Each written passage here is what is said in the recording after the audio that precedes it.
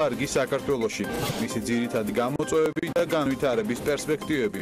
იყავით მთავარი ეკონომიკური და ბიზნეს მოვლენების საქმის კურსში. ხვდებით ზუსტად 3-ზე, TV პირველზე.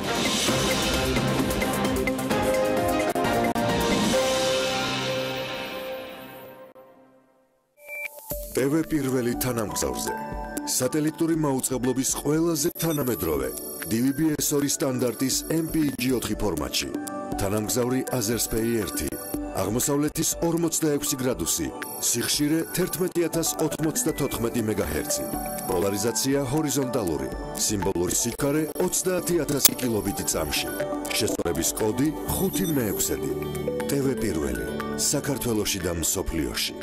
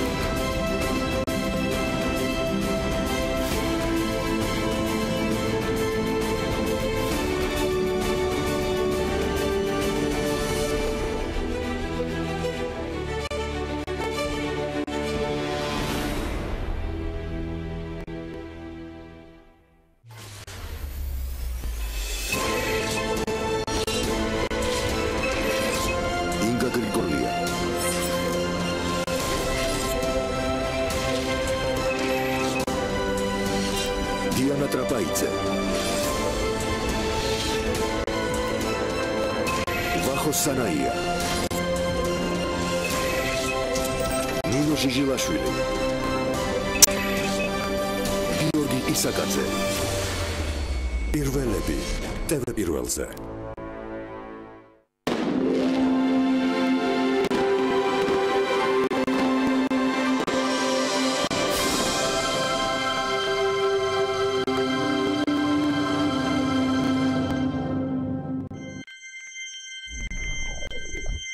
Business Media საქართველო. წარმოგიდგენთ. გადაცემის სპონსორია მრავალფუნქციური პროექტი Axis Towers-ი, თანამედროვეობის ახალი სტანდარტი. Axis Towers.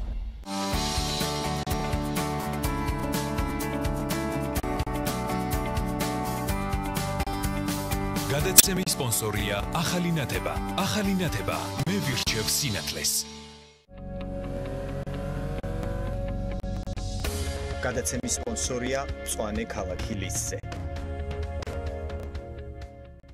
გადაცემის გენერალური სპონსორია სამშენებლო მასალების კომპანია ნოვა. წარმოება, იმპორტი, ექსპორტი. ნოვა.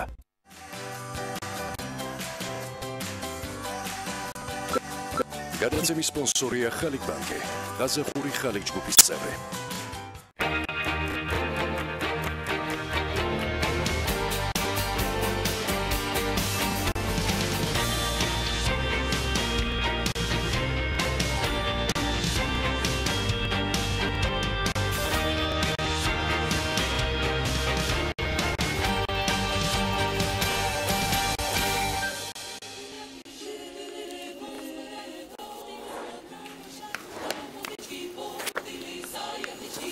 ქრისტეშობის დღეს მოგილოცავთ ყველას, ვინც დღევანდელ დღეს აღნიშნავს.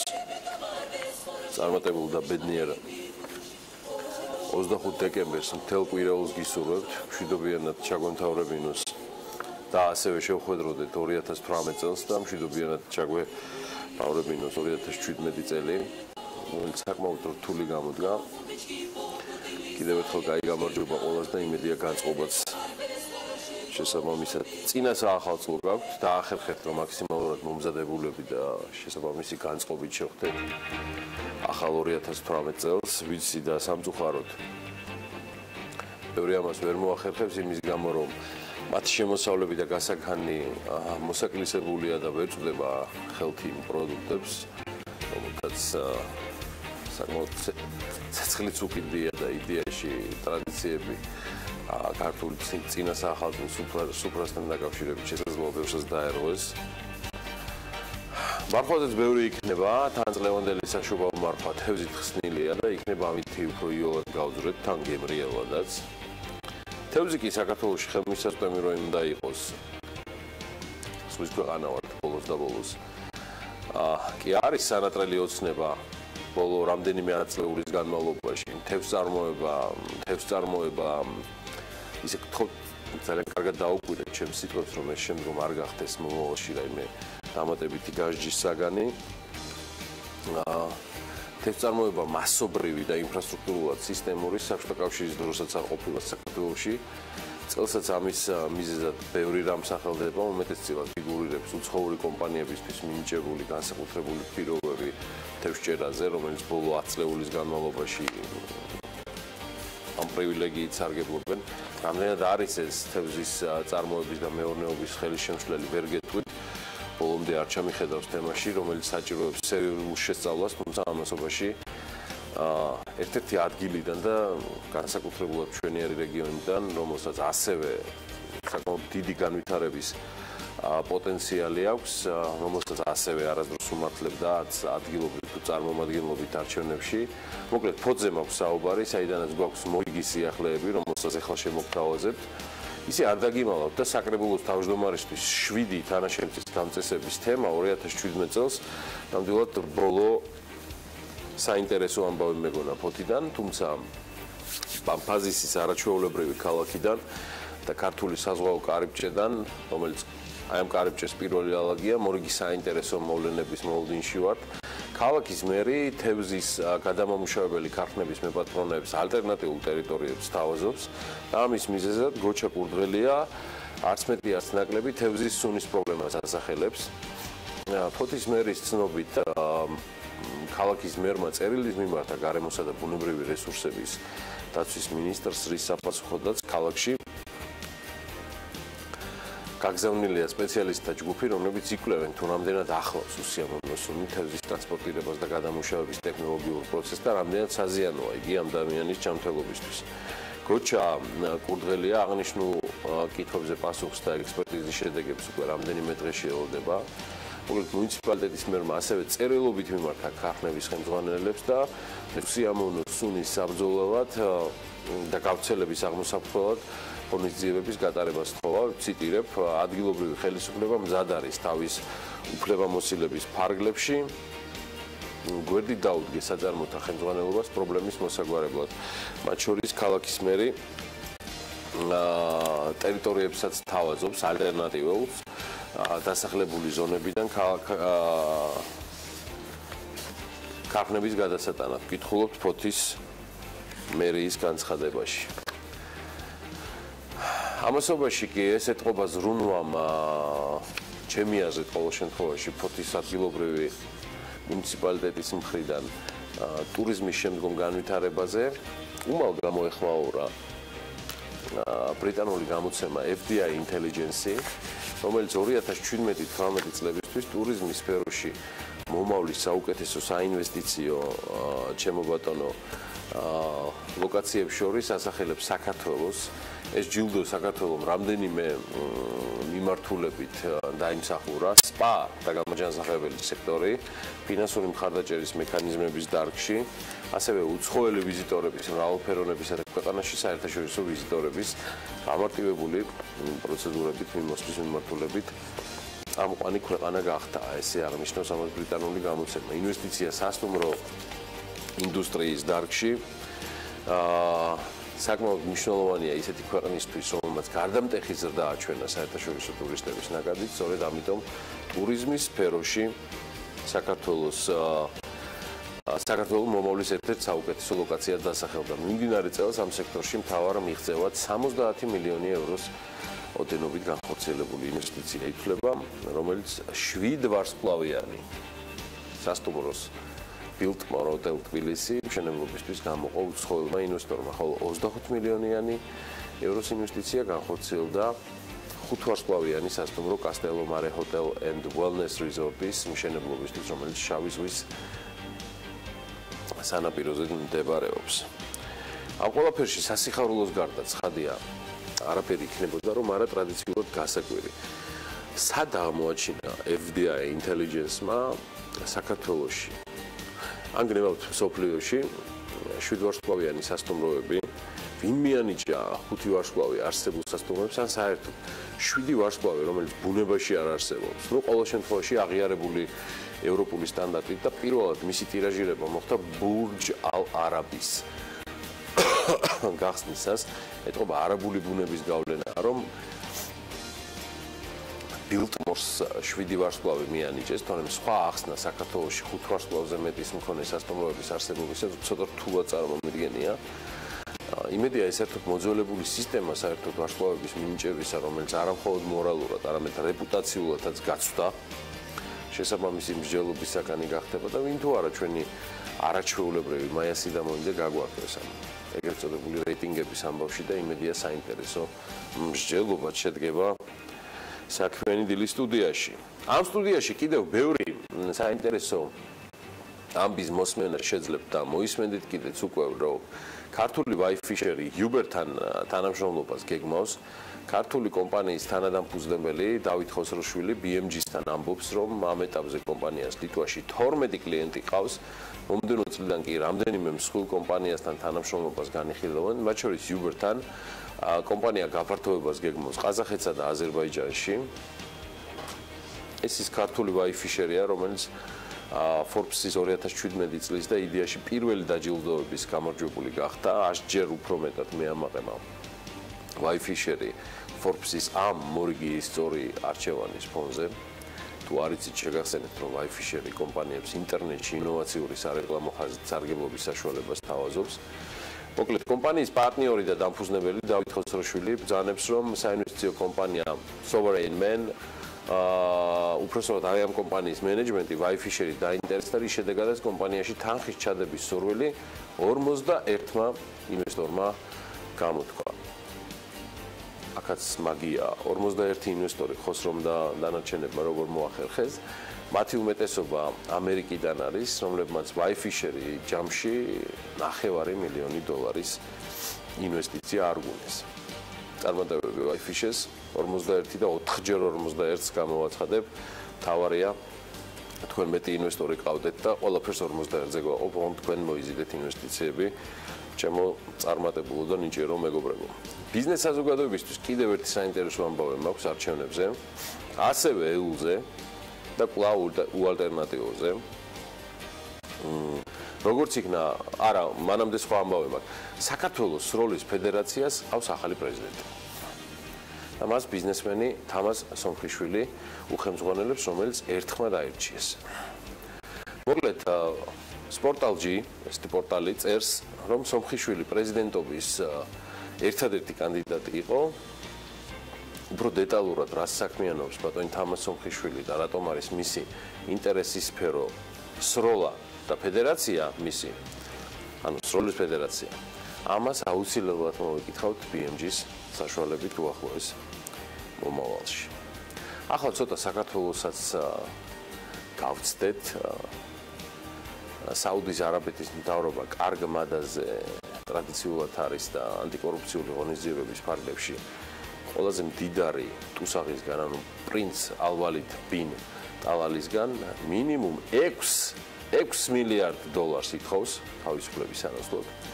ეს არის ყველაზე დიდი თანხა მოთხოვნილი ანტიკორუფციული ღონისძიებების ფარგლებში, რაც საუდის არაბეთში ჩატარდა. ჯამში ეს შესაძლოა დასრულდეს კიდეც კომპანია Kingdom Holding-ში მესაკუთრეთა სერიოზული გადანაწილებით. ამ კომპანიის საბაზრო ღირებულება $9 მილიარდ აჭარბებს. სხვათა Bloomberg-ი პრინც ალვალედის ქონებას $19 მილიარდად აფასებს და იგი ერთ-ერთი ყველაზე მდიდარი ადამიანია პლანეტაზე. ალვალედი Kingdom Holding-ში კი 95% ფლობს. ის ასევე მონაწილეობს ისეთ გლობალურ კომპანიებში, როგორც ინვესტორი, არის თანამონაწილე Twitter-ში, Four Seasons-ში და ანგკორის ქსელის სასტუმროებში, ასევე GD.com-ში და კიდევ მრავალი სხვა. მასშტაბური ანტიკორუფციული ღონისძიებები არ ჩატარებულა, თუმცა 22-23 დეკემბერს და ასევე შემდეგ სხვა დღეებში მთელი საქართველოს მასშტაბით, მათ შორის თბილისში, საპოლიციო კონტროლი და ოპერატიული საგამოძიებო ღონისძიებები განხორციელდა. მათივე ინფორმაციით, ამ ღონისძიებების შედეგად დაკავებულია 127 პირი. სისხლის სამართლის კოდექსით გათვალისწინებული დანაშაულის ჩადენისთვის საუბარია 45 პირზე. მათ შორის უკანონო ცეცხლსასროლი იარაღის უკანონო შეძენა შენახვის ტარებისთვის და ნარკოტიკების უკანონო შეძენა შენახვისთვის დაკავებულია სხვადასხვა პირების. მოკლედ გატარებული ღონისძიებების შედეგად, როგორც შინაგან საქმეთა სამინისტრო იუწყება, მათ ასევე მოახერხეს 5 ძებნილი პირის დაკავებაც. ცივი იარაღის ტარების ფაქტზე გამოვლენილია 96 პირი და ამოღებულია 1 კილოგრამზე მეტი ჰეროინი და ასევე სხვა ნარკოტიკული საშუალებები. 73 ერთეულ ცეცხლსასროლ იარაღზე მიუთითებენ შინაგან საქმეთა სამინისტროს პრესის ოფისის წარმომადგენლები და იუწყებიან, რომ ამოღებულია 54 ხელხუმბარა, 122 კაფსულ დეტონატორი და 3740 ვაზნა. მე მგონი საომრად მიდიოდნენ. საპოლიციო კონტროლის შედეგად სულ გადამოწმდა 52000-მდე პირი.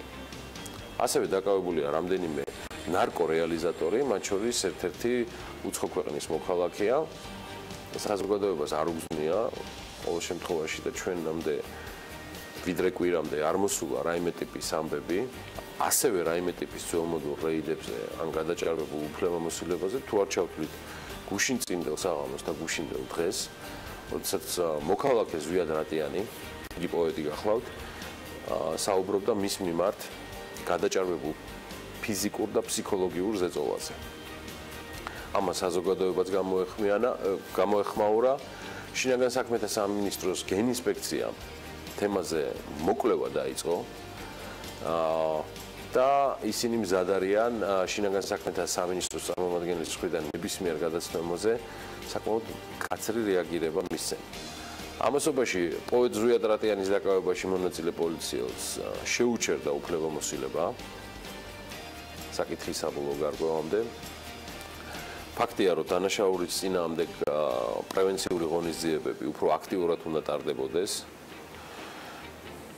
ეს თქვენი ტერმინოლოგიით რეიდები და პოლიციური კონტროლი, თორემ პრევენციული ღონისძიებები იდეაში მართლაც უნდა გაგრძელდეს და რაც თავარია 21 საუკუნეში ნამდვილად ღირს ფიქრი ამ პრევენციული ღონისძიებების დახვეწაზე და ახალ ფორმებზე. ამის მიზეზი მარტივია. პრევენციული ღონისძიებები საჭიროა და უნდა იცოდეთ, ვინც ამ ქალაქში დადიხართ და მხოლოდ მაშინ არ უნდა მივცეთ რეაგირება, როცა უბედურება მოხდება, რომ გავიგოთ, რამდენი იარაღიანი დადის საქართველოს დედაქალაქში და მის სხვა ქალაქებში. ამბავი მედიაზე და მედიისთვის კი შემდეგია, რომ პარლამენტმა როგორც მოსალოდნელი იყო და საჭიროც იყო ხმა ბოლომდე უყარა კანონს მაუწყებლობის შესახებ, მიუხედავად კომიტეტის კიდევ ერთი წევრის პარლამენტარ დავით ჭიჭინაძის პროტესტის ამ კანონზე, ეხლა სხვა არაფერი არ რჩება, რომ ბატონ დავითთან ერთად დაველოდოთ პრეზიდენტ მარგველაშვილის პოზიციას შესაძლო ვეტოსთან დაკავშირებით, რომელსაც როგორც პარლამენტის ვიცე-სპიკერი თამარ ჩუგოშვილი ბრძანებს ყურადღებით გაეცნობიან და საჭიროების შემთხვევაში გაითვალისწინებენ. ნახოთ, რას იზამს პრეზიდენტი მარგველაშვილი, ალბათ ბევრი საქმე აქვს და წონეს ამ თემაზე შეხვედრებიდან გამომდინარე არგუმენტებს, რომ საბოლოოდ მძიმე ან მისთვის უმძიმესი გადაწყვეტილება მიიღოს მორიგ ვეტოსთან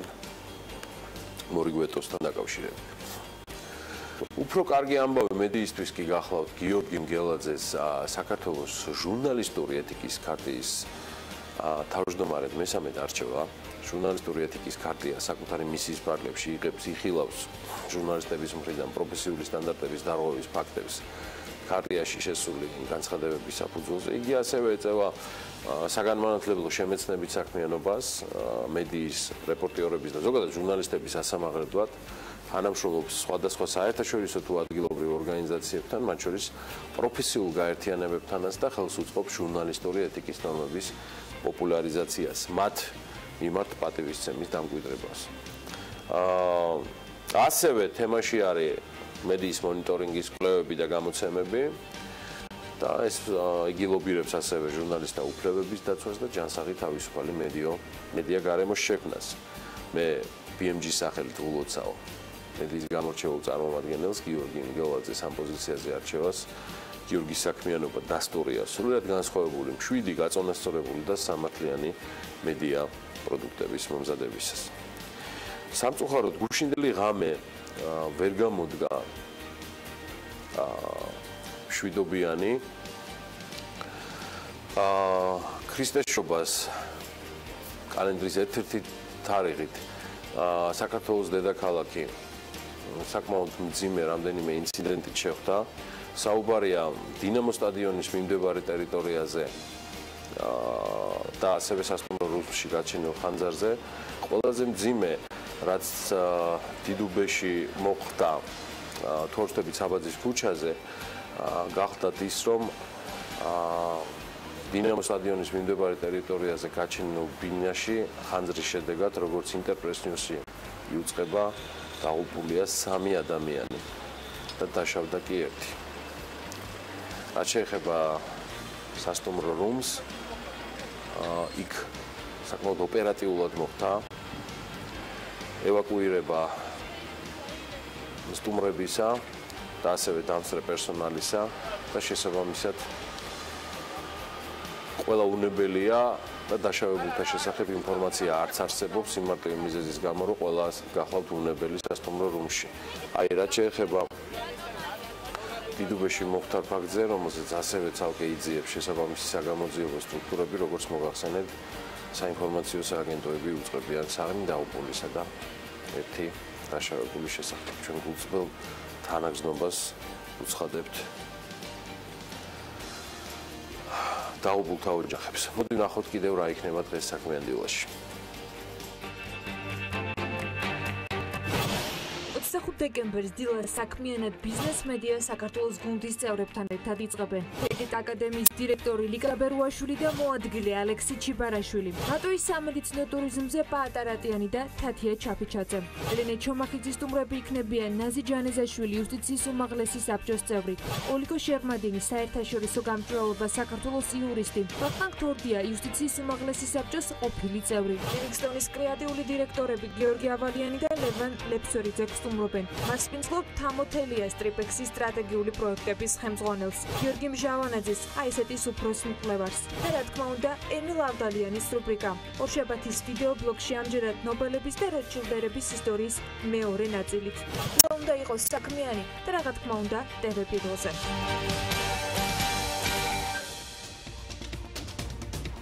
საქართველოს ინდუსტრიული ჯგუფი შუა აზიის ბაზარზე გააქტიურებას გეგმავს.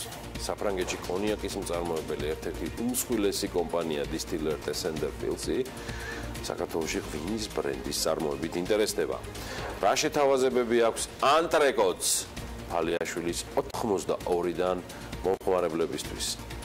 საკმაოდ საინტერესო და მე ვიტყოდი დახონძრული სტუმრობა ნინი ლონგურაშვილისა ახალგახსნილი მაღაზიიდან, რომელიც ფალიაშვილის ქუჩაზე მდებარეობს. ასევე უხვი იყო დანიშვნები, სხვადასხვა დანიშვნები გასულ კვირაში. მინდა მოგახსენოთ, რომ ეკონომიკის სამინისტროში ენერგეტიკის მიმართულებით ახლა 2 მინისტრის მოადგილე შრომობს.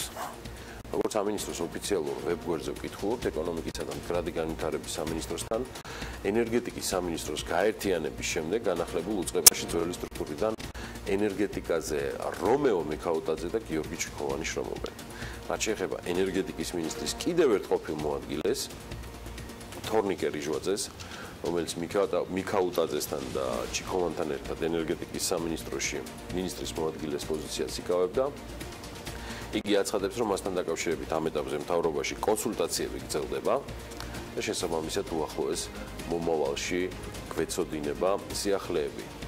აი ენერგო დანიშნები რომ გავაგრძელოთ, სემექში დაინიშნა კიდევ 2 ახალი წევრი.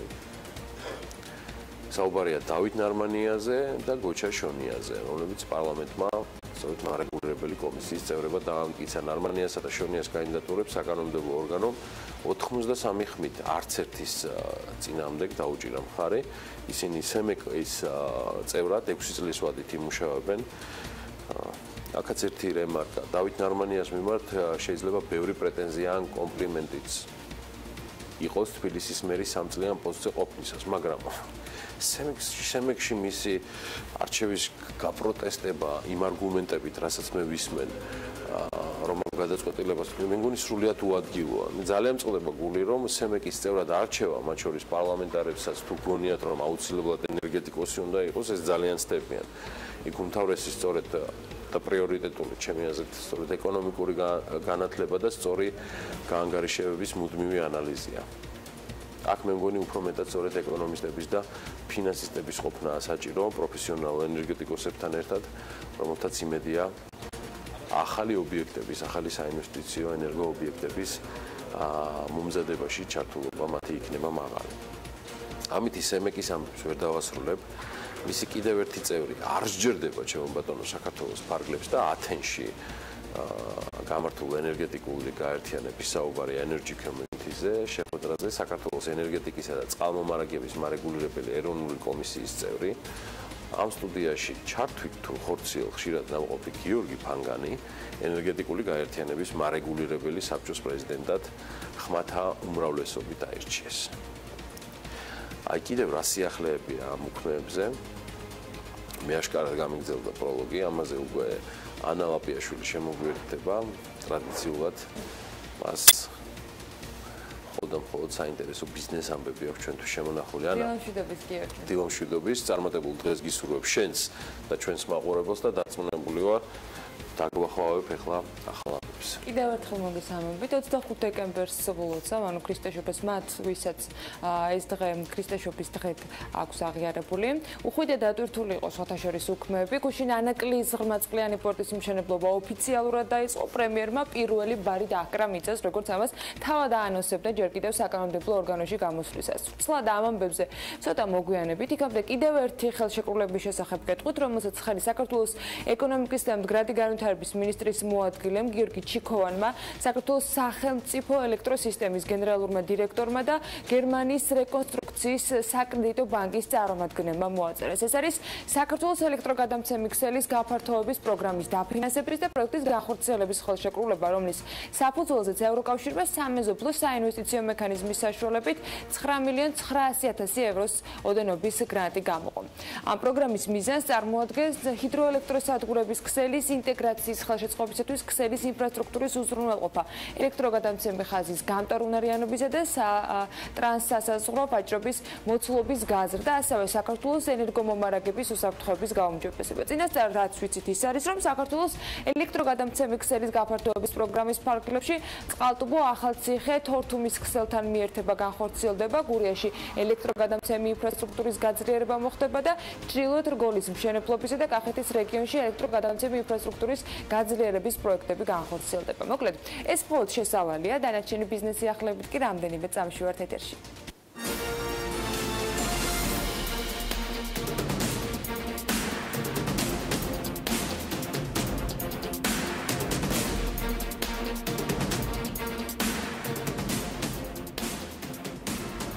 აისეთი მიმდინარე წელს საქართველოს ეკონომიკის 4.8%-იან ზრდას ელოდება. მომდევნო წლის პირველ კვარტალში კი ზრდის მაჩვენებელი მათივე პროგნოზით 3.3% იქნება. ზრდას კვლევით ინსტიტუტი საქართველოს მეზობელ ქვეყნებში გააქტიურებულ ეკონომიკურ ზრდას უკავშირებს, რამაც ქართულ პროდუქტებზე მოთხოვნის ზრდა გამოიწვია. ასე მაგალითად, სომხეთის სტატისტიკის სამსახურის მონაცემებით ოქტომბერში ეკონომიკა 17.6%-ით გაიზარდა, წლის მესამე კვარტალში სომხეთში მუშიპოს ზრდამ 3.5% შეადგინა. საქართველოს ინდუსტრიული ჯგუფი შუა აზიის ბაზარზე გააქტიურებას გეგმავს. მომავალ წელს ჯგუფი უზბეკეთში ოფისის გახსნას და ელექტრო და ბუნებრივი რესურსებით ვაჭრობის დაწყებას განიხილავს. ეს ოფისი დაკავდება იმით, რასაც დღეს ვაკეთებთ მცირე რეგიონალური მასშტაბით უახლოეს სამეზობლოში. ეს მიმართულება საკმაოდ კარგად გამოგვდის და რეგიონში მოქმედ ყველა ქვეყანასთან, მსხვილ კორპორაციასთან თანამშრომლობთ და გვინდა რომ იგივე მოდელი შუა აზიაშიც გადავიტანოთ, ამბობს GIG-ის გენერალური დირექტორი. ზურაბ გელენიძის თქმით, ეს იქნება ყველა მიმართულებით ვაჭრობის განვითარების პლატფორმა გეგმაში უზბეკეთის, თურქმენეთის და ყაზახეთის დაფარვაც. ის ამბობს, რომ საქართველოს უმსხვილესი ინდუსტრიული ჯგუფი მომავალ წელს არაერთ პროექტს განახორციელებს. გუდაურში ხელოვნური ტბა 2018 წლის ბოლომდე მოეწყობა. ამის შესახებ BMG-ის მთის კურორტების განვითარების სააგენტოს ხელმძღვანელმა განუცხადა. სანდრო ონოფრიშვილის თქმით, პროექტს კომპანია ფერი ახორციელებს, რომელმაც სამუშაოები მომდევნო წლის ბოლომდე უნდა დაასრულოს. მისი ინფორმაციით, როგორც კითოვლი დადნება, კომპანია დაიწყებს მუშაობას. ამჟამად კი პროექტების სამუშაოები მიმდინარეობს. პროექტის ავტორები კი აღნიშნავენ, რომ ხელოვნური ტბა გუდაურში სეზონის უფრო ადრე გახსნა შეუწყობს ხელს, რადგან ტბა ხელოვნური გათოვლიანებისთვის არის საჭირო. ხელოვნური გათოვლიანება კი ბუნებრივი კლიმატური პირობებისაგან დამოუკიდებლობის საშუალებას იძლევა. საფრანგეთში კონიაკის მწარმოებელი ერთ-ერთი უმსხვილესი კომპანია Distillers and Iron Files საქართველოში ღვინის ბრენდის წარმოებით დაინტერესდა. კომპანიის დირექტორი სოფლის მეურნეობის მინისტრსაც შეხვდა, სადაც აგრარულ დარგში არსებულ ვითარებაზე ისაუბრეს.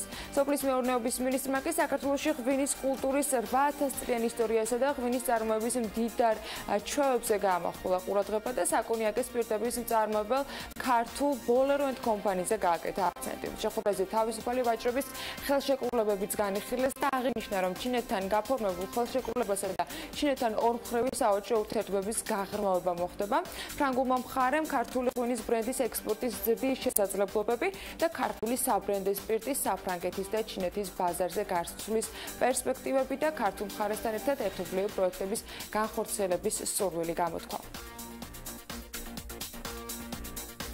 ქართული ლუდის კომპანიის დირექტორის განცხადებით, კომპანიის მწარმოებულ ლუდის სახეობებს მთლიანი ლუდის ბაზრის 32% უკავია და როგორც განმარტავენ, წარმოადგენს კრაფტს, რომელმაც ბაზარზე დიდი მოწონება დაიმსახურა.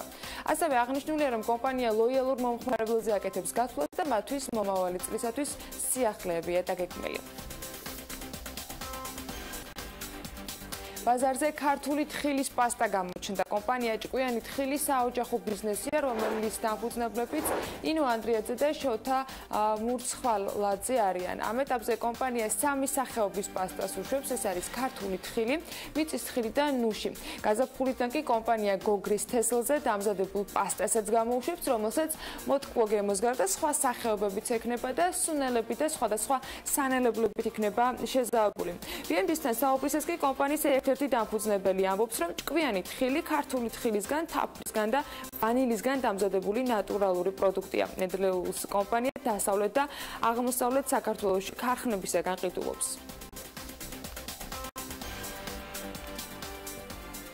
ფალიაშვილის 92 ნომერში შუაგულ ვაკეში ხორცს პროდუქტების ახალი მაღაზია გაჩნდა. ანტრეკოტი ასეთი სახელწოდებით, სადაც სულ ახალი და მრავალფეროვანი ხორცის სახეობები დაგვხვდებათ.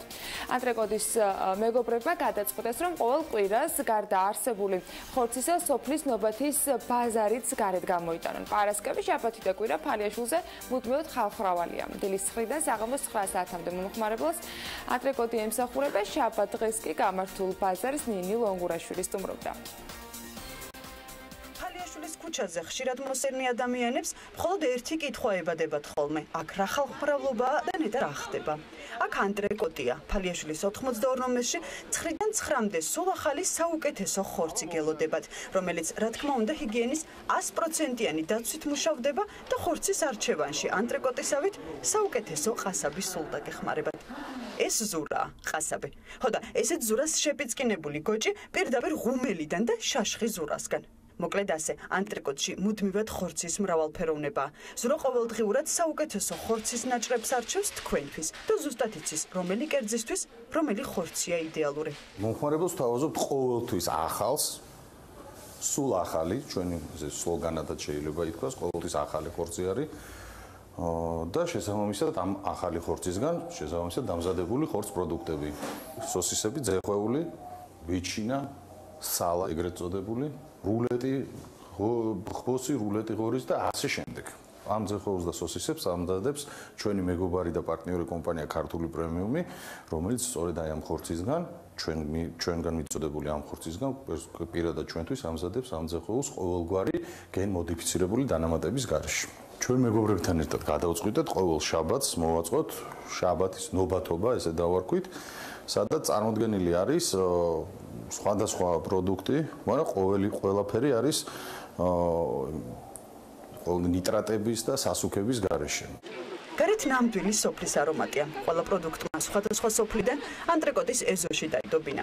ეს ყოველკვირეულია. შუაგულვაკეში გამართული ბაზარი უსასუქო კარტოფილის, თუშური და ხიზაბავრული ყველის, ნატურალური თაფლის, კახური ჩურჩხელების და სოფლის სხვა ბევრი გემრიელობების გამო ანტრეკოტის ეზო ვაკელების საყვარელ ადგილად იქცა.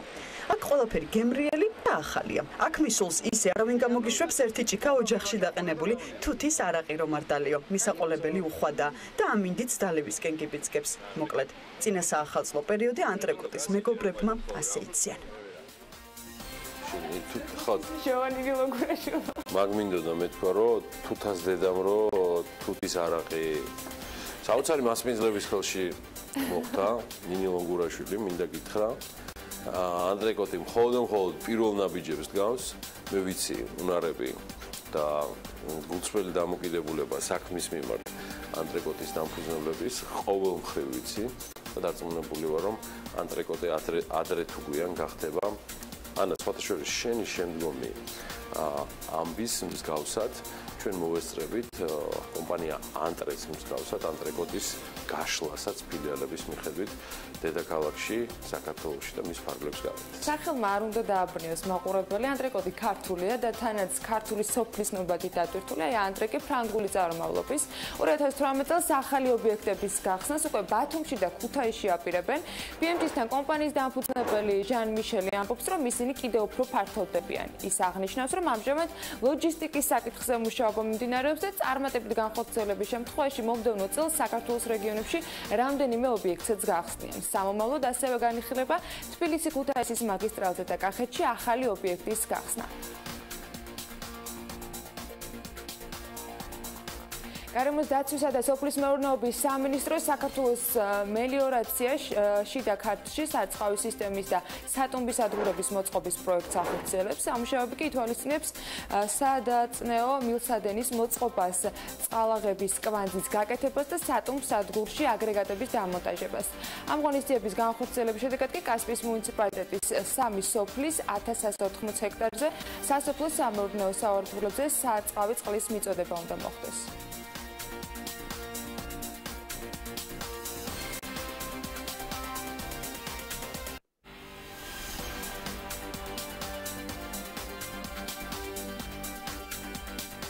ბიზნეს სიახლეების პირველი ნაწილის შემდეგ დრო არის რომ გავიგოთ რა ხდება სავალუტო ჯიხურებში და არა მარტო სავალუტო ჯიხურებში.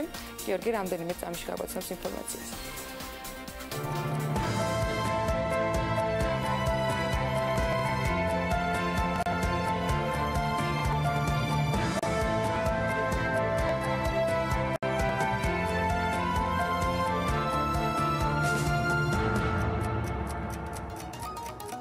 ამ პარასკევს დოლარი შედარებით გამყარდა, თუმცა დრამატული ცვლილებები ნამდვილად არ ყოფილა. ფასი პარასკევის ბანკთაშორისი ვაჭრობის შედეგად 2 ლარი და 53 თეთრია, თუმცა სავალუტო ჯიხურებში ამ შაბათ-კვირას 53-54 ფარგლებში იყო ლარი დოლარის წყვილი. ასევე გამყარდა ევროც, მისი ფასი 3 ლარი იყო, თურქული ლირაც 66 თეთრი და ფუნტ სტერლინგის ფასი კი 3 ლარი და 39 თეთრი გახლავთ. მინდა კიდევ ერთი ამბავი გითხრათ, ეროვნული ბანკის პრეზიდენტი და ეროვნული ბანკირი კობა გვენეტაძე მიიჩნევს, რომ ინფლაციის მაჩვენებლის უფრო სწრაფად შემცირებაც არის ცხადია შესაძლებელიო, თუმცა ეს გამოიწვევდა ეკონომიკური ზრდის მკვეთრებას, ასევე უმუშევრობის ზრდას. ინფლაციის ტარგეტირების პირობებში ეკონომიკური ზრდა სხვა ალტერნატივებთან შედარებით ყველაზე მაღალი და სტაბილური გახლავთ, შესაბამისად მიღწეულია ეროვნული ბანკის მანდატით განსაზღვრული ამოცანა. ფასების სტაბილურობა და ამავე დროს ეკონომიკის გრძელვადიანი და სტაბილური ზრდა. აცხადებს კობა გვენეტაძე. ვიდრე გვენეტაძე აგრძელებს თავის და ყველას თავარ სადგივარზე ინფლაციაზე და ფასებზე ზრუნვას, ადვოკატებმა უпростоრად მათმა ასოციაციამ, როგორც იქნა აირჩიეს თავმჯდომარე და ის როგორც ბოლო პერიოდში ჩატარებულ ყველა არჩევნებში იყო მოსალოდნელი, ამჯერად როგორც ვიცით ხოლმე წინასწარ გამარჯვებული, აქაც არ იყო რთული განჭრედა, რომ ასოციაციას დავით ასათიანი ჩაუდგებოდა სათავეში. მას წლებია ვიცნობ და უდაოდ უნარიანი შესაძლებლობების მქონე საკმაოდ ნიჭიერი ადამიანია.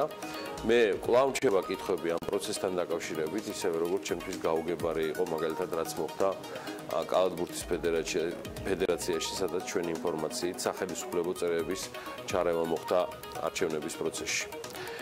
როგორც ეს იდეაში ხდებოდა ყველა ბოლო პერიოდის არაპოლიტიკურ, არამედ პროფილურ არჩევნებში. თუმცა, აი ადვოკატთა შემთხვევა მაინც სრულიად განსხვავებულია.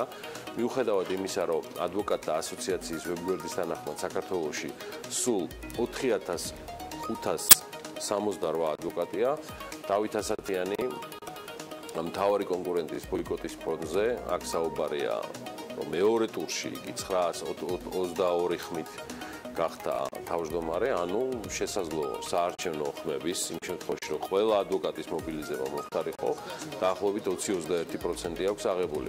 მე ასევე მაქვს ინფორმაცია, რომ ეს არჩევნები საბოლოოდ შესაძლოა გახდეს ადვოკატთა კორპუსში სერიოზული განხეთქილების თემა და მიუხედავად იმისა, რომ არჩევნები ლეგიტიმურ დონეზე ამოწურულია, ასევე ლეგიტიმური პრეტენზიები რჩება და ეს ბოლო არჩევნები დიდხანს გაყვება დაღად ადვოკატთა კორპუსს.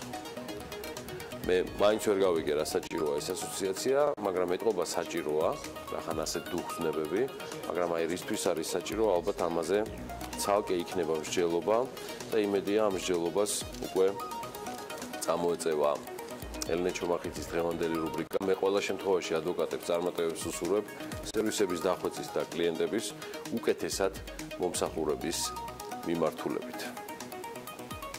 მართალია ნოემბერი განსაკუთრებით თბილი იყო და დეკემბრის ამინდებმაც დასაწყისში გვარიანად პატივი გვწეს, მაგრამ უკვე აცივდა და ზამთრის კურორტებზე თომა იმატა. მლეთა კობის მონაკვეთზე ტრაილერების მოძრაობა აკრძალულია. საავტომობილო გზების დეპარტამენტი ავრცელებს ამის შესახებ ინფორმაციას. ინტენსიური თოვის გამო საერთაშორისო მნიშვნელობის მცხეთა სტეფანწმინდა ლარსის საავტომობილო გზის მლეთა კობის მონაკვეთზე აკრძალულია მისაბმელიანი და ნახევარმისაბმელიანი ავტოტრანსპორტის მოძრაობა, ხოლო დანარჩენი სახის ავტოტრანსპორტის მოძრაობა დასაშვებია მოცურების საწინააღმდეგო ჯაჭვების გამოყენებით. 2 და მეტი წამყვანი ხიდის მქონე ავტოტრანსპორტის მოძრაობა ცხადია თავისუფალია. ასევე გარემოს ეროვნული სააგენტოს ცნობით გუდაური კობის მონაკვეთზე ავტოტრანსპორტის მოძრაობა განხორციელდება გაუჩერებლად გავლის რეჟიმში, მხოლოდ ზვავდამცავი გვირავების გავლით. დანარჩენ ინფორმაციას ამინდის შესახებ და მასე მისი პროგნოზის შესახებ ცხადია ანა მოგვაწვის. ამინდის პროგნოზის სპონსორია SEU Development. ნალექიანი 25 დეკემბერი იქნება. დღეს თითქმის მთელი საქართველოს მასშტაბით გარემოს ეროვნული სააგენტო იტყობინება, რომ ამინდის შავი ზღვის ჩრდილო-დასავლეთიდან შემომავალი ცივი ჰაერის მასებით იქნება განპირობებული. დრო გამოშვებით უღრუბლიანობის მომატება მოსაოდნელი დასავლეთ საქართველოს უმეტეს და აღმოსავლეთ საქართველოს ზოგიერთ რაიონში კი მოთოს მთაში, მაღალ მთაში ზოგან იქნება ქარბუქიც და ბარში უმეტესად იწვიმებს. აღმოსავლეთ საქართველოში ზოგან დასავლეთის მიმართულების ძლიერი ქარიც იქროლებს. სოხუმში 7 გრადუსი იქნება მაქსიმალური ტემპერატურა და იწვიმებს. ბათუმში წვიმა მოსაოდნელი ისევე როგორც ქობულეთში და ფოთში და ჰაერის ტემპერატურა იქნება 9 და 8 გრადუსი შესაბამისად. ქუთაისში 7 გრადუსი დაფიქსირდება და იწვიმებს. ზუგდიდში მაქსიმალური ტემპერატურა 5 გრადუსი იქნება და აქაც იწვიმებს. ოზურგეთში წვიმა მოსაოდნელი და 9 გრადუსი, ონში მოთოვს და მხოლოდ 1 გრადუსი იქნება. გორში მცირე თოვლია ნავარაუდები და 3 გრადუსი, ცხინვალში 2 გრადუსი და აქაც მცირე თოვლი იქნება დღის განმავლობაში. მარნეულში 6 გრადუსს მიაღწევს ტემპერატურა და უმეტესად უნალექოთ ჩაევლის დღე, ისევე როგორც რუსთავში სხვათა შორის, თუმცა აქ 7 გრადუსი იქნება მაქსიმალური ტემპერატურა. ახალციხეში შესაძლოა იყოს მცირე თოვლიც და 1 გრადუსი დაფიქსირდება. ბორჯომში მცირე თოვა მოსაოდნელი და 2 გრადუსი. ბაკურიაში შესაძლოა იყოს თოვლი და -4 გრადუსი იქნება დღის განმავლობაში მაქსიმალური ტემპერატურა. ახალქალაქში უმეტესად უნალექოთ ჩაევლის დღე და აქ 4 გრადუსი დაფიქსირდება. სტეფანწმინდაში -3 მოსაოდნელი და აქაც პრინციპში ნალექი არ არის ნავარაუდები. თელავში +5 დაფიქსირდება და უნალექოთ ჩაევლის დღე. რაც შეეხება დედაქალაქს, უღრუბლიანობა მოიმატებს, ოღონდ დრო გამოშვებით. უმეტესად უნალექოთ ჩაევლის დღე იქროლებს დასავლეთის მიმართულების ქარი, დრო გამოშვებით გაძლიერდება კიდეც და მაქსიმალური ტემპერატურა მხოლოდ 6 გრადუსი იქნება დღის განმავლობაში. მადლობა ანა, მანამდე კი სულ რამდენიმე წუთით ჩვენ ახლა გავალთ რეკლამაზე.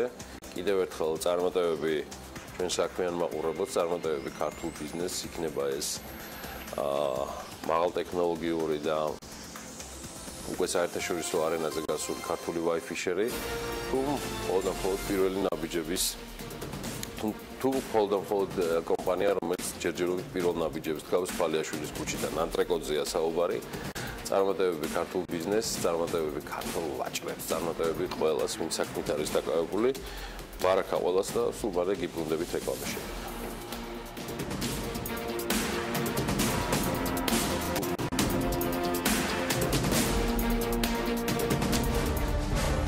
გადაცემის სპონსორია მრავალფუნქციური პროექტი Axis Towers-ი, თანამედროვეობის ახალი სტანდარტი. Axis Towers.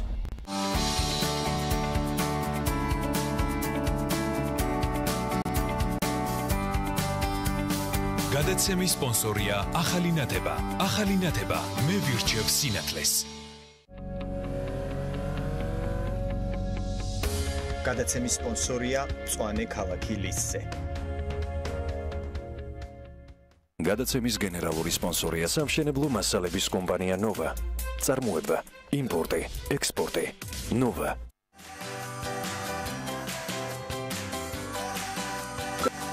გადაცემის სპონსორია ხალიქ ბანკი. გაზახური ხალიქ ჯგუფის წევრი.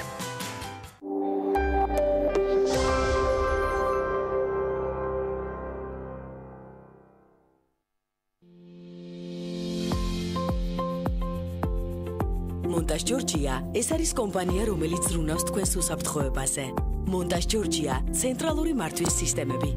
მონტაჟ ჯორჯია ჩვენ ვმართავთ ენერგიას. შეიძინე ბინა Green Hill Residence-ში 15 იანვრამდე სააქციო ფასად. გადმოდი ჩვენთან.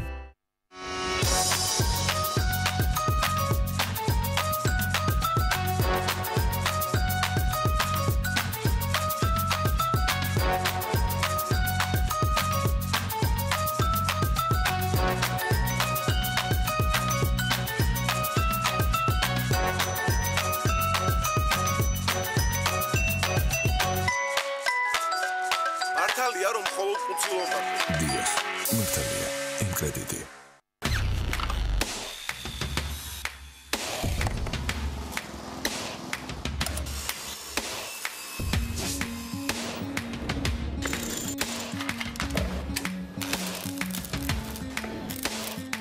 პროფესიონალი სამუშაო ხელსაწყოები. ინკო, შექმენი სამყარო შენივე ხელით. სასტუმრო კომპლექსი Grand Georgian Palace. მომსახურების მაღალი დონე, ინდივიდუალური და ლუქსის ტიპის სასტუმრო ნომრები, უგემრიელესი ქართული სამზარეულო, სარეკრეაციო ზონა და კეთილმოწყობილი საცურაო აუზი. ყველაფერი იმისთვის, რათა თავი კომფორტულად იგრძნოთ. საახალწლო აქცია Digital TV-სგან. ახლა უფრო მეტი არხი უცვლელ ფასად. შეხვდი ახალ წელს Digital TV-ს მაუწყებლობით და მიიღე მაღალრეიტინგული არხები საუკეთესო ფასად. დაგვიკავშირდით 032 205 12 12. ვიშლის ჯიგ თავაზობთ უმაღლესი ხარისხის ევროპული ეტლების ყველაზე დიდ არჩევებს. საუკეთესო ფასად გვესტუმრეთ საწყობს შოურუმში თამარიშვილის 15 ეტაჟში. Pilitsilită. Sandomi ყველაზე ტკბილი ზღაპარი.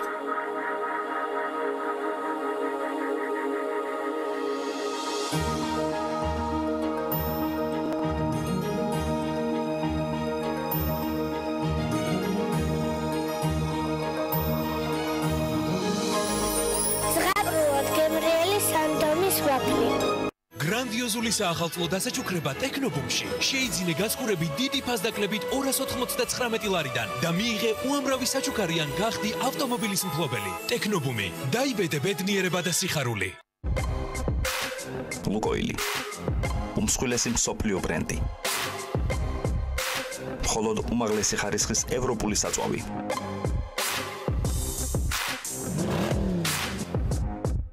ლუკოილი. სისწრაფის ფორმულა. უნიმედი საოცნებო სახურავი ყველა სახლისთვის. საუკეთესო ხარისხის პროდუქცია. მეტალის კრამიტი და პროფილირებული საფარი. სახურავის წყალგადამყვანი სისტემის აქსესუარები. ქართული წარმოება. ექსპლუატაციის ხანგრძლივი ვადა. საერთაშორისო სტანდარტი და უმაღლესი ხარისხი. ჩვენი პრიორიტეტია კოროზია მედეგობა. საახალწლო განვადება ტელევიზორებზე. შეიძინე LED ტელევიზორები უპროცენტო განვადებით თვეში მხოლოდ 25 ლარად. გადახდა დაიწყე 3 თვეში და მიიღე უამრავი საჩუქარიან გახდი ავტომობილის მფლობელი. ტექნობუმი. დაიბედე ბედნიერება და სიხარული. დუბაის თვალუწვდენელი ცათამბჯენებით და ლურჯი ზღვა პარიზის, ამსტერდამის, ბერლინის და ბარსელონას თაობრუ დამხვევის სილამაზე. კრუიზი, რომელიც არასდროს დაგავიწყდება და გოას ეგზოტიკური სანაპიროები. 25 წლიანი გამოცდილება, ტუროპერატორი კაპიტან პლუსი. მოგზაურობა იწყება აქ. 2 42 40 40. მარიბროსეს ნომერი 2. სახლი ოპერასთან. ძველი თბილისის ეკოლოგიურად სუფთა გარემო. დაცული შიდა ეზო. გამწვანებული სარეკრეაციო და საბავშვო ზონა. მიწისქვეშა პარკინგი. თანამედროვე არქიტექტურა. მონოლით city, მონოლით ჯგუფისგან. შეაღე შენი სახლის კარი. დეკემბრისთვის აქცია ჰიპერმარკეტ დომინოში. თოვლის საწმენდი ნიჩაბი 13 ლარად. თოვლის საწმენდი ნიჩაბი ტელესკოპიური ტარით 27 ლარად. თოვლის საწმენდი ნიჩაბი გუთანი მოღუნული ტარით 35 ლარად. თოვლის გასაწმენდი ჯაგრისი 18 ლარად. შეიძინეთ დომინოს ჰიპერმარკეტში და ონლაინ მაღაზიაში.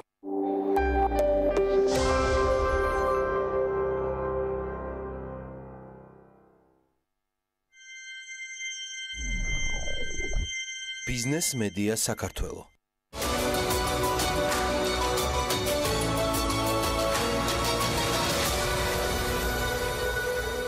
King David-ი წარმოგიდგენთ.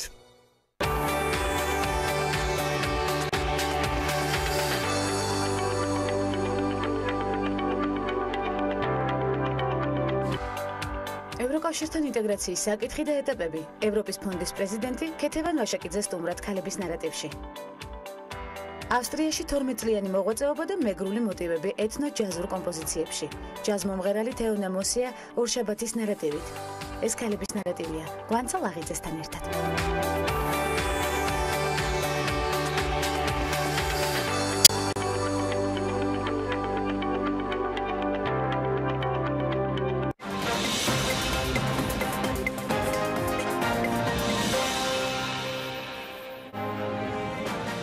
ინტენსიობით კონტროლდება ბაზრობები საქართველოში, რა სახის გარღვევებს აქვს ადგილი და საკმარისია თუ არა ფულადი ჯარიმები პრევენციისთვის. თემის დეტალები საქმის კურსში. საჯარო და კერძო სექტორებს შორის დიალოგი, სატრანსპორტო ლოჯისტიკური დარგი საქართველოში. მისი ძირითადი გამოწვევები და განვითარების პერსპექტივები. იყავით მთავარი ეკონომიკური და ბიზნეს მოვლენების საქმის კურსში. ხვდებით ზუსტად 3-ზე, TV პირველზე.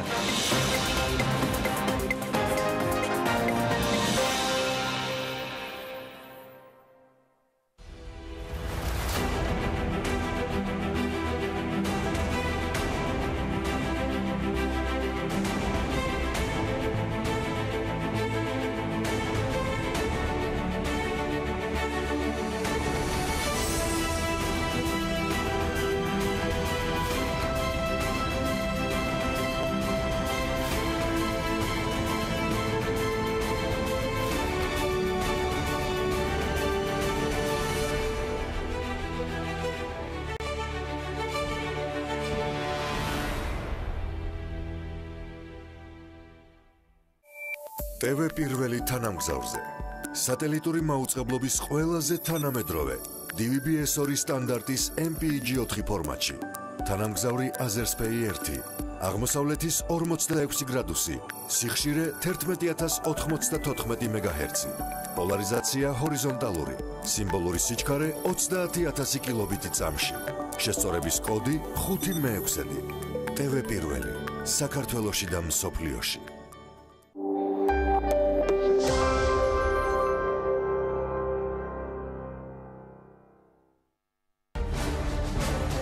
გადაცემის სპონსორია მრავალფუნქციური პროექტი Axis Towers-ი, თანამედროვეობის ახალი სტანდარტი. Axis Towers.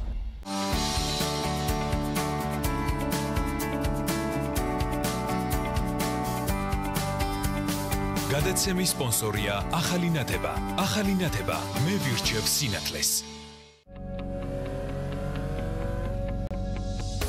გადაცემის სპონსორია მწვანე ქალაქი ლისზე. გადაცემის გენერალური სპონსორია სამშენებლო მასალების კომპანია ნოვა. წარმოება, იმპორტი, ექსპორტი. ნოვა.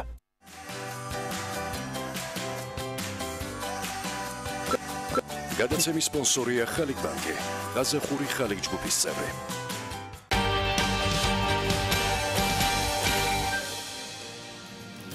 თეგეტა მოტორსი, თეგეტას აკადემია. არც ყველა არის ახსენები თეგეტა მოტორსი, რატო ამაზე ცოტა მოგვიანებით. რუხის სავაჭრო ცენტრმა ზუგდიდსა და სენაკის ახალგაზრდებისათვის ღია კარის დღეს სასწავლო გასაცნობი ტრენინგი გამართა. სტუდენტები როგორც თეორიულ, ისე პრაქტიკულ ნაწილს გაეცნენ. სპეციალურად ამისთვის ანკი ჯოხაძე მათ სტუმრობდნენ და ნახოთ სიუჟეტი რა ხდებოდა რუხში. თეგეტა მოტორსის რუხის სასწავლო ცენტრმა ადგილობრივი მოსწავლეებისთვის და სტუდენტებისთვის გაცნობითი ხასიათის სასწავლო ტრენინგი გამართა. ტრენინგი ორად თეორიულ და პრაქტიკულ ნაწილებად იყო დაყოფილი. თეორიულ ნაწილში ბენეფიციარები თეგეტა მოტორსის საქმიანობას და იმ სამუშაო სპეციფიკას გაეცნენ, რომლის დაუფლება მათ სამომავლოდ შეეძლებათ. დღეს რუხში გვაქვს ძალიან მნიშვნელოვანი შეხვედრა, ხვდებით პოტენციურ ჩვენს მომავალ სტუდენტებს და ადამიანებს, ვინც შეიძლება ჩვენი კომპანიისთვის მომავალ წარმატებულ კადრებად გაიზარდონ, განვიხილოთ ზოგადად პერსპექტივას პროფესიისას, ავტოინდუსტრიის სიახლეებს და სტუდენტებისთვის, მოსწავლეებისთვის და ყველა დაინტერესებულ პირისთვის ვცდილობთ გქონდეს ამომწურავი ინფორმაცია თუ რა პერსპექტივა აქვს ავტომობილურ სფეროს და ჩვენ კომპანიაში ზოგადად დასაქმებას. თეორიულ ნაწილთან ერთად სასწავლო ცენტრმა მოსწავლეებს პრაქტიკულადაც აჩვენა, თუ როგორ ხდება ავტომობილის დიაგნოსტიკა და მისი ნაწილების შემოწმება. პრაქტიკული ნაწილის დაწყებასთან ერთად დაინტერესებამაც იმატა, რასაც აღნიშნავენ მონაწილეებიც. მათი თქმით, ეს პროფესია დღეს ერთ-ერთი პერსპექტიულია. შესაბამისად, მსგავსი პროექტები მათ კიდევ უფრო ეხმარება საქმიანობის კონკრეტიკაში გარკვევაში. ძალიან საინტერესო სემინარი იყო, მართალია. როდესაც მოვიდოდი, ამდენი მოლოდინი არ მქონდა, მაგრამ ესეც უკვე დავჯექით პირველივე წამიდან მოვიდა ის რაც ემოციები და მართალია გოგოს ძალიან უჩვეულო, მაგრამ ძალიან დამაინტერესა მანქანებმა. ჩემთვის და ახალგაზრდებისთვის ეს ყველაზე მაგარი არის, რომ ამდენი შესაძლებლობა გვეძლევა და ვეცდებით, რომ ჩავერთოთ ამ ყველაფერში და მივიღოთ ჩვენთვის განათლება და უკეთესი მომავალი შევიდეთ. თეგეტა მოტორსის რუხის სასწავლო ცენტრი 2017 წლის ივნისში გაიხსნა. ცენტრი აღჭურვილია ყველა იმ საჭირო ინვენტარით, რაც დაინტერესებულ პირებს სჭირდებათ. ამასთან ადგილზევე ფუნქციონირებს ბიბლიოთეკა და კომპიუტერების ოთახი. თეგეტა მოტორსისთვის მნიშვნელოვანია პროფესიონალი კადრის გადამზადება და მათთვის სრულყოფილი ინფორმაციის მიწოდება. შესაბამისად, ცენტრი სამომავლოდ კვლავ გააგრძელებს მსგავსი ტრენინგების ჩატარებას. მაინც მე ვარ ლიკა ბერუაშვილის თეგეტა აკადემიის დირექტორს და ალექსი ჩიბარაშვილის თეგეტა აკადემიის კიდევ ერთ წარმომადგენელს ამ შემთხვევაში დირექტორის მოადგილეს მასპინძლობ საქმიან დილაში მოგესალმებით. ერთ-ერთი ძირძველი ქართული ბრენდი თეგეტა მოტორსი ამჯერად ბაზარზე პოზიციონირებს ამ კონკრეტულ შემთხვევაში დამოუკიდებელი კომპანიით ეს არის თეგეტა აკადემია. ეს კონკრეტული სიუჟეტი მიეძღვნა ჩემთვის პირადად ერთ-ერთ ყველაზე საყვარელ ობიექტს რუხში გახსნილ სავაჭრო ცენტრს, სადაც თეგეტა მოტორსი არის შესული დღე პირველიდან. ვინც არ იცის მაყურებელს მინდა უთხრა, რომ ეს არის ყველაზე ახლომდებარე სავაჭრო პუნქტი, სავაჭრო გარემო, რომელიც აფხაზეთის დე-ფაქტო საზღვართან მდებარეობს. ამიტომ ნებისმიერი კომპანია და ვინ თუ არა თეგეტა მოტორსი იყო ავანგარდში მათი, ვინც პირველი შევიდა აღნიშნულ კომპლექსში და დღე პირველიდან ვაჭრობს. ამასობაში მოხდა ის, რომ თეგეტა აკადემია საკმაოდ სერიოზულად ასე ვთქვათ, მოედო ძალიან ბევრ მიმართულებას და ცხადია მისი ყურადღების მიღმა არ და ვერ დარჩებოდა რუხის სავაჭრო ცენტრი. სწორედ როგორც ანამწარადგინა, თეგეტა აკადემიის დირექტორი და დირექტორის მოადგილე არიან ჩვენთან ერთად. მე კიდევ ერთხელ წარმოგიდგენთ ლიკა ბერუაშვილს და ალექსი ჩიბარაშვილს და მადლობა მათ, რომ არიან ჩვენთან ერთად სტუდიაში და არემ თავიდანვე ვეთქვი მადლობას, რომ ესეთ მაგარ საქმეს აკეთებენ და ისი დასტურიც იყო ადგილობრივი რამდენიმე ახალგაზრდას მონაწილეობა საკმაოდ აქტიური ამ ღია კარის დღეებში, რაც ადგილზე გაიმართა. მოდიში ესეთი გრძელი შესავლისთვის, მაგრამ თემურ კოხოძე და მისი კომპანია ჩემგან იმსახურებს. ესეთ თქმას, მაშინ როცა მართლა ქართულ ბრენდთან გვაქვს საქმე, რომელიც ჩვენ თვალწინ ფაქტიურად ჩამოყალიბდა უკვე საკმაოდ სერიოზულ რეგიონალურ მოთამაშეთას. ამაზე სხვა დროს და პორშეებზე. ეხლა ვილაპარაკოთ თეგეტა აკადემიას, დილამშვიდობის. დილამშვიდობისა. იკა ეს არის ძალიან ნაწილი ხა სიუჟეტი ვერ ჩაიტევდა იმ ინტერესს, რომელიც თუ არ ვთქვი 50-ზე მეტმა ადგილობრივმა გამოავლინა თეგეტა აკადემიის ამ ახალი აქტივობის მიმართ. რა ხდებოდა ადგილზე თუ შეიძლება უფრო მეტად? ზოგადად ღია კარის დღე გქონდა ამ რამდენიმე დღის წინ რუხის ფილიალში, თეგეტა აკადემიის რუხის ფილიალში.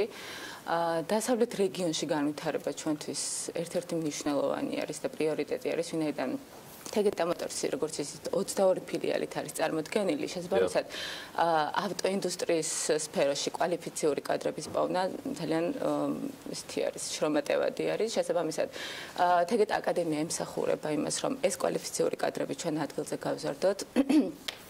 რუხის სასწავლო ცენტრშიც მიმდინარეობს ტრენინგები, სემინარები, მუდმივად გადამზადება და ეხლა გქონდა ღია კარის დღე, რომელსაც დაესწრნენ სენაკში და ზუგდიდში ცხოვრები სტუდენტები, მოსწავლეები, ზოგადად ავტოინდუსტრიით დაინტერესებული ადამიანები და გავცანით პერსპექტიული პროფესიები ავტოინდუსტრიის მიმართულებით, რომელიც ჩვენთან ძალიან აქტიურად ისწავლება. ნიშნავს თუ არა ეს რომ თეგეტა მიღმა რუხში ასე ვთქვათ დღე პირველი და ყოფნისა ძალიან აგრესიულად არის წარმოდგენილი ბაზარზე საიმისით რომ საკუთარი კადრები მაღალ პროფესიული კადრები იმ თავიდანვე გაზარდოს და მოიპოვოს.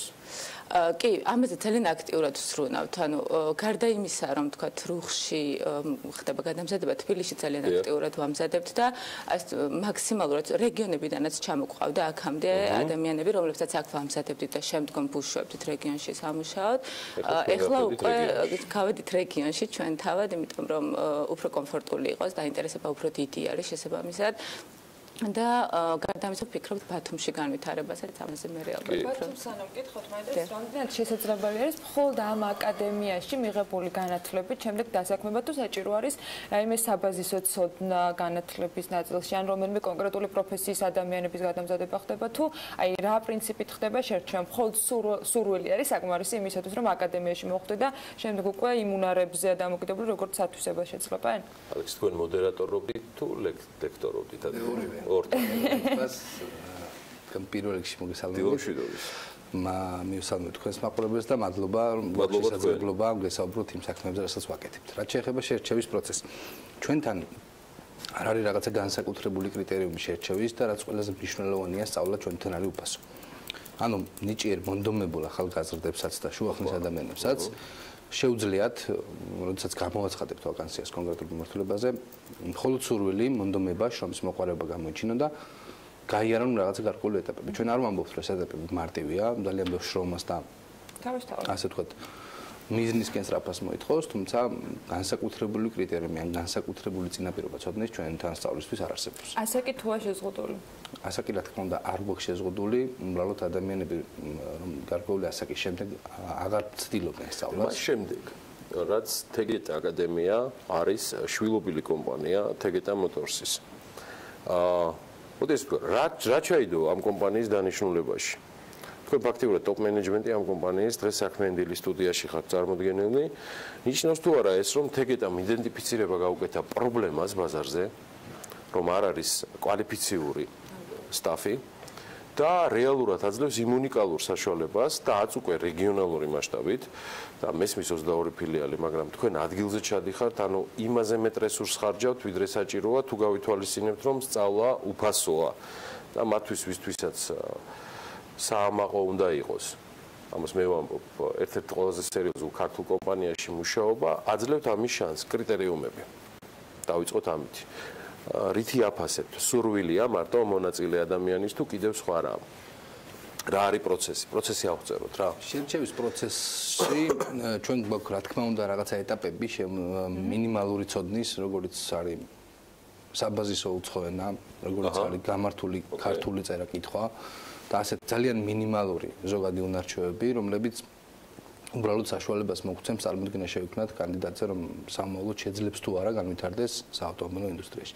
თუმცა ამას ყველას ჯობნის, ასე ვთქვათ, სურვილი და ჟინის სწავლისა და რაც ყველაზე მთავარია, ჩვენ ქართული ბრენდი როგორც ყველა სხვა დანარჩენში აქაც უნიკალურები ვართ და ვცდილობთ რომ შევქმნათ შესაძლებლობა ადამიანებისთვისაც ვისაც ეს სფერო აინტერესებს ამიტომ რაღაცა ხელოვნურად ბარიერებს არ ვაწესებთ პირიქით შერჩევის პროცესში მონაწილეობს უამრავი ადამიანი და ძალიან შეიძლება ითქვას ლოიალურებიც კი ვართ თუმცა სწავლის პროცესში მათ წინასწარ იციან რომ ხდება სწავლება ხდება ტესტირება და ეს უფასოა კი ბატონო და ადამიანები ვინც უბრალოდ არ ცდილობენ წარმატებით დაამთავრონ კურსი მათ მშვიდობებით შუა კურსის დროს რამდენ ხანში ერთხელ გჭირდებათ კადრების განახლება და რამდენ ხანში ერთხელ ახლდება თავად კურსი ან დაინტერესებულ ადამიანებს დარწმუნებული ხარ ვინც შესაძლოა გვისმენს გავუშვთა პირველ რიგში კითხვა რომ როდის შეიძლება მივაკითხოთ რაღაც სეზონურობა ახაც უკვე ეხლა მიმდინარე ეტაპზე ეს მოკლევადიანი კურსები გამოცხადებული გვაქვს რაც გულისხმობს ზოგადად ხოდრუხში თუ ეს საქართველოს ეხლა საქართველოს მასშტაბით გვაქვს გამოცხადებული მიმდინარეობს მიღება და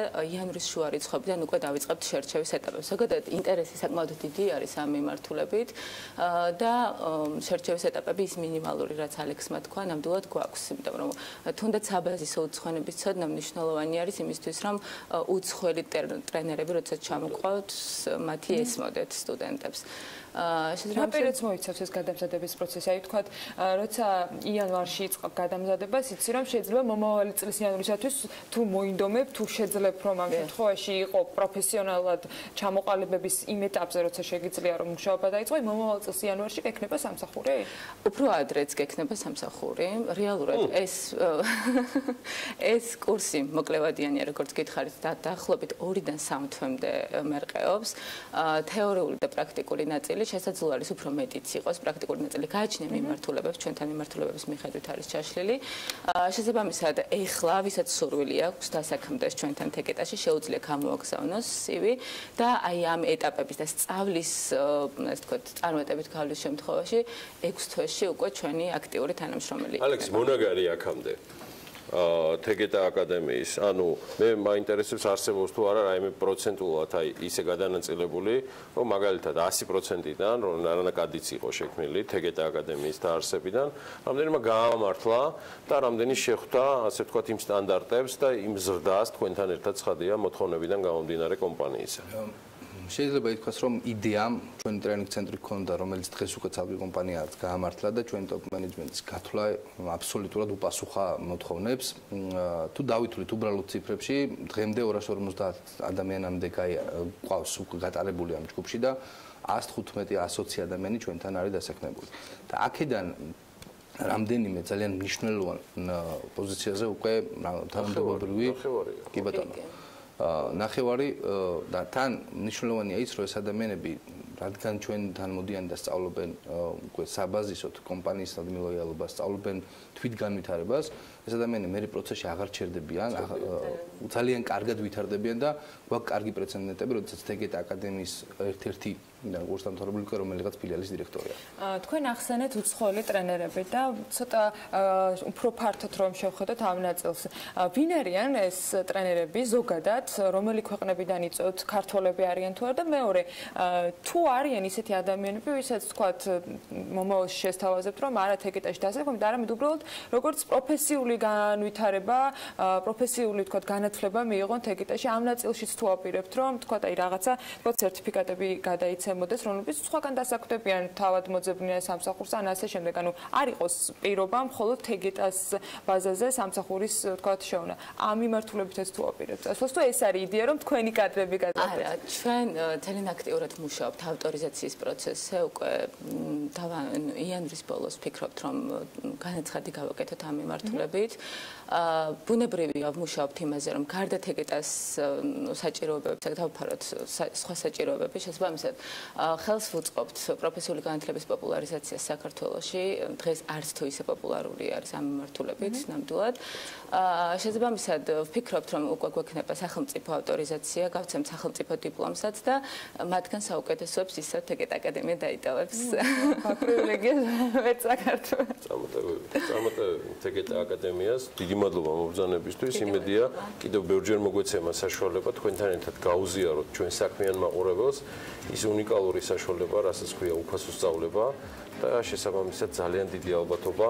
დასაქმებისა კომპანია თეგეტა მოტორსში იმ მარტივი მიზეზის გამო, რომ როგორც ლიკა ბერუაშვილმა და ალექსი ჩიბარაშვილმა თეგეტა აკადემიის ხელმძღვანელმა დირექტორმა და დირექტორის მოადგილემ მოგვახსენეს 250 დაინტერესებულისგან, ის იქნება სტუდენტი თუ სხვა ნებისმიერი, თითქმის ნახევარი 120 კაცამდე უკვე დასაქმებულია დღეს თეგეტა მოტორსის სხვადასხვა დივერსიფიცირებულ ბიზნესებში. წარმატებები თეგეტა მოტორს, ჩვენ გავიდეთ რეკლამაზე და სულ მალე დაგიბრუნდებით.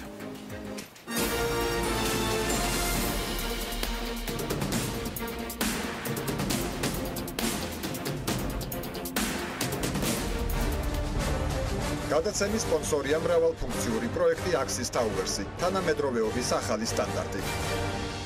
Axis Towers.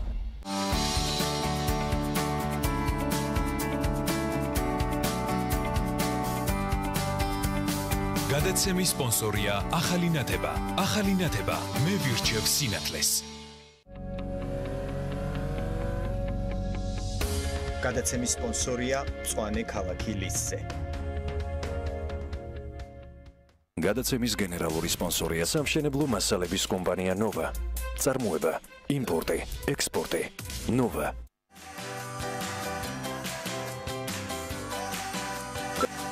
გადაცემის სპონსორია ხალიქ ბანკი. გაზახური ხალიქ ჯგუფის წევრი.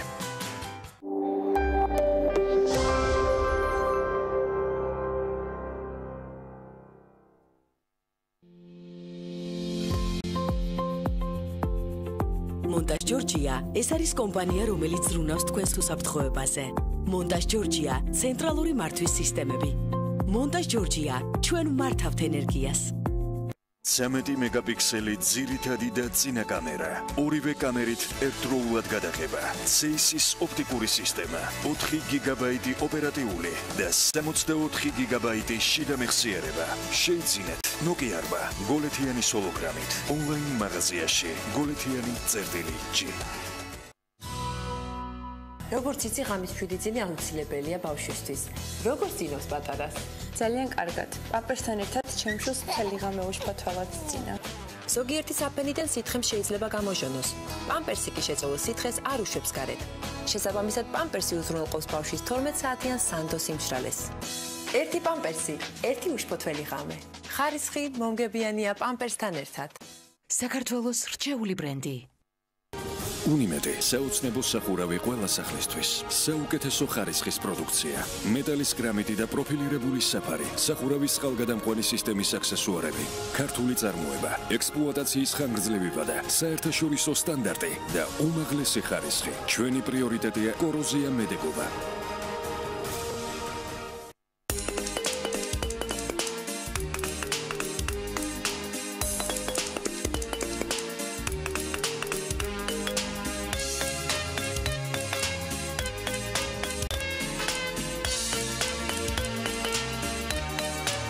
მაგარია ბელუქსი. გრანდიოზული აქცია GPI ჰოლდინგისგან. ავტოდაზღვევა ჩუქნით თეგეტას 1000 ლარიან ვაუჩერს. დააზღვი ავტომობილი და გაანახდე 1000 ლარიანი ვაუჩერი თეგეტა მოტორსის სერვის ცენტრებში ნებისმიერ პროდუქტსა და სერვისზე. სადაზღვევო კომპანია GPI ჰოლდინგი. აქციის ცხელი ხაზი 255 TV პირველის ინტერნეტ პარტნიორია My Video-ი. იხილეთ ყველა ვიდეო My Video-ზე. უმაღლესი ხარისხის ქართული ღვინოების მწარმოებელი კომპანია კახური ღვინის მარანი გილოცავთ შობა ახალ წელს და გისურვებთ ულევს სიხარულს და ბედნიერებას. მრავალფეროვანი კოლექცია კახური ღვინის მარნიდან. შინებული არჩევანი თქვენი საახალწლო განწყობისათვის. მოდით, აირჩიეთ, ისიამოვნეთ.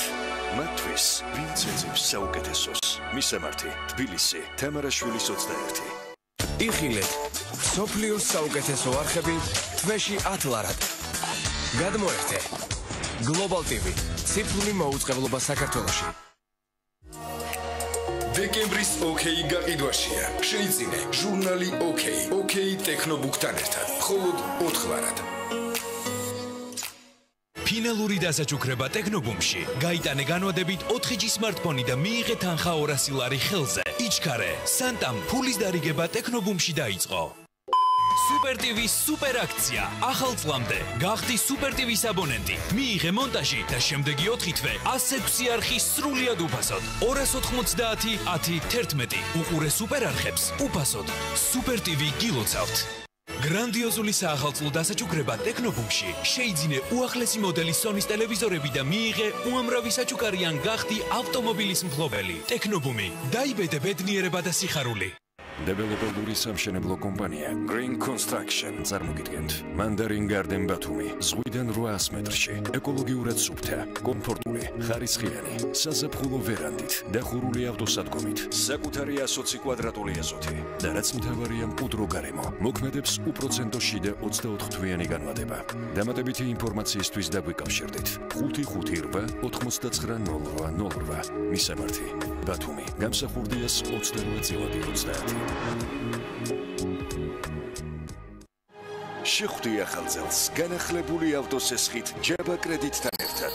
მიიღე სასურველი თანხა სწრაფად და მარტივად. აქციო ოცნება რეალობად. დაპორტირდი და იგრძენი განსხვავება. წამოდი ჯაბაში. გილოცავთ დამდეგშობა ახალ წელს. ტელეფონი 202 24 24. ჯაბა კრედიტ წერტილიჩი.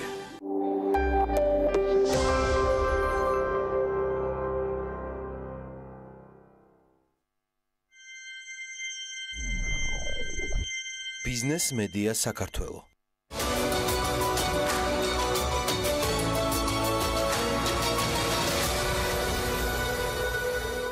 King David წარმოგიდგენთ.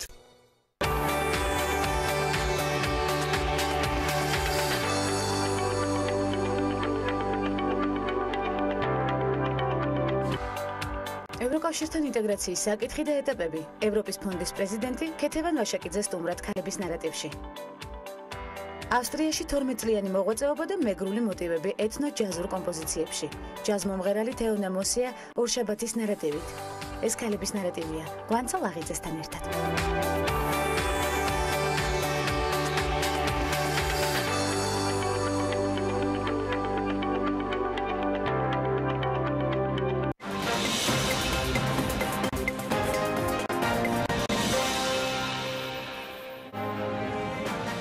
ინტენსიობით კონტროლდება ბაზრობები საქართველოში, რასახის გარღვევებს აქვს ადგილი და საკმარისია თუ არა ფულადი ჯარიმები პრევენციისთვის. თემის დეტალები საქმის კურსში. საჯარო და კერძო სექტორებს შორის დიალოგი, სატრანსპორტო ლოჯისტიკური დარგი საქართველოში, მისი ძირითადი გამოწვევები და განვითარების პერსპექტივები. იყავით მთავარი ეკონომიკური და ბიზნეს მოვლენები საქმის კურსში. ხვდებით ზუსტად 3-ზე, TV პირველზე.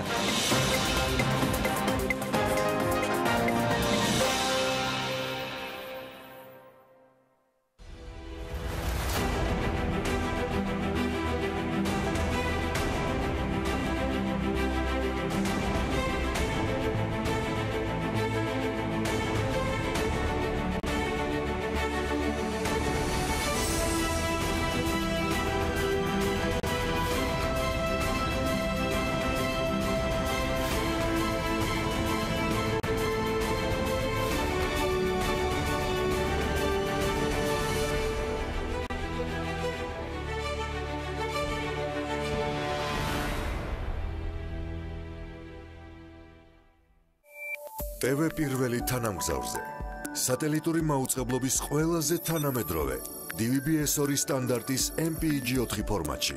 თანამგზავრი Azerspay 1, აღმოსავლეთის 46 გრადუსი, სიხშირე 11094 MHz, პოლარიზაცია ჰორიზონტალური, სიმბოლური სიჩქარე 30000 კილობიტი წამში. შესწორების კოდი 5მე6. TV პირველი საქართველოში და მსოფლიოში.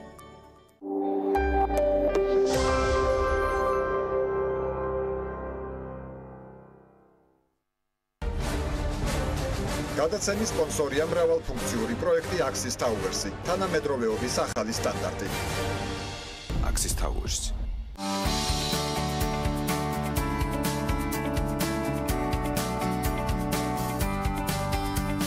გადაცემის სპონსორია ახალი ნათება. ახალი ნათება მე ვირჩევ სინათლეს.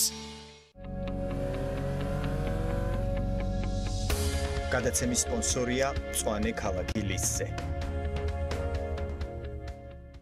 გადაცემის გენერალური სპონსორია სამშენებლო მასალების კომპანია ნოვა. წარმოება, იმპორტი, ექსპორტი. ნოვა.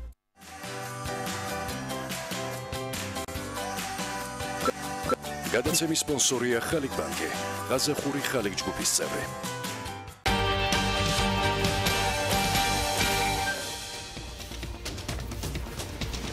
ანაკლიის ღრმაწყვოვანი პორტის სამშენებლო სამუშაოების დაწყების ოფიციალური ღონისძიება შედგა. რას პასუხობენ კერძო სექტორიდან პენსიით უზრუნველყოფილი სესხის 100% განაკვეთის შესაძლო შემცირების შესახებ პრემიერ-მინისტრის პარლამენტში გაკეთებულ განცხადებას. თეთნულდის განაშენიანების რეგულირების გეგმა იანვარში მზად უნდა იყოს.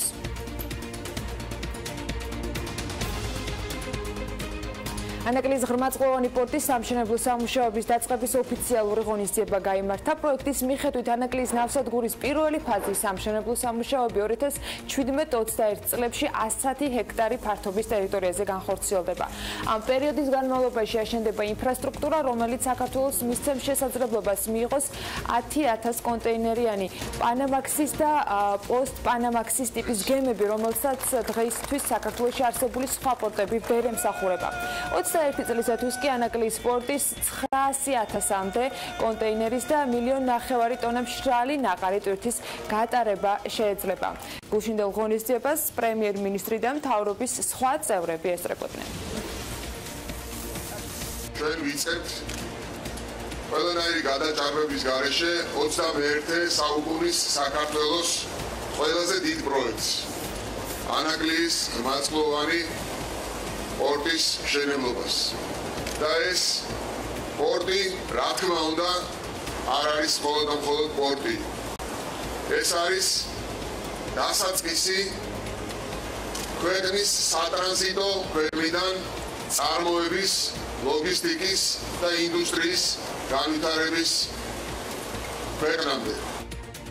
პენსიით უზრუნველყოფილი სესხის 100% განაკვეთების შესაძლო შემცირების შესახებ პრემიერ-მინისტრის პარლამენტში გაკეთებულ განცხადებას საბანკო სექტორიდან მალევე გამოეხმაურნენ. გიორგი კვირიკაშვილის თქმით, გარკვეული მექანიზმებია შემოსაღები, რადგან როცა პენსიონერი საკუთარი პენსიის უზრუნველყოფით იღებს სესხს, მას არ უნდა ჰქონდეს ძალიან მაღალი 100% განაკვეთი. ბანკების ასოციაციის პრეზიდენტ ზურაბ გვასალიას პრემიერის ინიციატივა მოსწონს, თუმცა აცხადებს, რომ მნიშვნელოვანია საბანკო სექტორმა იცოდეს, რა ტიპის ღონისძიებები გატარდება და თავის მხრივ რა ნაბიჯებს გადადგამს სახელმწიფო. მიუხედავად იმისა, რომ პენსიით უზრუნველყოფილი სესხის გაცემა გარკვეულ რისკებთან არის დაკავშირებული, სახელმწიფოსა და კერძო სექტორის თანამშრომლობის შემთხვევაში გვასალია ფიქრობს, რომ შესაძლოა ეს საკითხი დადებითად გადაწყდეს.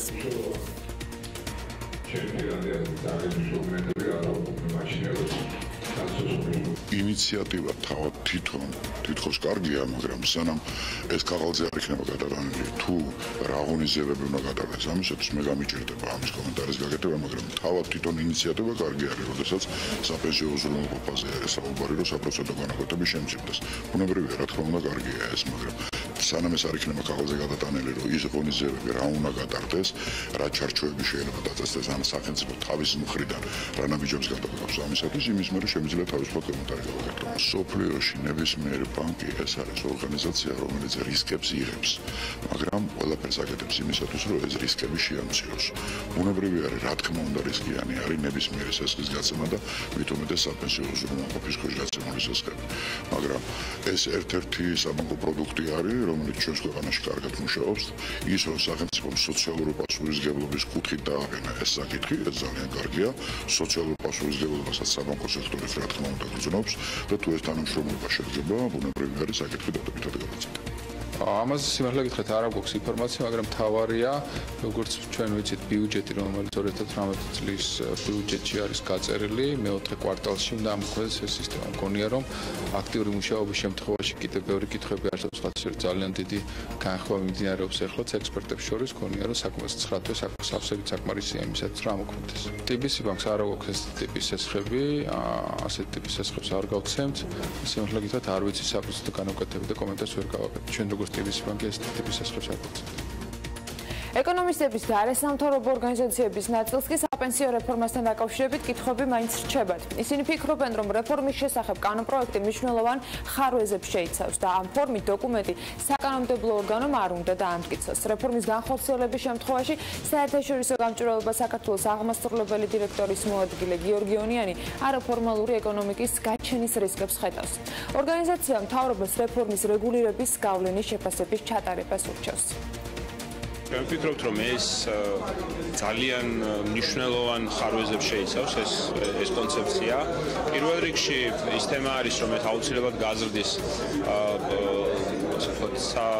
ზეწოლას და დანახარჯს ბიზნესზე, რაც შესაბამისად განსაკუთრებით მცირე და საშუალო ბიზნესზე, რაც შესაბამისად აისახება დასაქმებულთა რაოდენობაზეც, არაფორმალური ეკონომიკის გაჩენის რისკებს ქმნის. ასევე კონცეფციაში არის ბევრი დეტალი, რომელიც ფონდის არაკვალიფიციური თუ არა პოლიტიკურად მიკერძოებული მმართველობის შემთხვევაში შესაძლოა ძალიან მნიშვნელოვან რისკებს ქმნიდეს.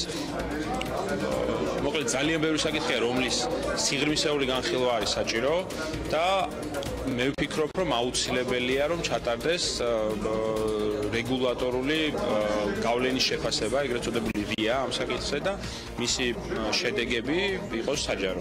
იმ პირობებში დაწყება საპენსიო რეფორმის, როდესაც კაპიტალის ბაზარი ფაქტობრივად არ გვაქვს, აი ეს მიმაჩნია კიდევ ერთ მნიშვნელოვან პრობლემად. არ ვერფხრობი ამ ვარიანტს, ბუნებრივია, იმიტომ რომ იწვევს გადასახადების ზრდას და ჩემი მხარდაჭერა მანამდე არ ექნება ამ რეფორმას, სანამდე მოსახლეობას ხარჯს, ანუ გადასახადებს უზრდის. არის შესაძლებელი ეს 4%-ით საშემოსავლო გადასახადი არ გაიზარდოს და ისე განხორციელდეს. მეორე არის, რომ ხელისუფლებას არანაირი კვლევა არ აქვს სინამდვილეში ჩატარებული, რა ეფექტს მოიტანს და ჩვენ გამოვითხოვეთ ეკონომიკის სამინისტროდან ეს ინფორმაცია და ვერ მოგვაწოდეს. მთავრობა ვერ ამბობს, რომელი ქვეყნის მოდელი გამოგვაქვს, ის ამბობს უამრავი ქვეყნის გამოცდილება და საქმეზე რომ მიდგება ერთ კონკრეტულ ქვეყანას ვერ ასახელებს, რომელიც მოდელთან იქნება საქართველოს ყველაზე ახლოს, ამიტომ ეს საკმაოდ დიდ რისკებს აჩენს. ასევე ძალიან დიდი რისკია ის და ძალიან დიდი უარყოფითი მხარეც არის, რომ მთავრობას განუსაზღვრელად შეუძლია ამ ფონდიდან შემდეგ ფული ისესხოს და გამოვარო, გადაგახდებოდეს მეტ გადასახადს და მე რაღაც ფონდში დაილექება და აქედან კიდე ვალად წამოიღებს ამ სახელმწიფოს და მარტივად ხელი გაიხსნება, რომ ეს სახელმწიფოვალი აიღოს. მოკლედ უამრავი ხარვეზებია, რის გამოც ვფიქრობ, რომ ეს კანონპროექტი არ არის სრულყოფილი და მზად. იმედი არ შევა წლის ბოლომდე პარლამენტში და ალბათ სავარაუდოდ გაზაფხულამდე, იმიტომ რომ ამ ვერსიის შეტანა უბრალოდ არ შეიძლება თუნდაც იმიტომ რომ არანაირი კონსოლიდაცია არ არის პოლიტიკურ ძალებს შორის, საზოგადოებებს შორის და ვიღებ ჩვენ 20 წელზე და მეტზე გათვლით პროგრამას ისე რომ მხოლოდ ერთ პოლიტიკურ ჯგუფს მოწონს. ეს იმას ნიშნავს, რომ სხვა პოლიტიკური ძალა მოვა ხელისუფლებაში ამ საპენსიო რეფორმას გააუქმებს. თეთრნულების განაშენიანების რეგულირების გეგმა იანვარში მზად იქნება. BMG-ის მთის კურორტების განვითარების სააგენტოს ხელმძღვანელმა მიაწოდა ამის შესახებ ინფორმაცია და როგორც სანდრო ონოფრიშვილი ამბობს, მას შემდეგ რაც მზად იქნება ეს გეგმა, გადაწყდება, სად შეიძლება გაკეთდეს სასტუმროები, სად მოეწყოს ტურისტული ზონები და ასე შემდეგ. მესტის მუნიციპალიტეტის სივრცითი მოწყობის და მულახის სოფლების განაშენიანების რეგულირების გეგმაზე კომპანია გეოგრაფიკი მუშაობს. გენერალური გეგმის შემუშავების პროცესში კი რამდენიმე თემის გეგმის შექმნა მოხდება.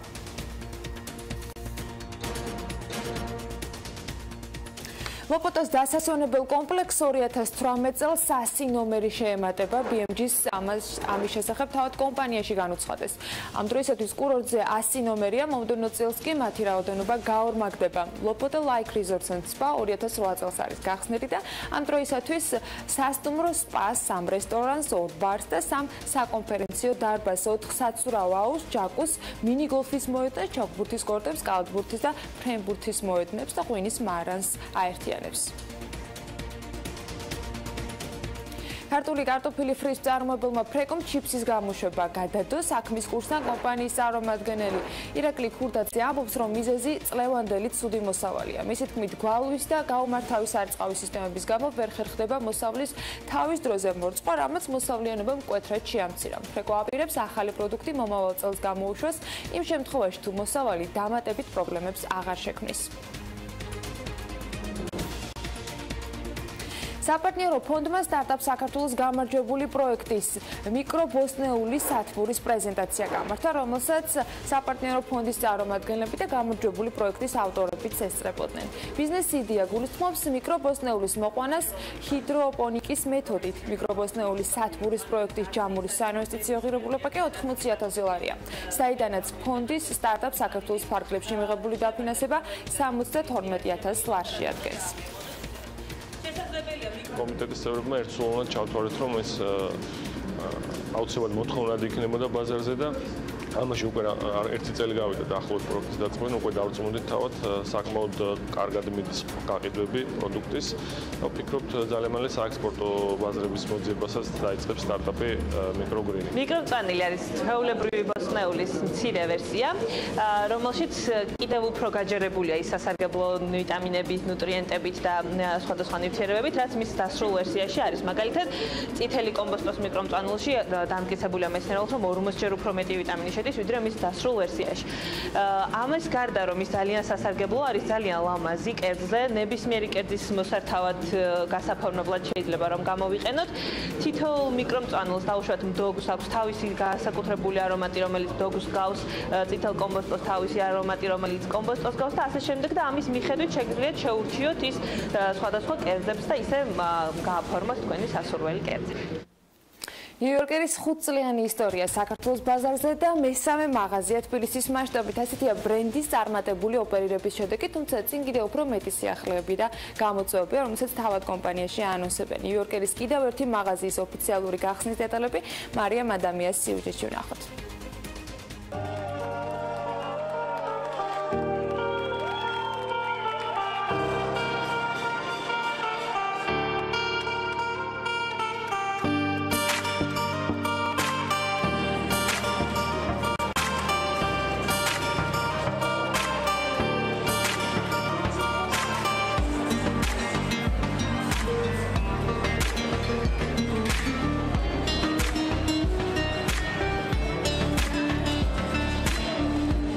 თბილისში ნიუ-იორკერის რიგით მესამე მაღაზიის ოფიციალური გახსნა გაიმართა და უმასპინძლა ნებისმიერ სტუმარს, ვისაც სურდა საღამოს სასიამოვნოდ გატარება.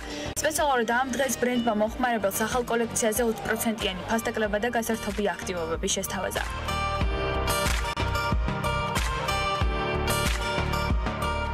მეხუთე წელია, რაც ბრენდი ნიუ-იორკერი წარმატებით ოპერირებს ქართულ ბაზარზე. ამ საიუბილეო თარიღთან დაკავშირებით გავხსენეთ მესამე მაღაზია გალერეა თბილისში. ვფიქრობ, ამით გავახარებ ძალიან ჩვენი ადგილ მომხმარებლებს. გარდა ამისა, ნიუ-იორკერმა თბილისში მესამე მაღაზიის ოფიციალურ გახსნასთან ერთად საქართველოში ოპერირების 5 წლის იუბილეც აღნიშნა. ინფორმაციისთვის, ნიუ-იორკერი გერმანული ტანსაცმლის მწარმოებელი კომპანიაა, რომელიც 1971 წლიდან მუდმივად აფართოვებს ბიზნესს და უკვე წარმოდგენილია მსოფლიოს 40 ქვეყანაში 1000-ზე მეტი მაღაზიით.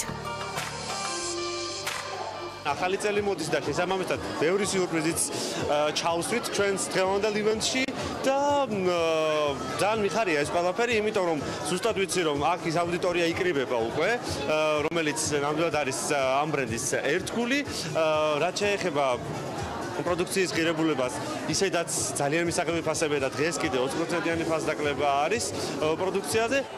ნიუ-იორკერი ეს არის ახალგაზრდებზე გათვლილი ბრენდი, რომელიც მოდელების შექმნისა და წარმოების პროცესში ითვალისწინებს მომხმარებლის ინტერესებს. შექმნას ხელმისაწვდომი და ხარისხიანი პროდუქტი. ამავდროულად ნიუ-იორკერი ქმნის ტრენდს ახალგაზრდა ქალისა და მამაკაცებისათვის თანამედროვე და თავისუფალი სტილის ტანსაცმლის, ფეხსაცმლისა და აქსესუარების წარმოებაში. აი ესეთი პრეზენტაციები და არა მხოლოდ სახელმწიფო განწყობის დიდხანს შენარჩუნებას გისურვებთ და საქმიანობისათვის არ იქნება. მაინც უცხო თუ კი მოისმენთ, რომ არაფერია მუდმივი და არის დღესასწაულები და სწორედ ასეთი სადღესასწაულო დღეების შემდეგ კი განსაკუთრებით მწვავედგება ხოლმე დაგროვილი პრობლემების გადაწყვეტის აუცილებლობა. ამერიკული საკონსალტინგო ორგანიზაცია ადიზის ინსტიტუტი საშუალო და მსხვილი ბიზნესის პირველ პირებს ამის შესაბამისად აძლევს შესაძლებლობას, რომ ახალი წელი დაიწყონ თავად კომპანიაში ფუნდამენტალური ცვლილებებით, რომელთა განხორციელება შესაძლებელია დესტრუქციული კონფლიქტების გარეშე. ადიზესის ინსტიტუტი ცნობილი ამერიკული საკონსალტინგო ორგანიზაცია სათავო ოფისით სანტა-ბარბარაში, კალიფორნიაში. მისი კლიენტები კი ისეთი ახალგაზრდა კომპანიები არიან, როგორც არის Fortune 100 და სიაში შემავალი სხვა კომპანიები. ადიზესის ინსტიტუტს გააჩნია მუშაობის წარმატებული გამოცდილება, როგორც ბიზნესის სფეროში 52 ქვეყანაში 2000-ზე მეტ კომპანიასთან, რომელთა შორისაც სხვათა შორის Bank of America, Coca-Cola, Shell, SanDisk და ასე შემდეგ კომპანიები არიან. ასევე საზოგადოებრივ ორგანიზაციებთან და რიგი ქვეყნების მთავრობებთან, მაგალითად ბრაზილიასთან, მექსიკასთან, ისრაელთან, შვედეთთან და სერბეთთან. სემინარზე როგორ განვახორციელოთ ეფექტური ცვლილებები კომპანიაში, რომელიც 5 იანვარს არის დაგეგმილი საგამოფენო ცენტრ Expo Georgia-ში, სხვადასხვა განსხვავებული კუთხით შეძლებენ დამსწრეები, გაეცნონ მრავალფეროვან საკითხებს, მათ შორის რა სჭირდება კომპანიას წარმატების მისაღწევად, რატომ კვდებიან ადამიანები, ხოლო კომპანიები აგრძელებენ სიცოცხლეს, თეორია ორგანიზაციების ცხოვრების ციკლის შესახებ, ასევე რატომ ფერხდება ორგანიზაციის განვითარების პროცესი, ორგანიზაციის ნაადრევად დაბერების მიზეზები და ნიშან-თვისებები, რას უნდა აკეთებდეს დამფუძნებელი კომპანიაში, ლიდერის როლი ტრანსფორმაციის პროცესში, რატომ ხდება, რომ მენეჯერმა, რომელმაც უნდა გადაწყვეტოს პრობლემები, თვითონ ქმნიან მათ, მართლობითი კონფლიქტების ბუნება და მათი კონსტრუქციულად გადაწყვეტის მიზეზები. ასევე როგორი თანმიმდევრობით უნდა განხორციელდეს კომპანიის ორგანიზაციული კულტურის ცვლილება, ტრანსფორმაციის გეგმა და ასე შემდეგ. მოკლედ, საინტერესო ამბები გელოდებათ 5-ში. საქმიან დილაში კი ახლა ნემი ლავდალიანის ვიდეო ბლოგის დრო არის, თავად კომპანიების უკვდავობის შესახებ. ძალიან ბევრ საინტერესო ისტორიასაც მოვისმენთ ამ ვიდეო ბლოგში. დღეს კი ნობელების და როჩილდების ბიზნეს საქმიანობის შესახებ ერთმა რუბრიკამ რომ ვერ დაიტია ამბავი, ახლა მაყურებელს უნდა პირობა შეუსრულო და მეორე ნაწილი შევთავაზოთ.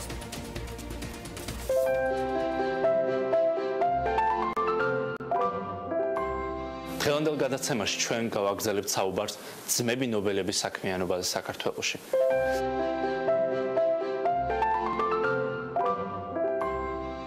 ცნობილი ქართველი ბიზნესმენების გარდა მე-19 საუკუნის საქართველოში ბევრი უცხოელი მეწარმე ინტერესდებოდა. მათ შორის იყვნენ ნობელები და როჩილდები. ნობელებმა რუსეთში ბიზნესი ჯერ კიდევ 1840-იან წლებში წამოიწყეს, ხოლო ამ ცნობილი ოჯახის ერთ-ერთი წარმომადგენელი რობერტ ნობელი კავკასიაში 1873 წელს ჩამოვიდა. საქართველოს საისტორიო არქივში რამოდენიმე საინტერესო დოკუმენტი ინახება ძმები ნობელების საქმიანობაზე. ერთ-ერთი საბუთი ეხება რობერტის 1873 წელს მარტში თბილისში მგზავრობას და მის მიმართვას კავკასიის მეფის ნაცვლის სამმართველოში. რობერტი ცდილობდა დაერწმუნებინა ადგილობრივი ხელისუფლება ახლად გამოგონილი დინამიტის ეფექტურობაში, როგორც რკინიგზის გაყვანისას, ასევე მთიანი რეგიონების გაწმენდისთვისაც. ის ასევე სთხოვდა მთავრობას ნება მიეცათ საქართველოში უბაჟოდ 500 ფუტი დინამიტის შემოეტანა.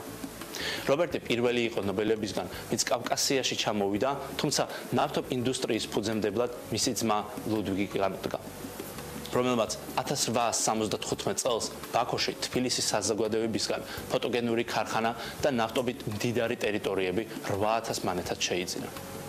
1878 წლის მაისში საფუძველი ჩაეყარა რუსეთის იმპერიაში, კერძოდ საქართველოსა და აზერბაიჯანში მოღვაწე მსხვილ სანავთობო კომპანიას, ძმები ნობელების ნავთობის წარმოების ამხანაგობა 3 მილიონი რუბლის საწყისი კაპიტალით.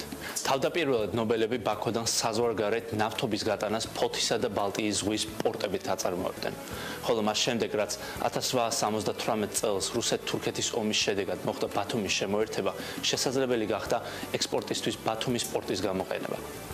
ამის შედეგი იყო 1883 წელს ბათუმ-სამტრედიის სარკინიგზო ხაზის გაყვანა.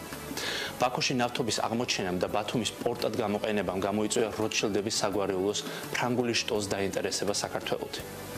ამასთან ერთად როჩილდები დაინტერესებული იყვნენ სარკინიგზო ბიზნესით და ევროპაში პირველი ხაზების აშენება სწორედ მათ სახელთან არის დაკავშირებული. 1882 წელს იმპერატორ ალექსანდრე მეორის მკვლელობის შემდეგ ებრაელებს რუსეთის ტერიტორიაზე მიწის ყიდვა ან დაქირავება აეკრძალათ. თუმცა კანონს დიდი გავლენა არ მოუხდენია ალფონს როჩილდის გეგმებზე და 1883 წელს ბაქო-თბილისის რკინიგზა გაიხსნა. ამან კი უბიძგა როჩილდებს დაეარსებინათ კასპიისა და შავი ზღვის ნავთობის კომპანია, რომელიც პირდაპირ კონკურენციაში შევიდა ნობელებთან. ამით ჩვენ ვასრულებთ საუბარს ძმები ნობელების საქმიანობაზე, რომელმაც დიდი გავლენა მოახდინა საქართველოს ტექნიკურ განვითარებაზე.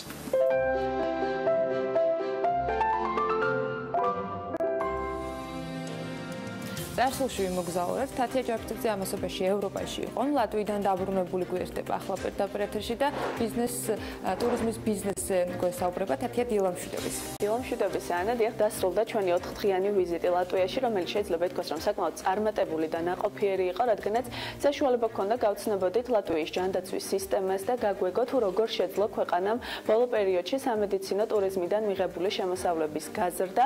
უნდა ითქვას, რომ ლატვიას აქვს აღებული კონკრეტული მიმართულებები და სწორედ ამ მიმართულებებს ავითარებს სახელმწიფოს დახმარებით. შედეგად კი ბოლო პერიოდში, როგორც უკვე აღვნიშნე, სამედიცინო ტურიზმიდან მიღებული შემოსავლები იზრდება და მათთან სამკურნალოდ ჩადიან არა მხოლოდ ყოფილი საბჭოთა კავშირის ქვეყნებიდან, არამედ ინგლისიდანაც და ამერიკიდანაც კი. ბევრი რომ არ გაგვიგრძელდა, შეგვიძლია ვნახოთ სიუჟეტი.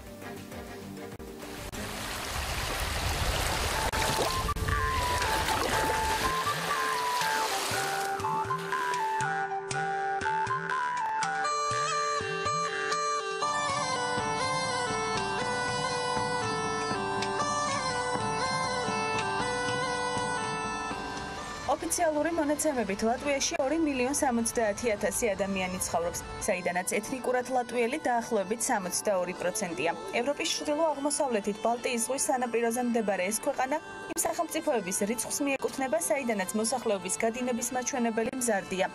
ეკონომიკური ზრდის შენარჩუნების მიზნით ბოლო წლებია ქვეყნის ხელისუფლებამ სხვა მიმართულებებთან ერთად სამედიცინო ტურიზმის განვითარებაზე ფიქრი აქტიურად დაიწყო.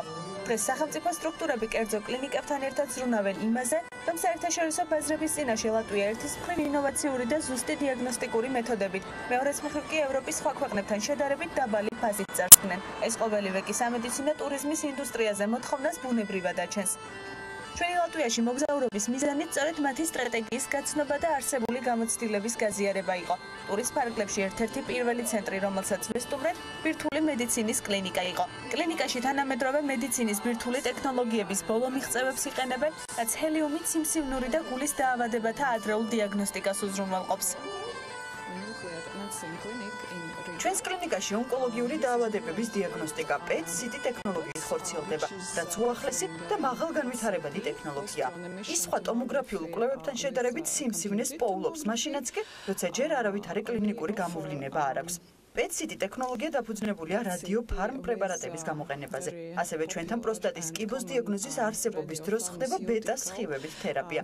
კურნალობის ეს სახეობა პაციენტის ინდივიდუალური მონაცემების მიხედვით იგეგმება.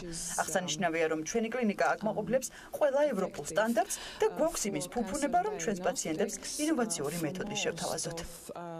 იმისთვის, რომ სამედიცინო ტურიზმიდან მიღებული შემოსავლები ისეთი ქვეყნების არსებობის პირობებშიც კი როგორიცაა მაგალითად გერმანია და თურქეთი სტაბილურად მზარდი ყოფილიყო, ქვეყანამ საკუთარი ნიშის დამკვიდრება გადაწყვიტა. ლატვიაში აქცენტს მხოლოდ სპეციფიკური მიმართულების განვითარებაზე აკეთებენ. ერთ-ერთი ასეთი კლინიკა რიგაში მდებარე უმსხვილესი დერმატოლოგიური ცენტრია, სადაც კანის მწვავე და ქრონიკული დაავადებების მკურნალობა უახლესი ტექნოლოგიების გამოყენებით და მაღალკვალიფიციური სპეციალისტების დახმარებით ხდება. ჩვენ ვიკვლევთ უამრავი რაოდენობის დერმატოლოგიურ დაავადებებს, არა მხოლოდ ესთეტიური, არამედ ონკოლოგიური მიმართულებებითაც. დიაგნოსტიკა სხეულიდან ნიმუშების აღების მეთოდით ხორციელდება. ასევე ნერწყვის ნიმუშების აღებით შეგვიძლია წინასწარი პროგნოზირება იმისა, თუ რა დაავადებების მატარებელი შეიძლება იყოს ამა თუ იმ პაციენტის გენი. შესაძლებლობა გვაქვს ვუმკურნალოთ მათ და დავიცვათ იმისგან, რომ ესა თუ ის კონკრეტული დაავადება აღარ განუვითარდეთ. ჩვენ გაგვაჩნია უზარმაზარი რაოდენობა ლაზერებისა, რომლებსაც კანის გასუფთავების და შეღწევადობის უნარი აქვთ. ასევე გვაქვს საოპერაციო ოთახები, სადაც პატარა ქირურგიული ჩარევის გზით ხდება ხალების მოშორება, ბოტოქსი და ესთეტიკური პროცედურები. ყოფილი საბჭოთა კავშირის ქვეყნების გარდა ლატვიის სამედიცინო ტურიზმით დღესდღეობით ბევრი ევროპული სახელმწიფოს მოქალაქე სარგებლობს. ჯანმრთელობის ცენტრი 4 ხელმძღვანელი ამბობს, რომ ლატვია დანარჩენი მსოფლიოსთვის თანამედროვე დანადგარებითა და ბაზარზე მეტნაკლებად დაბალი ფასებით არის მიმზიდველი.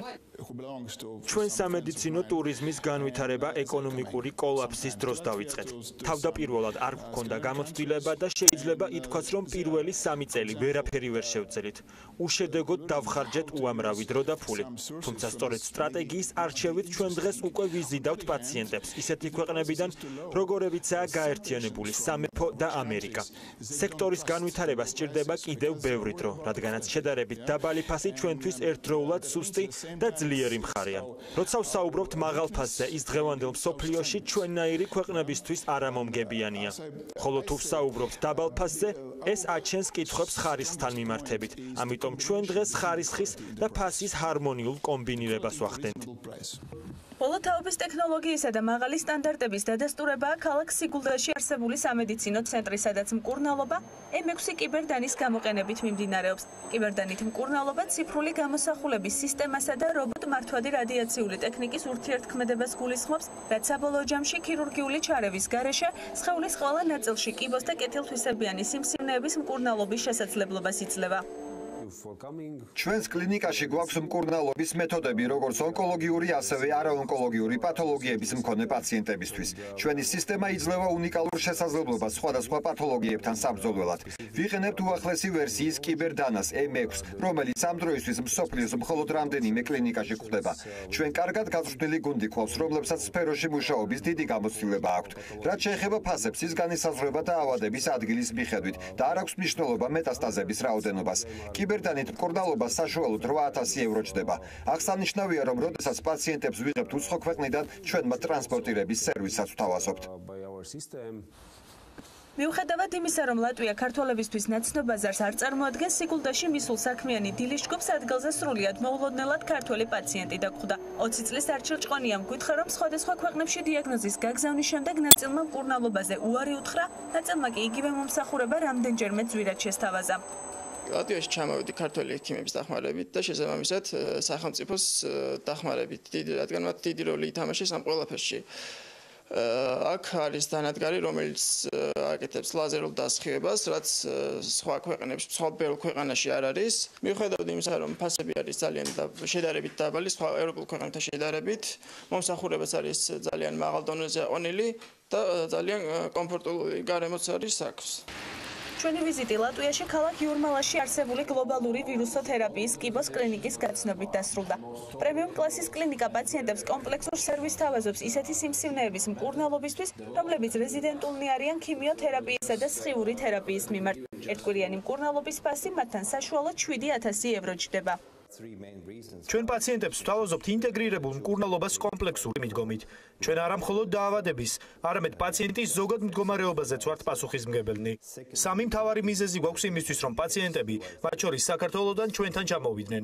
პირველი, ჩვენ ვართ მსოფლიოში პირველი კლინიკა ვირუსოთერაპიით მკურნალობის მიმართულებით.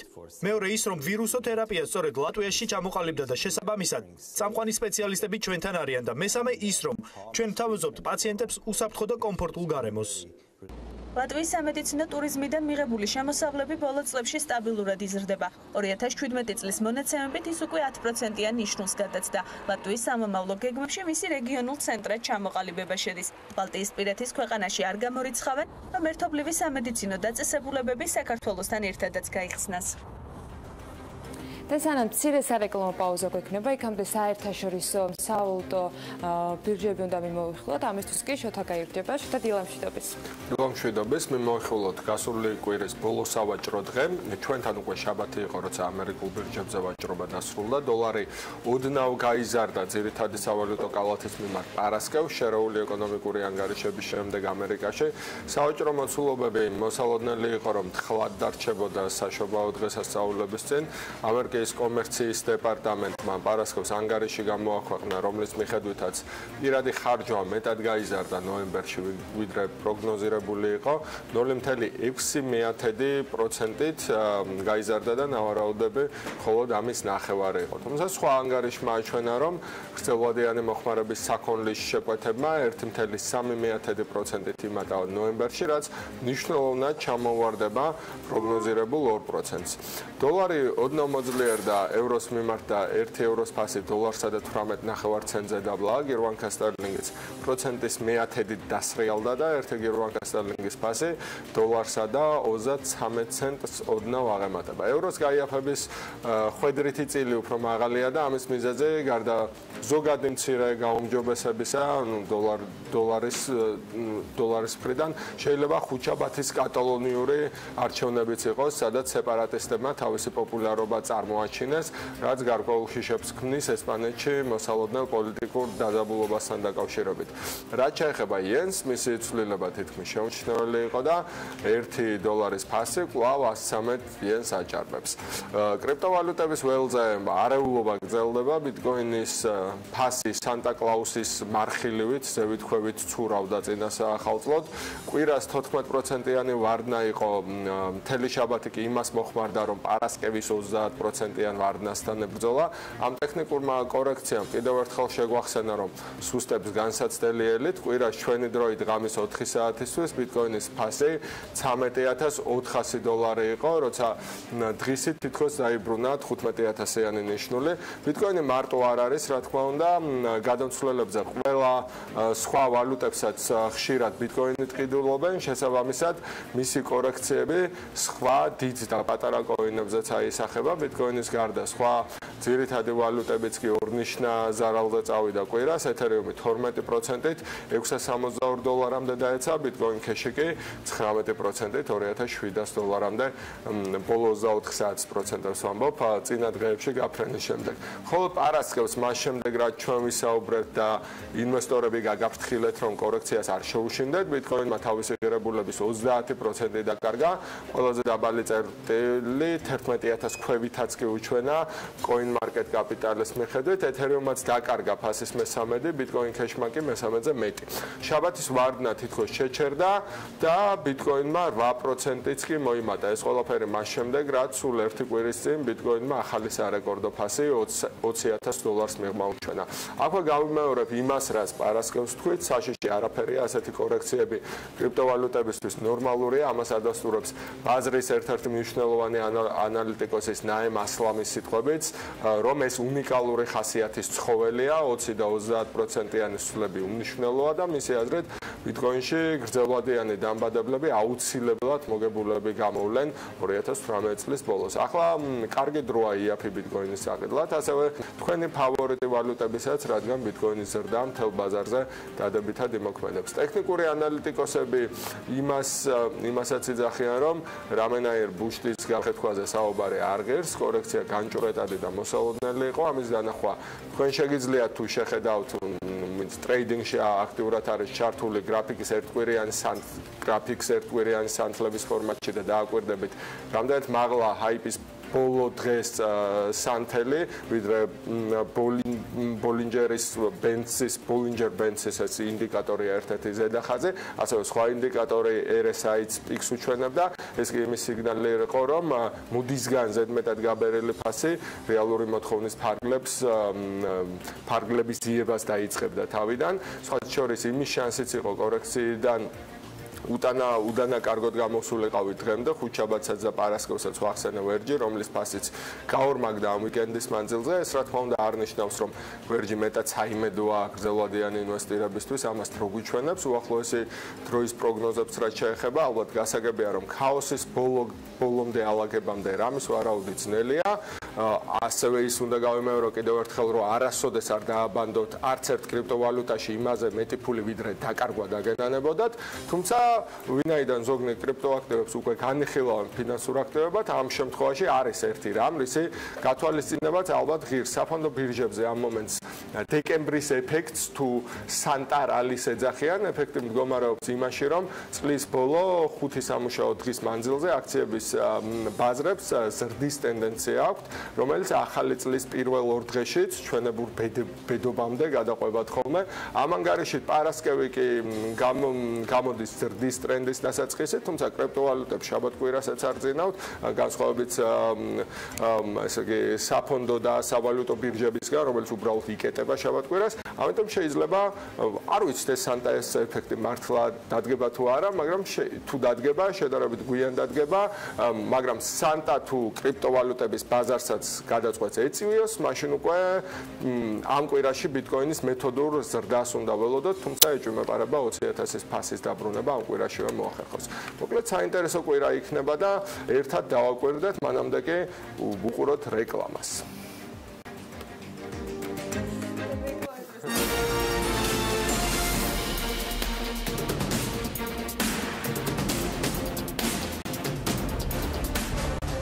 გადაცემის სპონსორია მრავალფუნქციური პროექტი Axis Towers-ი, თანამედროვეობის ახალი სტანდარტი. Axis Towers.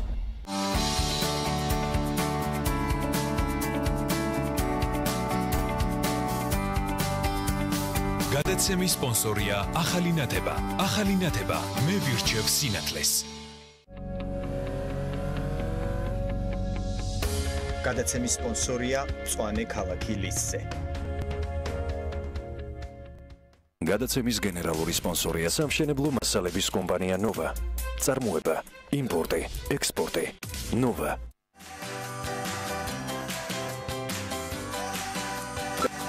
გადაცემის სპონსორია ხალიქ ბანკი. ყაზახური ხალიქ ჯგუფის წევრი.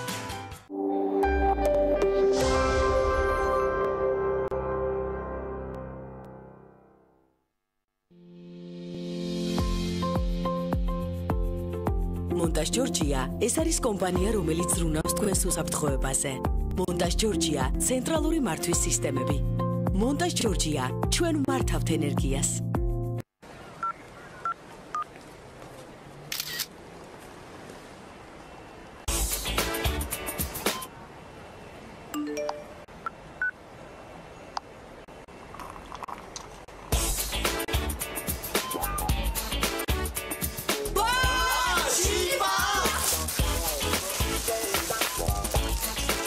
ჩიპა ნატურალური, ეკოლოგიურად სუფთა სამარხო ჩიპსი, დამზადებულია საქართველოში. ჩიპა, ჩვენ ვირჩევთ ურთიერთობებს. ჩემი თმა იმდენ რამეს იტანს, ხოლო შამპუნი საკმარისი არ არის. ყოველი დაბანის შემდეგ გამოიყენეთ პატენის ახალი სამწუთიანი სასწაული. ის სავსეა პროვიტამინის ფორმულის ძალით, რომელიც 3 თვის დაზიანებას სულ რაღაც 3 წუთში აღადგენს. ეს სასწაულია ძლიერი თმა, პატენის თმა.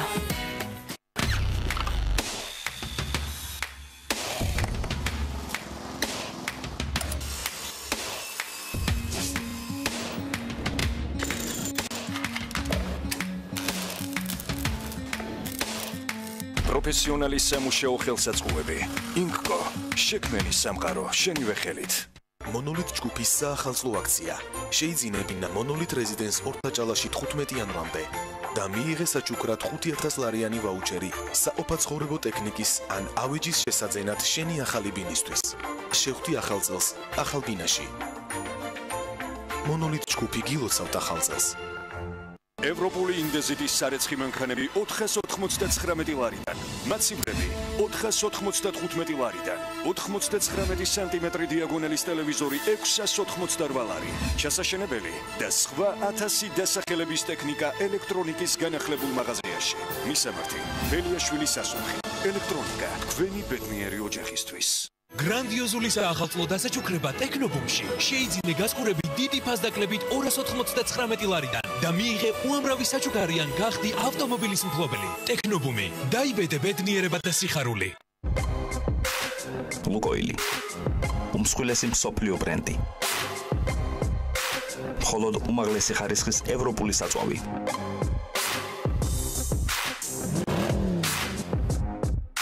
ლუკოილი. სისწრაფის ფორმულა. საახალწლო განვადება ტელევიზორებზე. შეიძინე LED ტელევიზორები უპროცენტო განვადებით თვეში მხოლოდ 25 ლარად. გადახდა დაიწყე 3 თვეში და მიიღე უამრავი საჩუქარიან გახდი ავტომობილის მფლობელი. ტექნობუმი. დაიბედე ბედნიერება და სიხარული. დუბაის თვალუწვდენელი ცათამბჯენები და ლურჯის ზღვა პარიზის, ამსტერდამის, ბერლინის და ბარსელონას თავბრუ დამხოვის სილამაზე. კრუიზი, რომელიც არასდროს დაგავიწყდება და გოას ეგზოტიკური სანაპიროები. 25 წლიანი გამოცდილება, ტუროპერატორი კაპიტან პლუსი. მოგზაურობა იწყება აქ. 2-42-40-40. მარიბროსეს ნომერი 2, სახლი ოპერასთან.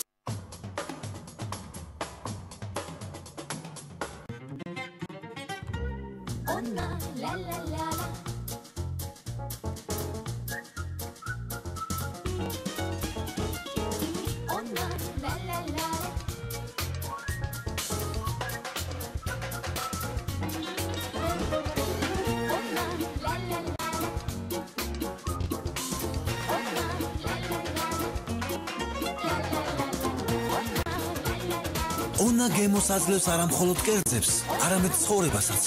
ისე მეცხოვრება ონასთან ერთად. ჩვენი მისია მივაწოდოთ პაციენტებს მაღალი ხარისხის სამედიცინო მომსახურება პროფესიონალთა გუნდის დახმარებით. ელიზაბეთ ბლეკველის ჰოსპიტალი ISO სერტიფიკატის მფლობელია. დიაგნოსტიკა და მკურნალობა საერთაშორისო სტანდარტების შესაბამისად. ლაპარასკოპიული ქირურგია, ორთოპედია, ტრავმატოლოგია, კარდიოქირურგია, ნეიროქირურგია. აირჩიეთ მხოლოდ საუკეთესო თქვენი ჯანმრთელობისთვის. აირჩიეთ ელიზაბეთ ბლეკველის ჰოსპიტალი. მისამართი: ჩხეიძის 14, ტელეფონი 218 04 15.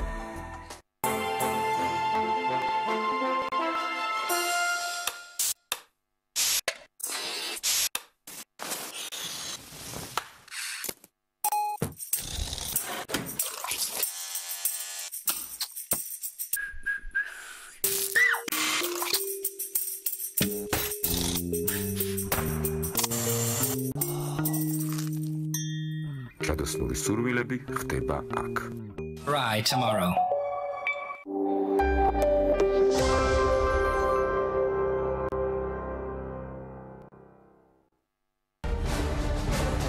გადაცემის სპონსორია მრავალფუნქციური პროექტი Axis Towers-ი, თანამედროვეობის ახალი სტანდარტი. Axis Towers.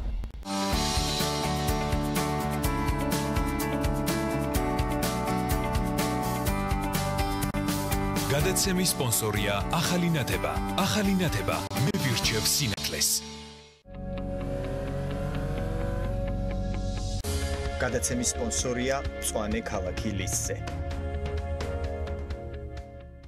გადაცემის გენერალური სპონსორია სამშენებლო მასალების კომპანია Nova. წარმოება, იმპორტი, ექსპორტი. Nova.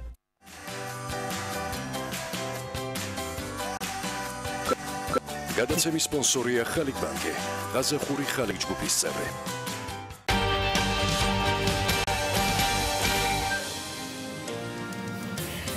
რეკლამის შემდეგ ელენე ჩომახიძის რუბრიკით ბრუნდებით პირდაპირ ეთერში 2017 წლის შემაჯამებელი ეთერი აქვს დღეს ელენეს და მის რუბრიკას, ელენეს არამის რუბრიკას და რაც თუ არა იუსტიციის უმაღლეს საბჭოს ანგარიშზე ვისაუბრებთ სტუმრობთან ერთად ელენე დილამშვიდობის. დილამშვიდობის ანა მივესალმებით ჩვენს მაყურებელს, მანამდე ვიდრე ჩემი რუბრიკის თემაზე გადავინაცვლებ და სტუმრებთან ერთად დავიწყებ საუბარს იუსტიციის უმაღლეს საბჭოს 4 წლიანი ანგარიშის შესახებ, მინდა მაყურებელს ვუთხრა რომ ადვოკატთა ასოციაციას ახალი თავმჯდომარე ყავს. მეორე ტურის შედეგად დავით ასათიანი თავმჯდომარის თანამდებობაზე 4 წლის ვადით დაინიშნა. ასოციაციის არჩევნების მეორე ტურში მონაწილეობა 953 ადვოკატმა მიიღო, რომელთა უმრავლესობამ, კონკრეტულად კი 922 ადვოკატმა არჩევანი დავით ასათიანის სასარგებლოდ გააკეთა. რაც შეეხება ასათიანის კონკურენტს ლევან ჯანაშიას, მიუხედავად იმისა, რომ მან არჩევნების მეორე ტურს ბოიკოტი გამოუცხადა და მასში მონაწილეობა არ მიუღია, 23 ხმა მიიღო. შეგახსენებთ, რომ ადვოკატთა ასოციაციის თავმჯდომარის არჩევნების პირველი ტური 9 დეკემბერს ჩატარდა და მაშინ 1128 ხმით დავით ასათიანმა მიიღო 1128 ხმა, ხოლო მეორე ადგილზე ლევან ჯანაშია გავიდა 622 ხმით. ახლა კი დაუბრუნდეთ ჩვენი გადაცემის კერძოდ კი დღევანდელი რუბრიკის ძირითად თემას და იუსტიციის უმაღლესი საბჭოს საქმიანობის 4 წლიან ანგარიშს. რამდენიმე დღის წინ საქართველოს უზენაეს სასამართლოში საქართველოს იუსტიციის უმაღლესი საბჭოს საქმიანობის ანგარიშის 2013-2017 წლების ანგარიშის პრეზენტაცია გაიმართა. როგორც პრეზენტაციაზე ითქვა, აღნიშნულ წლებში იუსტიციის უმაღლესი საბჭოს წევრთა შემადგენლობამ მნიშვნელოვნად მიიჩნია იუსტიციის უმაღლესი საბჭოს ინსტიტუციური მეხსიერების შენარჩუნებისთვის მსგავსი ანგარიშის მომზადება. საბჭოს ყოფილმა წევრებმა ანგარიშის მიხედვით პრეზენტაციები საბჭოს საქმიანობაში მიღწეული წარმატებებისა და ასევე გამოწვევების თაობაზე წარმოადგინეს. ცხადია, მოცემული ანგარიში ვერ დარჩებოდა ჩემი რუბრიკის ყურადღების მიღმა, ამიტომაც დღეს სტუმრად უმაღლესი საბჭოს ყოფილი წევრი ვახტანგ თორდია, ამჟამინდელი წევრი ნაზი ჯანეზაშვილი და საერთაშორისო გამჭვირვალობა საქართველოს იურისტი ოლიკო შერმადინი მოვიწვიეთ. ძალიან დიდი მადლობა მინდა გითხრათ იმისთვის, რომ დილიდან ხართ ჩვენთან ერთად და ვსაუბრობთ ამ მეტად მნიშვნელოვან თემაზე, რაც შეეხება 4 წლიან ანგარიშს, საკმაოდ მნიშვნელოვანი საბჭოს საქმიანობის შესახებ და ბატონო ვახტანგ, მინდა თქვენით დავიწყო, რადგან თქვენ ერთ-ერთი იყავით, ვინც იღებდა აქტიურ მონაწილეობას აღნიშნულ პრეზენტაციაში და თქვენ ამ წლების განმავლობაში აქტიურად საქმიანობდით იუსტიციის უმაღლეს საბჭოში. მოდით გვითხარით, თქვენ რას მიიჩნევთ ყველაზე დიდ მიღწევას პირველ რიგში, რაც აღნიშნულ საბჭოს აქვს და შემდეგ გამოწვევებზეც მინდა რომ აუცილებლად გავამახვილოთ ყურადღება. პირველეს ყოვლისა მადლობა მინდა მოგახსენოთ მოწვევისათვის და იმავდროულად მე მინდა გავამახვილო ყურადღება ჩვენი ეს 20 დეკემბრის შეხვედრა საქართველოს უზენაეს სასამართლოში გამოწვეული იყო სწორედ იმ მიზნით რომ ჩვენ გვეჩვენებია თუ 4 წლის განმავლობაში რა გაკეთდა და იმავდროულად თუ არსებობს მართლმსაჯულების ანგარიშვალდებულება გარკვეულწილად არსებობს იუსტიციის საბჭოს ანგარიშვალდებულობა და საზოგადოებისთვის გვემცნო ის წარმატებები რაც კი ამ პერიოდში იყო მიღწეული. აი რა არის ის წარმატებები? მაგალითად ჩვენ ვიცით რომ მართლმსაჯულების დამოუკიდებლობასა და მიუკერძოებლობაზე, ასევე გამჭვირვალობაზეც იყო საუბარი და ამ მიმართულებით პროგრესზე ან რეგრესზე ცხადია ეს პრობლემა. აი სწორედ დამოუკიდებლობის ინსტიტუტთან დაკავშირებით მეტად მნიშვნელოვანია და მე მინდა პირველ რიგში ციფრებით ვისაუბრო.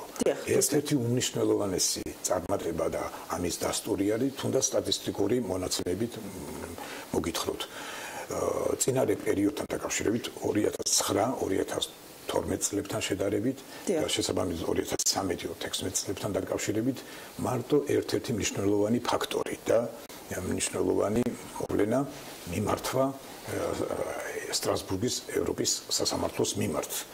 შემცირდა 87%-ით. იმავდროულად გაიზარდა გამართლებელი განაჩენების რაოდენობა და 82%-ით. შეიძლება ასეთი კონკრეტული ციფრი დავასახელოთ, რომ თუკი 2009 წელს იყო სულ მთლიანად 8 პირის მიმართ გამართლებელი განაჩენი. ეს ციფრი 2016 წელს 227 ერთეულს წარმოადგენდა.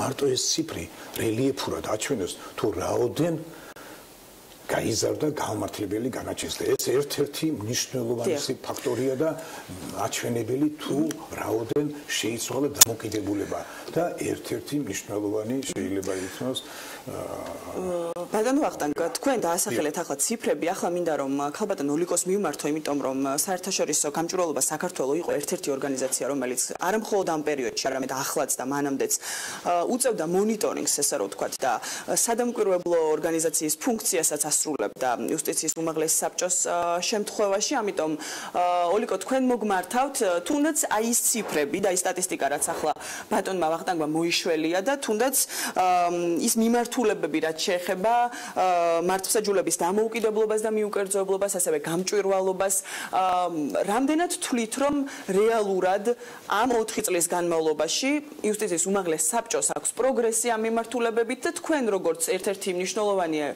ორგანიზაციის წარმომადგენელი, რამდენად მიიჩნევთ, რომ აღნიშნული პროგრესი პირველ რიგში დამსახურებაა სწორედ იუსტიციის უმაღლესი საბჭოსი. გისმენთ. დილამშვიდობის პირველ რიგში უნდა ითქვას, რომ ნამდვილად პოზიტიური არის ეს ინიციატივა, რომ იუსტიციის უმაღლესი საბჭო წარადგენს ინსტიტუციური მეხსიერებისთვის მსგავს ტიპის ანგარიშებს და კარგი იქნება თუ მომავალშიც ეს ერთგვარ ტრადიციად დამკვიდრდება. გარკვეულ მიმართულებებით, რა თქმა უნდა, პოზიტივის დანახვა შეიძლება. ჩვენ მაგალითად ყველაზე დიდ პოზიტივად ამ საბჭოს თვლით იმას, რომ მათ მიიღეს საკმაოდ კარგი მართლმსაჯულების 5-წლიანი სტრატეგია, სადაც გაცილებით უფრო ობიექტურად არის შეფასებული ის გამოწვევები, რაც არსებობდა და დღესაც არსებობს მართლმსაჯულების სისტემაში, განსხვავებით ამ კონკრეტული ანგარიშისა, რაც არის დღევანდელი გადაცემის თემა. ჩვენი შეფასებით ეს ანგარიში არ არის მაინც და მაინც ობიექტური და მხოლოდ სამხრივად არის მონაცემების წარმოდგენილი. მაგალითად რომ ავიღოთ მსგავსი ტიპის ანგარიში, მსგავსი მონაცემებით სხვათა შორის მოსამართლეთა კონფერენციაზეც იქნა წარმოდგენილი, სანამ ეს ამ საბჭოს გავიდოდა უფლებამოსილების ვადა და მაგალითად იქ ერთ-ერთი მონაცემი იყო ისიც, რომ მსოფლიო ეკონომიკური ფორუმის მონაცემებით გაუმჯობესებული იყო სასამართლოს დამოუკიდებლობის მაჩვენებელი. ამასობაში ეს მაჩვენებელი ჩვენ ნახეთ, რომ ახალი მონაცემით 24 ადგილით გაუარესდა სასამართლოს დამოუკიდებლობა საქართველოში და უკვე ეს მონაცემი მაგალითად ამ ანგარიშთან არის ამოღებული და ეს აღარ არის მითითებული, რაც მიუთითებს იმაზე, რომ ერთგვარად სამხრივად არის მხოლოდ მონაცემები წარმოდგენილი და არ ასახავს ობიექტურ სურათს. ჩვენ რა თქმა უნდა სასამართლო ხელისუფლებაზე შეგვიძლია ვისაუბროთ თუ თქვათ არსებობს კიდევ ისეთი მიმართულებები,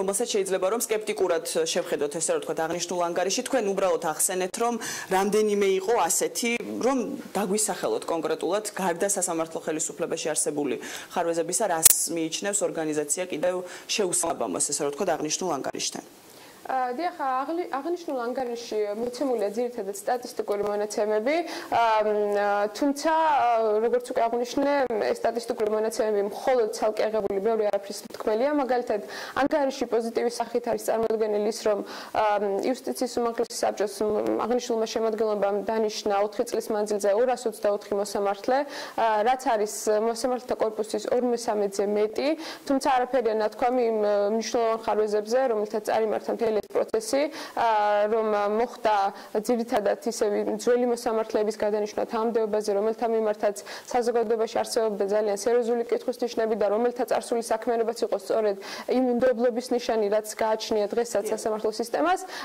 და აი სწორედ ამაზე არის საუბარი, რომ აქ არის მხოლოდ წარმოდგენილი მშრალად სტატისტიკური მონაცემები და ეს სტატისტიკური მონაცემები მხოლოდ ცალკე აღებული არ ნიშნავს მე მინდა ახლა რომ ქალბატონ აზის გადავცე უბრალოდ სიტყვა და აუცილებლად ბატონო ვახტანგ დაგიბრუნდებით ძალიან მოკლედ მაშინ თუ შეიძლება ძალიან მოკლედ და ქალბატონ აზიც მინდა რომ აუცილებლად პირველეს ყოვლისა მინდა ქალბატონ ოლიგოს უთხრა რომ ნამდვილად ერთ-ერთი უმნიშვნელოვანესი მეხსიერებასთან დაკავშირებით და ჩვენ ეს ტრადიციად ვაქცევთ მაგრამ დამოუკიდებლობასთან დაკავშირებით რომ არ ვახიაროთ ის ფაქტი რომ თუნდაც 2009-2012 წლებთან შედარებით სულ მხოლოდ 3-ჯერ მოხდა 3 უარყოფა აღკვეთი ღონისძიებების შეფასებასთან დაკავშირებით მოსამართლემა გაბედეს და 3 შემთხვევაში 3 წლის განმავლობაში და 2016 წელს მარტო 1 წელიწადში ახლა გამჭვირვალობაზე და დამოუკიდებლობაზე მინდა ავსვათ დამოუკიდებლობაზე მარცხაჯულების დამოუკიდებლობაზე მეტყველებს თუნდაც ის ფაქტი რომ 3 წლის განმავლობაში პროკურატურის შუამდგომლობა მხოლოდ 3 შემთხვევაში უარყეს და 2016 წელს 174-ჯერ 98%-ით გაიზარდა და დამოუკიდებლობას აი ეს უარყოფა კი ბატონო შეაფასოს და ამის უარყოფა საზოგადოებამ უნდა იცოდეს რომ რამდენად თამამად მოსამართლებდა მარცხაჯულებამ საპირისპირო გადაწყვეტა პროკურატურა და ის ფაქტი რომ ნოტარიუსის როლს ასრულებდა მოსამართლე ეს თუ შეიძლება ქალბატონსაც მივცემ საშუალებას და ცხადია დაგიბრუნდებით ქალბატონაზი თქვენ ამჟამადაც ბრძანდებით საბჭოს წევრი და თქვენი შეფასება როგორია თუნდაც აღნიშნულ ანგარიში ჩამოთვლილ პუნქტებთან დაკავშირებით მაგალითად რაზეც ქალბატონმა ოლიკომაც გაამახვილა ყურადღება ეს არის სასამართლო ხელისუფლება და იქ არსებული ეს იქნება პროგრესი თუ გამოწვევები რაც დღემდე რჩება და საერთოდ რა არის ის რაც დღემდე ვერ გამოსწორდა ესე რომ თქვა და ვერც საბჭოს საქმიანობამ ვერ დაგვანახა ეფექტიანი შედეგი დღევანდელ დღემდე მოგესალმებით, დიდი მადლობა გადაცემაში მოწვევისთვის. მართლაც საინტერესო საკითხი და მნიშვნელოვანი, მით უმეტეს რომ ეს არის პრინციპში პირველი ანგარიში, რომელიც გამოსცა იუსტიციის უმაღლესმა საბჭომ აი ასეთი ფორმით. მე ვფიქრობ, რომ ეს არის მნიშვნელოვანი, რომ ანგარიში არსებობს და ისიც მნიშვნელოვანია, რომ დაუშვათ საზოგადოებას აქვს შესაძლებლობა რომ განიხილოს დაუშვათ რა მიღწევები აქვს საბჭოს და თვითონ შეაფასოს დაუშვათ რა ხარვეზები იყო მის საქმიანობაში. უბრალოდ მინდა გითხრათ, რომ ეს ანგარიში არასახავს მხოლოდ საბჭოს საქმიანობას რეალურად, ვინაიდან როგორც იცით, საქართველოში განხორციელდა 3 რეფორმა ძირითადი ბოლო წლების განმავლობაში, გულისხმობ 2012 წლის შემდეგ, როდესაც ხელისუფლება შეიცვალა, 3 რეფორმა, 3 ტალღა, რომელსაც ასე უწოდებენ და ამ პერიოდის ფარგლებში ბუნებრივია საბჭოც შესაბამისად ახორციელებდა შესაბამის საქმიანობას, ცვლიდა თავის გადაწყვეტილებებს, რეგლამენტს, მის საქმიანობას შეუსაბამებდა რეფორმებს. ამ პირიქით ხშირად იყო ესეთი შემთხვევები, რომ პირიქით ხდებოდა მაგალითად საბჭომ თავად შეიმუშავა მოსამართლეთა კრიტერიუმები, რომელიც შემდეგ უკვე კანონში, ორგანულ კანონში, რომელიც საერთო სამართლოების საქმიანობას არეგულირებს, უკვე აისახა. ანუ ეს რეალურად მე ვფიქრობ, რომ თავად ანგარიში არის საინტერესო, ძალიან ბევრი ფაქტია მასში აღნიშნული, თუმცა იყო გამოწვევები საბჭოს საქმიანობაში, ძალიან ბევრი და ალბათ უკეთესი იქნებოდა, რომ ამ გამოწვევებზეც ყოფილიყო საუბარი. თუმცა მას აქვს სტანდარტული გამოწვევების შესახებ ინფორმაცია. ანგარიშის ბოლოს ასეთი თავიც ხდება, თუმცა კარგი იქნებოდა რომ უფრო კრიტიკული ყოფილიყო საბჭო ამ შემთხვევაში, ვინაიდან მართლაც ბევრი გამოწვევა იყო. ერთ-ერთი ყველაზე მნიშვნელოვანი, რომელიც ახალს რჩება, ეს არ არის მხოლოდ ასე ვთქვათ წინა შემადგენლობის ასე ვთქვათ ხარვეზი, რომ აღვნიშნოთ, ეს არის პლურალიზმი საბჭოში, ვინაიდან დღესაც არის ის ფაქტი, რომ ძალიან ხშირად უმრავლესობა არის ხოლმე ერთ მოსაზრებაზე ნებისმიერ მნიშვნელოვან საკითხთან დაკავშირებით. თქვენ შეგიძლიათ ახსნათ, მე ბატონ ვახტანგს აუცილებლად ვკითხავ, რომ იმ პერიოდში თქვენ საქმიანობდით. საერთოდ რატომ შეიძლება რომ დღესაც საუბრობდეთ იმაზე, რომ საბჭო შეიძლება არ იყოს დაკომპლექტებული კვალიფიციური, დამოუკიდებელი წევრებით. ეს ხშირად ხდება ხოლმე, ესე რომ ვთქვათ, განხილვის და საუბრის საგანი და რეზონანსულია ძალიან ხშირად თქვენს დამეთანხმებით ალბათ. რატომ ვერ აღმოიფხვრა დღემდე ეს პრობლემა და რატო აჩნდება კითხვის ნიშანი? პრობლემა იუსტიციის უმაღლეს საბჭოში, როგორც იცით, პირველი ტალღა, როდესაც განხორციელდა რეფორმი, სწორედ ამის შედეგად მოხდა ის, რომ შეიცვალა შემადგენლობა და მასში შესაძლებლობა გახდა რომ ყოფილიყვნენ წევრები, არამოსამართლე წევრები, მაგალითად როგორც მე, რომელიც პარლამენტმა ირჩია, ან პრეზიდენტის მიერ დანიშნული წევრი. ანუ ეს რეალურად გახდა შესაძლებელი რეფორმის შედეგად, რაც ძალიან კარგია, მაგრამ აქ არის საუბარი იმაზე, რომ როგორც იცით, 8 მოსამართლეს ირჩევს მოსამართლე კონფერენცია და როგორც წესი, წინა შემთხვევაში წესი იყო, ასე იყო თავიდანვე და მერეც ასე გაგრძელდა. როგორც წესი, ისინი ძირითად საკითხებზე, მტკივნეულ თემებზე, რაც საზოგადოებას აქვს საკმაოდ ბევრი კითხვა, მნიშვნელოვანი, ასე ვთქვათ, დამოკიდებულება, კრიტიკული პოზიცია, არიან ხოლმე ერთ პოზიციაზე. ამიტომ ეს არის მნიშვნელოვანი, რომ პლურალიზმი იყოს საბჭოში და ეს გაგრძელდეს რეფორმები მიმართულებით, რომ შესაძლებლობა გააჩნდეს, ვინაიდან ეს არის იმ ტიპის ორგანო, სადაც თითოეული წევრის მოსაზრება, თითოეული წევრის პოზიცია არის ძალიან მნიშვნელოვანი, მას აქვს ერთი ხმა, გადამწყვეტი ხშირ შემთხვევაში, ამიტომ თითოეული ხმა არის საკმაოდ მნიშვნელოვანი, ძლიერი, ასე ვთქვათ, ამიტომ არის საინტერესო, რომ როგორ გააგრძელებს საბჭოს საქმიანობას. რაც შეეხება თქვენ გამჭვირვალობა ახსენეთ, არ შეიძლება ეს რომ არ აღვნიშნოთ, ვინაიდან საბჭოს სტომები წლების წინ ნამდვილად არ იყო ღია და შემდეგ უკვე საზოგადოებას მიეცა შესაძლებლობა რომ სტომებს დასწრებოდა და უშუალოდ მიიღო მეტი ინფორმაცია რა ხდება საბჭოში, როგორ მიმდინარეობს პროცესი, მუშაობის, სტომების, ასე ვთქვათ. ამიტომ ეს ძალიან კარგია, თუმცა მე მქონდა ინიციატივა, რომ ეს უფრო გახდეს ეფექტიანი და უშუალოდ ის დოკუმენტაცია, რომელსაც საბჭო ამზადებს, ის ანგარიშები, არ ეხება მხოლოდ ანგარიშებს, ბუნებრივია, და უშუალოდ პროექტებს, რეგლამენტის ცვლილებებს, ნებისმიერი სახის პროექტს, რომელიც არის გადაწყვეტილება, ხშირ შემთხვევაში იუსტიციის უმაღლეს საბჭოში, ამიტომ ეს უნდა იყოს როგორც პროექტის სახით ღია თავიდანვე, რომ საზოგადოებრივ საბჭოს საქმიანობა უმეტესწილად საკმაოდ ჩაკეტილია და უცნობია ჩვენთვის, თუნდაც მედიის წარმომადგენლებისთვის, ხშირად პირადად ჩემთვისაც არ არის ხოლმე ხელმისაწვდომი და რეალურად წვდომა მე იმ ინფორმაციაზე ან რესპონდენტებზე, რომლებიც არიან კომპეტენტური სხვადასხვა საკითხებთან მიმართებით, ხშირად არ მქონდა აქამდეც. ბატონო ვახტანგ, თქვენ რას ფიქრობთ, რა შეიცვალა უშუალოდ საბჭოს საქმიანობაში ბოლო წლებში და ღიაობა საბჭოში, რამდენად ხელმისაწვდომია თქვენ კულისებში საუბრობდით მედიასთან კომუნიკაციაზე თუნდაც და რამდენიმე სიტყვით რომ შეეხოთ ამ საკითხსაც. ბატონო ოლიკოს, რომელსაც პატივს ვცემ, მინდა უპასუხო, რომ მან ერთი წყარო მოიყვანა იმის თაობაზე, რომ უარყოფითი მართლმსაჯულების დამოუკიდებლობასთან დაკავშირებით, მაგრამ არსებობს სხვა წყაროები, მაგალითად, რეიტინგებზე საუბრობდა რეიტინგებთან დაკავშირებით, სანდოა და ერთ-ერთი რეიტინგი ისიც არის, რომ მსოფლიო ბანკის მიერ ჩატარებული კვლევების მიხედვით სამართლის უზენაესობა სწორედ საშუალო შემოსავლების ქვეყნებს შორის აღმოსავლეთ ევროპაში და ცენტრალურ აზიაში პირველ ადგილზე აღიარებული იქნა საქართველო. იმავდროულად Freedom House-ის ანგარიშის მიხედვით იქაც 2016-2017 წინსვლა დამოუკიდებლობის კუთხით შეინიშნება. ეს უბრალოდ ზოგადად. რაც შეეხება გამჭვირვალობასო და სწორედ ჩვენ თუ შევადარებთ, გაგბალდატონო ელენე, წინა წლებს ჩვენთან გარეშე პირების მოწვევის ინსტიტუტი შემოვიღეთ.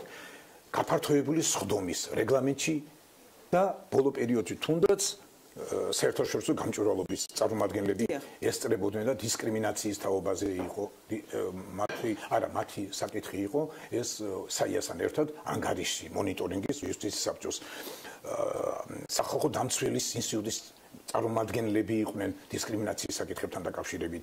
მოწვეული იყვნენ საერთაშორისო ექსპერტები ნაფიც მსაჯულთა ინსტიტუტთან დაკავშირებით და ასე რომ რეგლამენტში პირდაპირ ასახულია გაფართოებული და მათი მონაწილეობა უფრო მეტიც ქალბატონი ნაზი რომელშიც მონაწილეობდა ერთობა ალტერნატიული ასოციაცია. იმის სწავლას მუდმივად ედოდა ხშირად საშუალება ჰქონდათ გამოსვლისას. ესეთი რამ ადრე წარმოუდგენელი იყო დასწრებაც, მონაწილეობა და ასე შემდეგ. იმავდროულად შავით წერი ამის აღსრულებაც რეალურად ხდებოდა ამ პერიოდში.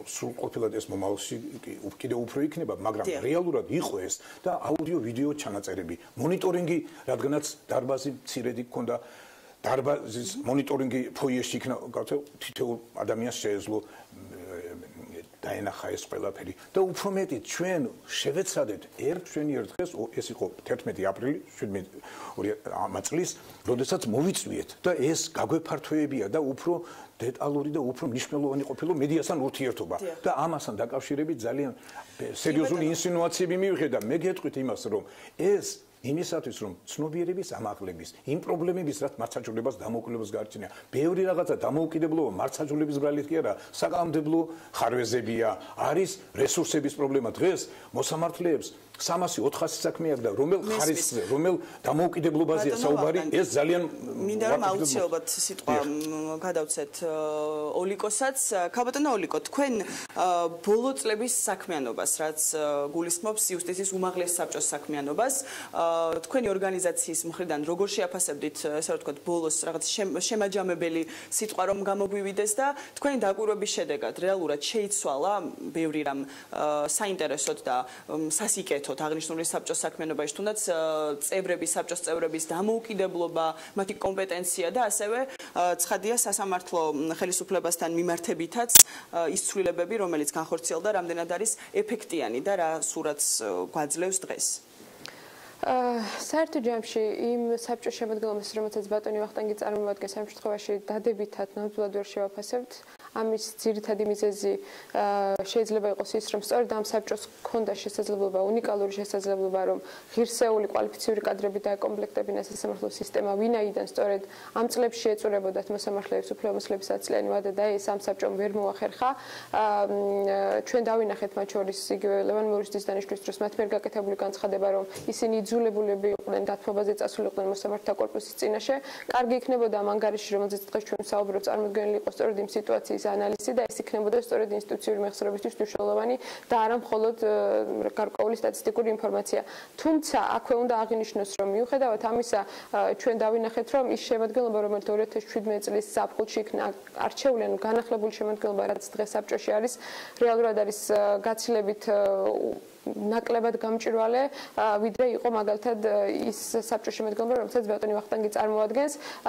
სამწუხაროდ ჩვენ ხედავთ მაგალითად იგივე გამჭვირვალობის მიმართულებით რომ ავიღოთ, რომ ეს საბჭო, ახალი საბჭო ძალიან საგანგაშო, ასე ვთქვათ, სიგნალებს აგზავნის, მაგალითად ის სტრატეგია, რომელზეც ჩვენ საუბრობთ, მართლმსაჯულების სტრატეგია 5 წლიანი დაიწერა არასამთავრობო ორგანიზაციების საკმაოდ ჩართულობით, თუმცა ახალმა საბჭომ უკვე ამ სტრატეგიის შესრულების სამოქმედო გეგმებში არასამთავრობო ორგანიზაციების ჩართულობაზე უარი თქვა და ეს უარი თქვა მიუხედავად ჩვენი განცხადებული თხოვნისა.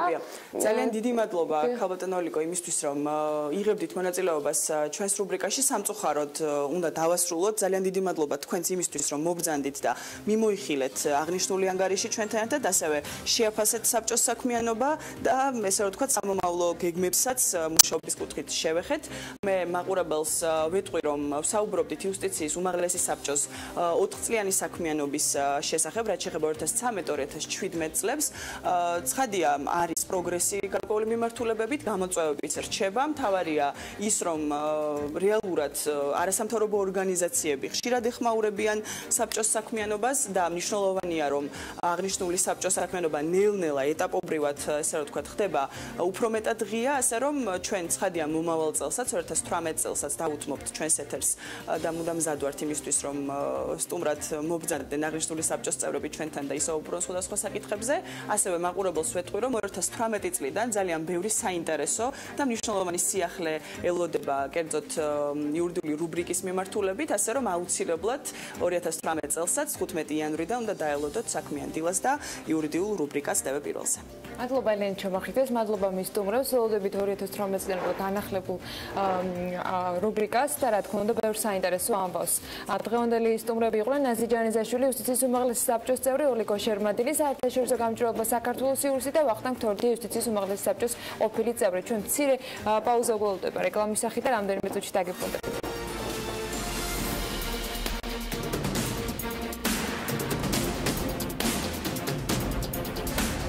გადაცემის სპონსორია მრავალფუნქციური პროექტი Axis Towers-ი, თანამედროვეობის ახალი სტანდარტი.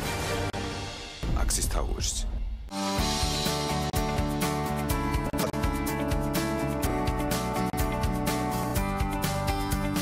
გადაცემის სპონსორია ახალი ნათება. ახალი ნათება, მე ვირჩევ სინათლეს. გადაცემის სპონსორია კურორტი კოხტამი დარბი. გადაცემის გენერალური სპონსორია სამშენებლო მასალების კომპანია ნოვა. წარმოება, იმპორტი, ექსპორტი. ნოვა.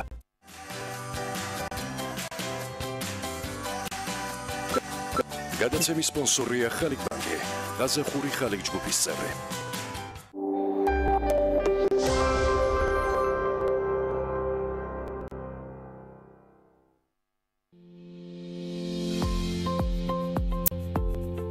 მონტაჟ ჯორჯია ეს არის კომპანია, რომელიც ზრუნავს თქვენს უსაფრთხოებაზე. მონტაჟ ჯორჯია ცენტრალური მართვის სისტემები. მონტაჟ ჯორჯია ჩვენ მართავთ ენერგიას. შეიძინე ბინა Green Hill Residence-ში 15 იანვრამდე სააქციო ფასად. გადმოდი ჩვენთან. თეგეტამ უკვე მოგიმზადა საახალწლო საშუქარი 50%-მდე cashback-ის აქცია. შეიძინე თეგეტაში ზამთრის საბურავები, ზეთები, ანტიფრიზი, აკუმულატორები, ფილტრები, ნაწილები საუკეთესო ფასად, ისარგებლე უპროცენტო განვადებით და დაიბრუნე 50%-მდე გარანტირებული თანხა. დაგვირეკე 2-26-44-44. მეგობარი, მინდა მომყვებოდეს მხარდამხარ. მომცეს мотивация. მომეხმაროს მიზნის მიღწევაში. მაჩვენოს მეთლის მეორე მხარეც. მირჩიოს მიმართულება მარცხნი თუ მარჯვნივ. ჭირდება იყოს მოქნილი, რომ მომერგოს. მითხრას მხოლოდ მართალი. მენდოს და მივენდო.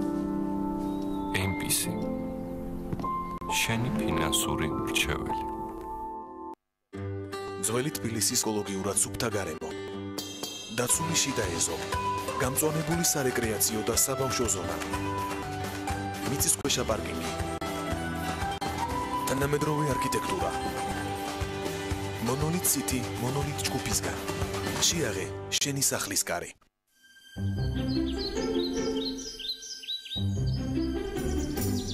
აბა ბავშვებო, რომელიც ზღაპარი გინდათ, რომ მოგიყვეთ ნაცარქექია გინდათ თუ კომბლე? ტკბილი ზღაპარი გინდა. წითელ ქუდა? ყველაზე ტკბილი ზღაპარი გინდა.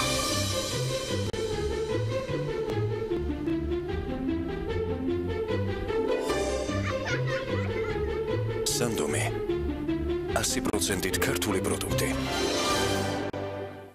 დავეპირველის ინტერნეტ პარტნიორია My Video-ში. იხილეთ ყველა ვიდეო My Video-ზე.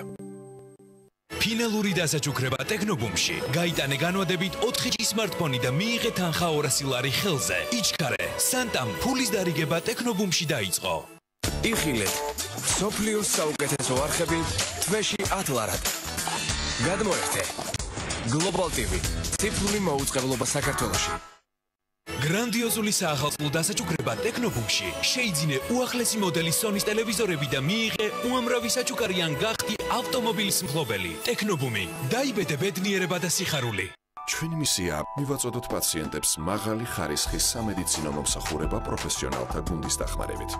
ელიზაბეთ ბლეკველის ჰოსპიტალი ISO სერტიფიკატის მფლობელია. დიაგნოსტიკა და მკურნალობა საერთაშორისო სტანდარტების შესაბამისად.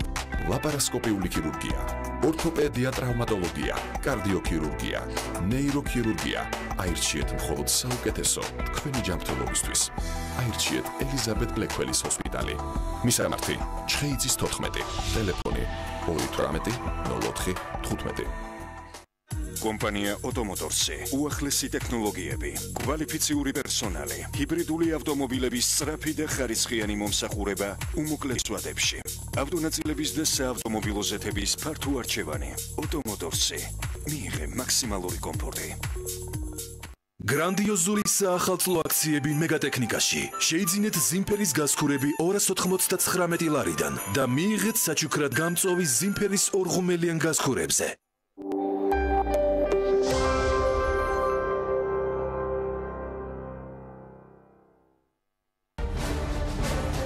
გადაცემის სპონსორია მრავალფუნქციური პროექტი Axis Towers-ი, თანამედროვეობის ახალი სტანდარტი. Axis Towers.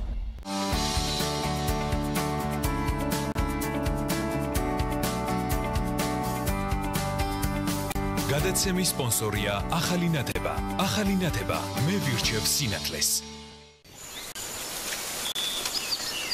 გადაცემის სპონსორია კურორტი კოხტამი დარბი. გადაცემის გენერალური სპონსორია სამშენებლო მასალების კომპანია ნოვა. წარმოება, იმპორტი, ექსპორტი. ნოვა.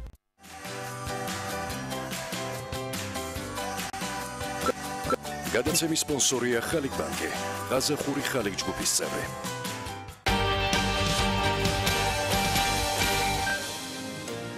წინა საახალწლოდ მოგეხსენებათ, ბევრი წიწვოვანი მცენარე იჭრება ხოლმე ხანდახან იმისთვის, რომ სახლებში და სამსახურებში შეიქმნას ერთთვიანი საახალწლო განწყობა. ამ პერიოდში ცოცხალ ნაძვებზე დიდი მოთხოვნაა, მათი მოჭრაკი საკმაოდ დიდ ზიანს აყენებს ეკოლოგიას. ამ რეალობაში წელს სპორტის სასახლესთან საშობაო ბაზრობაზე საახალწლო ნაძვის ხეების გვერდით დამწვარ ნაძვის ხეებსაც იხილავდით. ეს ბორჯომიდან ჩამოტანილი დამწვარი ნაძვის ხეები იქნება გამოფენილი. ეს გახლავთ კრეატიული სააგენტო ლივინგსტონის და ტრიპექსის სოციალური აქცია, რომელიც ბორჯომის დამწვარი პარკის აღდგენის მიზანს ატარებს. ჩვენ სტუმრები გახლავთ გიორგი ავალიანი, ლივინგსტონის კრეატიული დირექტორი და ესე იგი თამოთელია ტრიპექსის სტრატეგიული პროექტების ხელმძღვანელი. მოგესალმებით, დიდი მადლობა სტუმრობისთვის. ალბათ მოჭრილ ხეებს ის კომპონენტიც უნდა დავამატოთ, რომ ხალხი თბება მოჭრილი ხეები და წიწვოვანს და ფოთლოვანს არ არჩევს და ეს ზრდის ალბათ სტატისტიკას. თორე წინა საახალწლოდ არ ამგონია, ალბათ ბევრიც არ ეჭრება კონკრეტულად ამ მიზნისთვის. დავიწყოთ პირველი აქციის მიზანი რა არის, რისი მიღწევა გსურთ ამ აქციით და რამდენად დიდია რეზონანსი და ხალხის ინტერესი არ ეხამუშებათ წინა საახალწლოდ დამწვარი ნაძვის ხეების სახში მეტანა, რამაც სულ იმათ ხო არ განეხილავენ წინაპირობად მომავალ წელს გადავიბუგოთ, რაღაცა ეგეც არ ძახიან. ხო, წელს პრინციპში, ანუ წელს თქვენ ცით რომ სტიქიამ საკმაოდ მძლავრად შემოგვიტია და ჩვენ გვსურს რომ აი რაზიანიოდან მაინც ამსუბუქოთ ახალი ტრადიციის დანერგვით, რაც მართული არის იმისთვის, რომ წელს შესაძლებელი ეს ერთი ნაძვის ხის სახლში დადგმასთან ერთად ერთი ნაძვის ხე დავგოთ იქ სადაც ყველაზე მეტად გჭირდება და ამისთვის არსებობს ტრიპექსი, რომელიც იდეალურად ერგება მიდეშემ ამ სიტუაციას. ტრიპექსის ამ სქემამდე მივალთ, მით უმეტეს რომ ჩვენ გვისაუბრიო იმ სახლებზე, რომელიც მათ აქვთ. მინდა ვიკითხო ეს დამწვარი ნაძვის ხეების მაინც ადგილზე თბილისში ჩამოტანა, სხვა რეგიონებში გატანა, რატომ გადაწყვიტეთ? ანუ რა ფორმაში არჩიეთ ზოგადად? იმიტომ რომ პირველი როცა მე შეთომ მკითხო რაღაცა ცუდის ნიშანი შეიძლება იყოს, მაგრამ ძალიან გამიკვირდა ჯერ ეს დამწვარი ხეები რომ ფოტოზე დავინახე, ადგილზე არ მინახავს, მაგრამ მეორეს მხრივ გამიშთა კითხვა აუცილებელი იყო რომ ამ ფორმით წარმოგვიდგინან დამწვარი ნაძვის ხეები რეალურად შეიძლება ვიღაცას გაუშვდეს სურვილი, მაგრამ სახში წაიღებენ თუ არა, კითხვა ცოტა ისეთი არის რა. არ მგონია რომ მაინც ბევრს დააინტერესებს. იყო ასეთი შემთხვევები, როცა წაიღეს, ან თქვენ რატო გაგიჩნდათ რომ ასე გეჩვენებინათ, რომ რეალურად ასეთი შედეგი მივიღეთ ზაფხულის ტრაგედიით? პრინციპში ამ აქციის მიზანი არის მხოლოდ ის, რომ უბრალოდ ყურადღება მხოლოდ საზოგადოების ყურადღება რომ მივიქციოთ და შევახსენოთ რომ ეს ტრაგედია კვლავ რეალური არის ძალიან თვალსაჩინო არის უბრალოდ რადგან ყოველდღე პრინციპში არ ჩანს არ უყურებ შეიძლება იმდენად პრობლემატური არ ჩანდეს მაგრამ სიამდვილეში კვლავ დაახლოებით 1300 ჰექტარი ყე არის გადამწვარი რომელსაც ტრიფექსის როლი რა არის თუ ვიყიდი ამ დამწვარ ნაძვს ამით რა ანუ ამით ის რომ თვითონ ინდივიდს ანუ ეს თავისი სოციალური პასუხისმგებლობა აქვს ამ გადამწვარი ბორჯომის ტყის წინაშე და ზოგადად ბუნების წინაშე და ტრიფექსი უბრალოდ საშუალება არის იმისი რომ ანუ პერსონალური ხე ქონდეს ბორჯომთან ეს დამატებით რეალურად მე ვყიდულობ ახალ ნაძს დამწვარი კი ანუ რეალურად ის დამწვარი ნაძვი ანუ კარგ საქმეს ემსახურება ანუ ის სხვა კუთხით რო შევხედოთ რა ანუ ეს დამწვარი ნაძვი არის სიმბოლო იმისა რაც ჩვენ სქემა როგორ მუშაობს ამისი ახსნა სქემა არის ის რომ ანუ რეალურად ხალხს ქონია რომ უნდა იყიდოს დამწვარი ნაძვი მაგრამ ამ დროს ჩვენ ვრგავთ ამ ხეს ბორჯომის ხეობაში ანუ რეალურად ეს დამწვარი ნაძვი არ იყიდება ის ხე რომელიც ბორჯომში უნდა დაირგოს და შემდეგ უკვე მოხდეს ამისი პერსონიფიცირება და იმ პერსონაჟზე მორგება ვინც ყიდულობს ამ ხეს და ხდება ეს მიეთითება ანუ სახელები ქვიათ ხო კონკრეტულად კი ანუ ეხლა კონკრეტულად ამ კამპანიის და ზოგადად წინა საახალწლოდ გვაქვს სასაჩუქრებ ბარათები რომელიც გულისხმობს ხის დარგოს რომელიც შეიძლება ნებისმიერ ადამიანს აჩუქოთ ვინც თქვენთვის ძვირფასი არის და ზუსტად ამასაც ვიყენებთ და ასევე ვებგვერდიდანაც შეუძლიათ მომხმარებლებს ამ ხის შეძენა ანუ შეგიძლიათ რომ სახელი დაარქვათ ხეს ან პირდაპირ ვინმეს აჩუქოთ ამ ვებგვერდიდან ან ეს ბარათი გადასცეთ ფიზიკურად და მერე უკვე ავტომატურად ამის დამადასტურებელი ელექტრონული სერტიფიკატი მისცეს ადამიანს რომ აი კონკრეტულად ბორჯომის ტყეში დაირგო ეს ხე უკვე როდესაც რეალურად დაირგვება ეგზავნება ფოტოსურათი და გეოგრაფიული ადგილმდებარეობის კოორდინატები იმისთვის რომ დარწმუნდეს რომ ნამდვილად თავისი ხე დაირგო და დარწმუნდეს რომ ანუ თუ სურვილი ექნება ნებისმიერ დროს შეუძლია რომ მივიდეს და GPS კოორდინატებით მოძებნოს საკუთარი ხე. და მორთოს იქ. თუნდაც კი. ანუ ერთი ხე სახლში საახალწლოდ მე უფრო ხელოვნურს მივანიჭებდი უპირატესობას და მეორე რეალურად ახალი ნაძვი ტყის შევსებისათვის გამოხმაურება მაინტერესებს ამ აქციის თუ შეგვიძლია უკვე თქვა როგორი იყო როგორ შეხვდნენ ანუ მე ფოტოთი ვნახე და ძალიან დავინტერესდი და ადგილზე ვიც ნახა რა რეაქცია ჰქონდა და რამდენად აღქმადი აღმოჩნდა მათთვის ეს შეთავაზება. სხვათა შორის ანუ დიდი ინტერესი გამოიწვია მართლაც იმიტომ რომ ირგვლივ ანუ ვინც გაიგო ყველა ჩერდება ხდება ეს დამწვარი ხეები რატო გვაქვს დღეს აქ როცა იუსო სიმწვანე არის ხო იმ ტერიტორიაზე და ანუ მე ხვდება აი ბორჯომი კი აი ჩვენს ბორჯომიდან ვართ და ძალიან გვტკივა და ანუ ვინც არ იყო ბორჯომიდან იმათაც ანუ ჩვენი ტკივილი არის და კი და ანუ ადგილზე ამოიღო იყიდა ადგილზე ის სასაჩუქრე ბარათი რომელიც გულისხმობდა უკვე ხის დარგვას და ანუ მხოლოდ ერთ ადგილას არის შესაძლებელი ამ აქციის ნახვა და შესაბამისად გარდა იმისა რომ თქვა ვებგვერდით შეიძლება საჩუქრის გაკეთება ან ყიდვა დამწვარი ხეებით აქცია მხოლოდ სპორტის სასახლესთან არის? ჯერჯერობით სპორტის სასახლესთან არის, მაგრამ გეგმავთ რომ ანუ სხვადასხვა ლოკაციაზე გავშალოთ და ანუ უფრო მეტად მასიური გახდეს ეს კამპანია და რაც შეიძლება უფრო მეტმა ხალხმა გაიგოს ამის შესახებ რომ რაც რეალურად გვტკივა მართლა ბორჯომის ხეობა ყველაზე დიდი და დანარჩენი ტერიტორია რაც საქართველოს მასშტაბით გადაიწვა გასულ ზაფხულს და უფრო მეტი ადამიანის ყურადღება მისცეთ არა მარტო ქართველების რატომაც არა უცხოელებისთვისაც მე მგონი საინტერესო იქნება. ასეთი აქციისგან ეფექტს რამდენად ელოდებით, რამდენად არის ხოლმე ზოგადად ასეთი ვიზუალიზაციით გაკეთებული კამპანიები ეფექტური და რამდენად უფრო მეტად ახდენს ან უფრო ნაკლებად ახდენს გავლენას პოტენციურად დაინტერესებულ ადამიანებს. ამ შემთხვევაში ორი ცალი ნაწილი გვაქვს პრინციპში ამ კამპანიის ერთი არის ვიზუალური შოკი რომელიც უბრალოდ ყურადღება უნდა მიიქციოს ადამიანების და ვფიქრობთ რომ ეს ფორმა რაც ავარჩიეთ და ეს ადგილი იდეაში ტრანზაქციის ერთმანეთს ძალიან კარგად ავსებს მაგრამ არანაკლებ მნიშვნელოვანი არის ის გზა რითაც ვცდილობთ რომ პრობლემა რომ ავგვაროთ ანუ ახალწელს ძალიან ბევრი ტრადიცია გვაქვს და გვინდა კიდევ ერთი ის არსებობის ტრადიცია ჩვენს ქვეყანაში როცა მართლაც ჭირდება გრძელვადიან კამპანიად რომ ყოველწლიურად და ამ ბორჯომის ტყეპარკის აღდგენა საუკუნეზე მეტი ჭირდება იმ შემთხვევაშიც თუ ძალიან მოვინდომეთ და დამკვიდროთ ესეთ ტრადიციად რომ ყოველწლიურად პრინციპში ასე უყურებთ საუკუნოვან პერსპექტივაში ვფიქრობ რომ ძალიან მნიშვნელოვანი არის მსგავსი აქტივობის დაწყება ან ოდესმე უნდა ვთქვათ რომ ეს არის იდეაში აუცილებლად საკეთებელი და ვფიქრობ რომ ფორმაც და დროც არის ძალიან ეს ფორმაც ესეთი განმეორებადი იქნება თუ ფორმატ კონცეფცია არ შეიცვლება რომ მოდი აი ნამდვილი ხე დავრგოთ სადმე იმის პარალელურად რო სახლში რაღაც მორთულ ხეს დავდგავთ რომ სინთეტიკურს ან ნამდვილს სპეციალურად ამისთვის გაზრდილს თუ ფორმაში იქნება რაღაც ცვლილებები ამ კონცეფციის გარშემო როგორ გრძელვადიან პერსპექტივაში როგორ ხედავთ ფორმას ალბათ აუცილებლად შევცვლით იმიტომ რომ და ისიც პრინციპი დიდი იმედი გვაქვს რომ მოვალში რახანძარი უნდა დაგვინდობს ან უფრო ისე ვიქნები ჩვენ მზად ამ მსგავსი პოპოკარის სტიქიებისთვის, მაგრამ გვინდა რომ ტრადიციად დარჩეს, ანუ ყურადღებას მივიქცეთ სხვა ფორმით, მაგრამ მნიშვნელოვანი არის, რომ ახალი ნაძვები და არა მხოლოდ ნაძვები შეემატოს იმ ადგილს, სადაც რეალურად ძალიან დიდი ზარალი მიგვედგა ამ ზაფხულს განვითარებული ხანძრის შედეგად. მე წარმატებას გისურვებ და უფრო მეტ გამოხმაურებას, მე დაინტერესებულ ადამიანს და არა მხოლოდ ამ გამხმარი ხეებიდან გამომდინარე. მადლობა გიორგი ავალიანს, ლივინგსტონის კრეატიულ დირექტორს და თამოთელიას ტრიპექსის სტრატეგიული პროექტების ხელმძღვანელს. დღეს ფოტოშორის აღმოჩნდა, რომ Forbes-ის წლევანდელი გამარჯვებულების აი, დილით ვაიფიშერზე ვისაუბრეთ, ეხლა ტრიპექსით გავაგრძელეთ. საინტერესო ამბები გვაქვს მოკლედ საქმიან დილაში. კიდევ ერთი ჩარტვით უნდა გავაგრძელოთ ეთერი. 2018 განსაკუთრებით მომზადებული კომპანია i-ტექნიკი ხდება. Apple-ისთან ოფიციალურ პარტნიორობასთან ერთად კომპანიამ უკვე მომხმარებელს განახლებული ვებგვერდით შესთავაზა და გაუმჯობესებული მომსახურება. კიდევ ბევრი სიურპრიზი აქვს დარწმუნებული ვარ.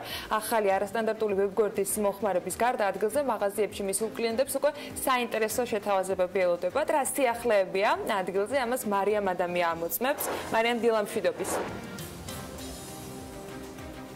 დილამშვიდობისა. უპირველეს ყოვლისა მინდა მაყურებელს შევახსენო, რომ i-ტექნიკე საქართველოში ავტორიზებული რესელერი გახდა Apple-ის და სწორედ ამ სიახლეების ფარგლებში მან განახორციელა გარკვეული რებრენდინგი, ასევე მათთან როგორც ოფიციალურ პარტნიორთან შეძენილ პროდუქციაზე მოქმედებს Apple-ის ოფიციალური გარანტია, ხოლო როგორც კომპანიის წარმომადგენლები აცხადებენ, ეს პარტნიორობა მათ საშუალებას აძლევს, რომ მომხმარებელს შესთავაზოს საუკეთესო ფასი და მომსახურება. გარდა ამისა, ახლოვდება ახალი წელი და ტრადიციულად კომპანია i-ტექნიკის თავაზობს მომხმარებელს სხვა საჩუქრებს, აქციებს, ფასდაკლებებს. სწორედ ამ და კიდევ სხვა სიახლეებზე ფილიალის მენეჯერთან ვისაუბრეთ. დილამშვიდობისა, მადლობა რომ ხართ დილიდან ჩვენთან ერთად. ახალი წელი ვახსენეთ და საჩუქრები, უფრო კონკრეტულად რომ ვუთხრათ მაყურებელს, რას თავაზობთ წინა საახალწლო და ახალი წლის დღეებში? მოგესალმებით. წინა საახალწლო ფასდაკლებები i-ტექნიკში უკვე დაწყებული გახლავთ, თუმცა ავტორიზებასთან დაკავშირებით ჩვენ უფრო აქტიურ რეჟიმში გადავდივართ და სწორედ ამიტომ ძალიან ბევრი სიახლეები იგეგმება ჩვენთან, განსაკუთრებით 29, 30 და 31 დეკემბერს ჩვენს მომხმარებელს შეუძლია ისარგებლოს ჩვენთან გრანდიოზული ფასდაკლებებით, ასევე ტექნიკაზე გვექნება განსაკუთრებული ფასები. ნებისმიერ მომხმარებელს შენაძენზე ჩვენთან გადაეცემა სხვადასხვა საჩუქრები, ასევე იქნება ძალიან ბევრი გათამაშებები და აქვე მინდა აღვნიშნო, რომ TBC ბანკმა მხოლოდ i-ტექნიკისთვის ჩართა 20-თვიანი 0%-იანი განმარტება, რაც იმას გულისხმობს, რომ მომხმარებელი, რომელიც ადგილზე მობრძანდება, ან თუნდაც ონლაინ რეჟიმში შეავსებს განმარტება, შესაძლებლობა ექნება, რომ მისი სურვილისამებრ ვისარგებლოს როგორც 12-თვიანი, ასევე 18-თვიანი და 24-თვიანი 0%-იანი განმარტებით. ნეტი, რას გულისხმობს ავტორიზებული რესელერი და რა შესაძლებლობებს გთავაზობთ თქვენ და მომხმარებელს? ჩვენ Apple-ის მომხმარებელთვის i-ტექნიკს ძალიან სასიამოვნო სიახლე აქვს, ის რომ i-ტექნიკს Apple-ის ავტორიზებული პარტნიორი გახლავთ, რაც იმას გულისხმობს, რომ საქართველოში უკვე მომხმარებელს შესაძლებლობა აქვს, რომ ისარგებლოს ერთწლიანი საერთაშორისო გარანტიით. ეს იმას გულისხმობს, რომ ნებისმიერ შემთხვევაში თუ თქვენს ტექნიკას აღმოაჩნდება თქვათ რაიმე ქარხნული დეფექტი, საქართველოში მოგემსახურებათ Apple-ის სერტიფიცირებული სერვის ცენტრი და თქვენი ტექნიკა შეიძლება ახლით და არა შეკეთდება, როგორც ეს სხვა კომპანიებში გახლავთ. მადლობა. უშუალოდ რას გულისხმობს კიდევ უფრო დეტალურად ავტორიზებული რესელერი, ამაზე კომერციულ დირექტორთან ერთად ვისაუბრებთ. დილამშვიდობისა, ირაკლი. მადლობა რომ ხართ დილთან ჩვენთან ერთად. რას გულისხმობს და რა სიახლეებს პირდება ეს პარტნიორობა მომხმარებელს? მოგესალმებით. პირველ რიგში მარკეტინგის მიმართულებით კომერციული დირექტორი. ხო, არა უშავს. რაც შეეხება ოფიციალურობას, ნათიამაც აღნიშნა, ყველაზე მთავარი ის არის, რომ ქართულ მომხმარებელს უკვე შეუძლია, რომ საერთაშორისო გარანტიით, რომელსაც მოქმედებდა ტექნიკაზე, უკვე საქართველოს ისარგებლოს, ანუ Apple-ის სერტიფიცირებული სერვის ცენტრი მოემსახურება საქართველოში უკვე და საკმაოდ წინგადადგმული ნაბიჯია ზოგადად ქართული ბაზრისთვის და მომხმარებლისთვისაც. რაც ყველაზე მთავარია, ზოგადად მომხმარებელი ხშირად დაბნეულია, იმიტომ რომ ძალიან ბევრი კომპანია არსებობს საქართველოში, რომელიც Apple-ის პროდუქციის რეალიზებას ეწევა, ხო? აქედან გამომდინარე, მე ურჩევთ მომხმარებელს, შემიძლია თქვენს გაჩვენოთ, თუ როგორ შეიძლება გადამოწყვდეს, თუ რომელი კომპანიები არიან საქართველოში Apple-ის ოფიციალური პარტნიორები, ჩვეულებრივ Apple.com-ზე შევდივართ და საქართველოში ლოკაციებში ჩამონათვალში ვნახულობთ, აი ერთ-ერთი არის i-ტექნიქსი უკვე, ესე ვთქვათ, რებრენდინგის შედეგად გავხდა i-ტექნიქსი. კი, სახელით შეიცვალა. აქ ჩამონათვალი ხა ყველა ოფიციალური მაღაზიების, ეს i-ტექნიქსი ერთ-ერთი მათგანია, სადაც რომელიც ახორციელებს საქართველოში წარმომადგენლობას Apple-ზე. ვთქვათ. რებრენდინგის და ამ ოფიციალობასთან დაკავშირებით საჭირო გახდა რომ განვიხორციელებდნენ რებრენდინგი, ხო, იმიტომ რომ მოგეხსენებათ Apple-თან თანამშრომლობა საკმაოდ მაღალ სტანდარტებს საჭიროებს, ესე ვთქვათ. შეიცვალა როგორც დასახელება, ისე ლოგო, გარკვეული სტრატეგიები შეიცვალა ეს დღესდღეობადიან პერიოდში ჩვენი და ესე ვთქვათ, ვცდილობთ რომ წინ გადავდგათ ნაბიჯები და ქართულ ბაზარზე ვიყოთ ერთ-ერთი ღირსეული წარმომადგენლები Apple-ის ესე. რომელი ყველაზე მოთხოვნადი პროდუქტი თუ შეგიძლიათ რომ დაასახელოთ? კი, რა თქმა უნდა, საკმაოდ მოიმატა გაყიდვებმა ახალი iPhone X-ის, ანუ iPhone 10-ის, იმიტომ რომ მოლოდინს გადააჭრა ამ მოდელმა, ანუ მართლაც განსაკუთრებული მოდელია და კრიტიკოსების თანხმდებიან, რომ ერთ-ერთი ყველაზე მძლავრი და ძლიერი მოდელია. მოგეხსენებათ, წინაღილაკი საერთოდ გაუქმდა, მთლიანად ესე ვთქვათ iPhone X ანუ წინა მხარეს ეკრანი აქვს და ეკრანზე გვიწევს თითოეული სამუშაო შესრულება და სხვა ძალიან ბევრი ისეთი დეტალი დაემატა და ნიუანსი, რომელიც განსაკუთრებულს ხდის ნამდვილად ამ ტელეფონს ესე. მადლობა, ჩვენთან და დირექტლიქია იყო. მე აქვე მაყურებელს შევახსენებ, რომ ფასიკლებების სერია კომპანია iTechnics-ში უკვე დაწყებულია, ხოლო წინა სახელმწიფო და ახალი წლის დღეებში კიდევ უფრო მოიმატებს და უფრო მეტი საჩუქრები და ფასტეკლებები გელოდებათ, ასე რომ შეგიძლიათ ესტუმროთ. მადლობა მარიამ ადამიანს. დარძნობილა რომ კიდევ ბევრი სიურპრიზი იქნება უახლოეს დღეებში iTechnics-ისგან. ჩვენ სიურპრიზები გვაქვს მაყურებლისთვისაც, ოღონდ რეკლამის შემდეგ და საინტერესო სტუმრები და თემებით, რა თქმა უნდა.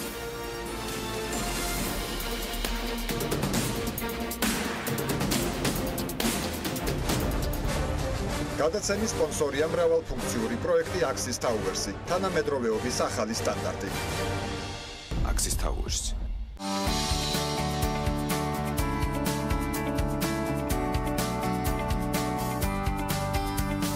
გადაცემის სპონსორია ახალი ნათება. ახალი ნათება მე ვირჩევ სინათლეს. გადაცემის სპონსორია კურორტი კოხტამი დარბი. გადაცემის გენერალური სპონსორია სამშენებლო მასალების კომპანია ნოვა. წარმოება, იმპორტი, ექსპორტი. ნოვა.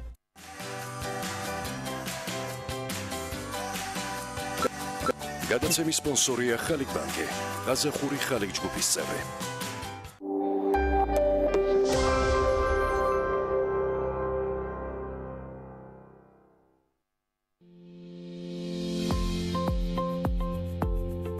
მონტაჟ ჯორჯია ეს არის კომპანია, რომელიც ზრუნავს თქვენს უსაფრთხოებაზე. მონტაჟ ჯორჯია ცენტრალური მართვის სისტემები. მონტაჟ ჯორჯია ჩვენ ვმართავთ ენერგიას. იმისათვის რომ იყო ჩემპიონი, საჭიროა ყოველთვის იფიქრო მოწინააღმდეგეზე რამოდენიმე ნაბიჯით წინ. სწორედ ასე იქმნება რეკორდსმენი ტექნიკა ვესტელსში. გონიერი, დახვეწილი, ენერგოეფექტური, ნამდვილი ჩემპიონი თქვენი სახლისთვის. შეიძინეთ საახალწლოდ ვესტელის მსხვილი საყოფაცხოვრებო ტექნიკა და დაელოდეთ სიურპრიზებს. ჩვენთან ყველა გარანტირებულ საჩუქარს მიიღებს. ვესტელი, ახალი წლის ჩემპიონი. ვესტელი, ჩვენი ბრენდია. საახალწლოდ რა უნდა გააკეთო ადამიანმა იმაზე კარგი ვიდრე იზრუნო ბავშვებზე, რომლებსაც ყველაზე მეტად სჭირდებათ დღეს ჩვენი დახმარება. კომპანია გალფი უპრეცედენტო და მასშტაბურ კამპანიას გთავაზობთ. თქვენს მიერ შეძენილი თითო ლიტრი საწვავიდან 3 თეთრი სოლიდარობის ფონდში გადაირიცხება და ონკოლოგიით დაავადებული ბავშვებისა და ახალგაზრდების დიაგნოსტიკასა და მკურნალობას მოხმარდება. გავერთიანდეთ ბავშვების სიცოცხლისთვის. კომპანია გალფი გილოცავთ დამდეგ შობა ახალ წელს. Head and Shoulders-ი, ახალი Head and Shoulders-ი, სამოდი მოქმედების ფორმულა ასუფთავებს, იცავს და ადენიარებს. თმა 100%-მდე უკეთილო და მშვენიერია. Head and Shoulders-ი.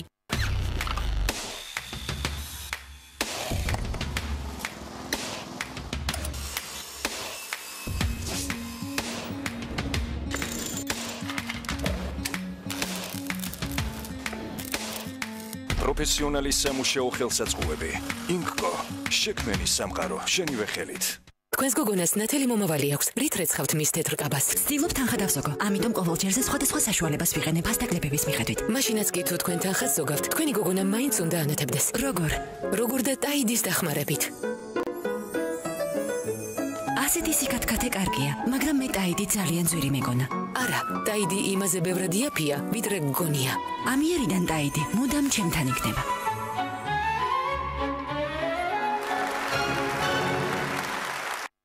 უნიმედი საოცნებო სახურავი ყველა სახლისთვის. საუკეთესო ხარისხის პროდუქცია. მეტალის კრამიტი და პროფილირებული საფარი. სახურავის წყალგადამყვანი სისტემის აქსესუარები. ქართული წარმოება. ექსპლუატაციის ხანგრძლივი ვადა. საერთაშორისო სტანდარტი და უმაღლესი ხარისხი. ჩვენი პრიორიტეტია კოროზია მედეგობა.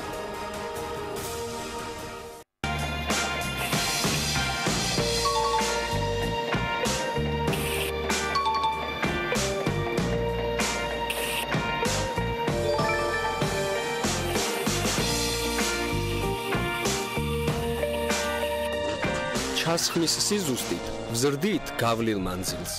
ფრეგო, გონევრული გადაწყვეტილება. ევროპული ინდეზიტის სარეცხი მანქანები 499 ლარიდან. მაცივრები 495 ლარიდან. 99 სანტიმეტრი დიაგონალის ტელევიზორი 688 ლარი. ჩასაშენებელი და სხვა 1000 დასახელების ტექნიკა ელექტრონიკის განახლებულ მაღაზიაში. მისამართი: ბელიაშვილის სასუნხი. ელექტრონიკა თქვენი ბედნიერი ოჯახისთვის. დეველოპერული სამშენებლო კომპანია Green Construction წარმოგიდგენთ. Mandarin Garden ბათუმი, ზღვიდან 800 მეტრში, ეკოლოგიურად სუფთა, კომფორტული, ხარისხიანი, საზაფხულო ვერანდით, დახურული ავტოსადგომით, საკუთარი 120 კვადრატული ეზოთი და რაც მთავარია მკვდრო გარემო, მოქმედებს უპროცენტო შიდა 24 თვიანი განმადება.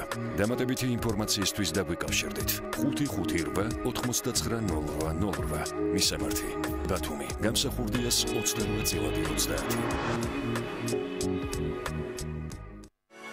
უმაღლესი ხარისხის ქართული ღვინოების მწარმოებელი კომპანია კახური ღვინის მარანი გილოცავთ შობა ახალ წელს და გისურვებთ ულევს სიხარულს და ბედნიერებას. მრავალფეროვანი კოლექცია კახური ღვინის მარნიდან.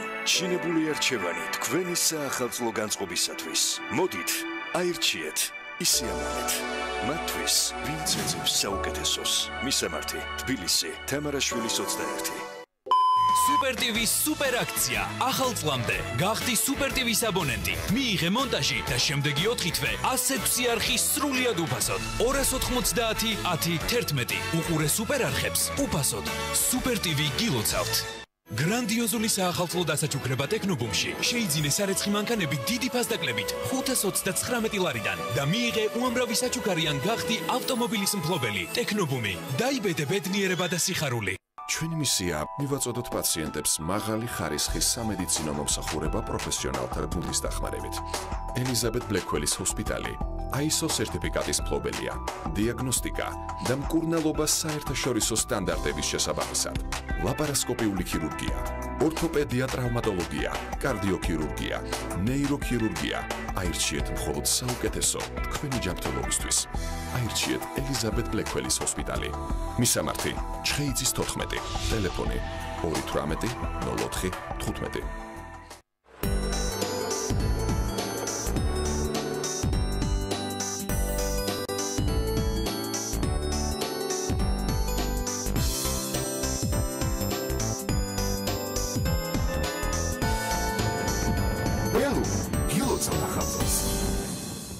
მრავალფუნქციური საცხოვრებელი კომპლექსი IC ბათუმის ახალ ბულვარში. ბინები 35 კვადრატული მეტრიდან ხედებით ზღვაზე, აუზით და ავტოპარკინგით. შეიძინეთ ბინა და მიიღეთ 30%-იანი ფასდაკლება ავტოსადგომზე. ახალი ხედვა. შეხედე სამყარო სახლებურად.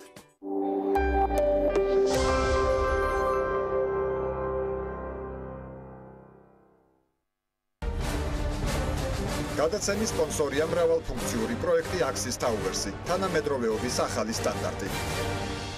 Axis Towers.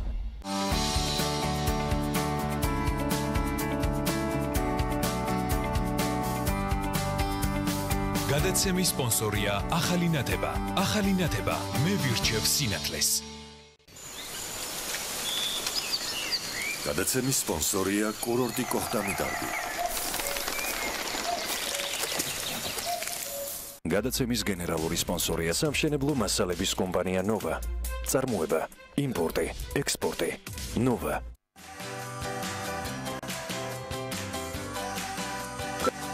გადაცემის სპონსორია ხალიქ ბანკი.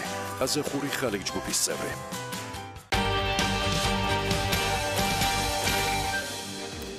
აი აი ესეთი მიმდინარე წელს საქართველოს ეკონომიკის 4.8%-იან ზრდას ელოდება, მომდევნო წლის პირველ კვარტალში კი 3.3%-ით გაზრდა. ზრდას კვლევით ინსტიტუტი საქართველოს მეზობელ ქვეყნებში გააქტიურებულ ეკონომიკურ ზრდასაც უკავშირებს, რამაც ქართულ პროდუქტებზე მოთხოვნის ზრდაც გამოიწვია თავისუფლად. ასე მაგალითად სომხეთის სტატისტიკის სამსახურის მონაცემებით, ოქტომბერში ქვეყნის ეკონომიკა 17.6%-ით გაიზარდა, მესამე კვარტალში კი მშპ-ს ზრდა 3.9% იყო.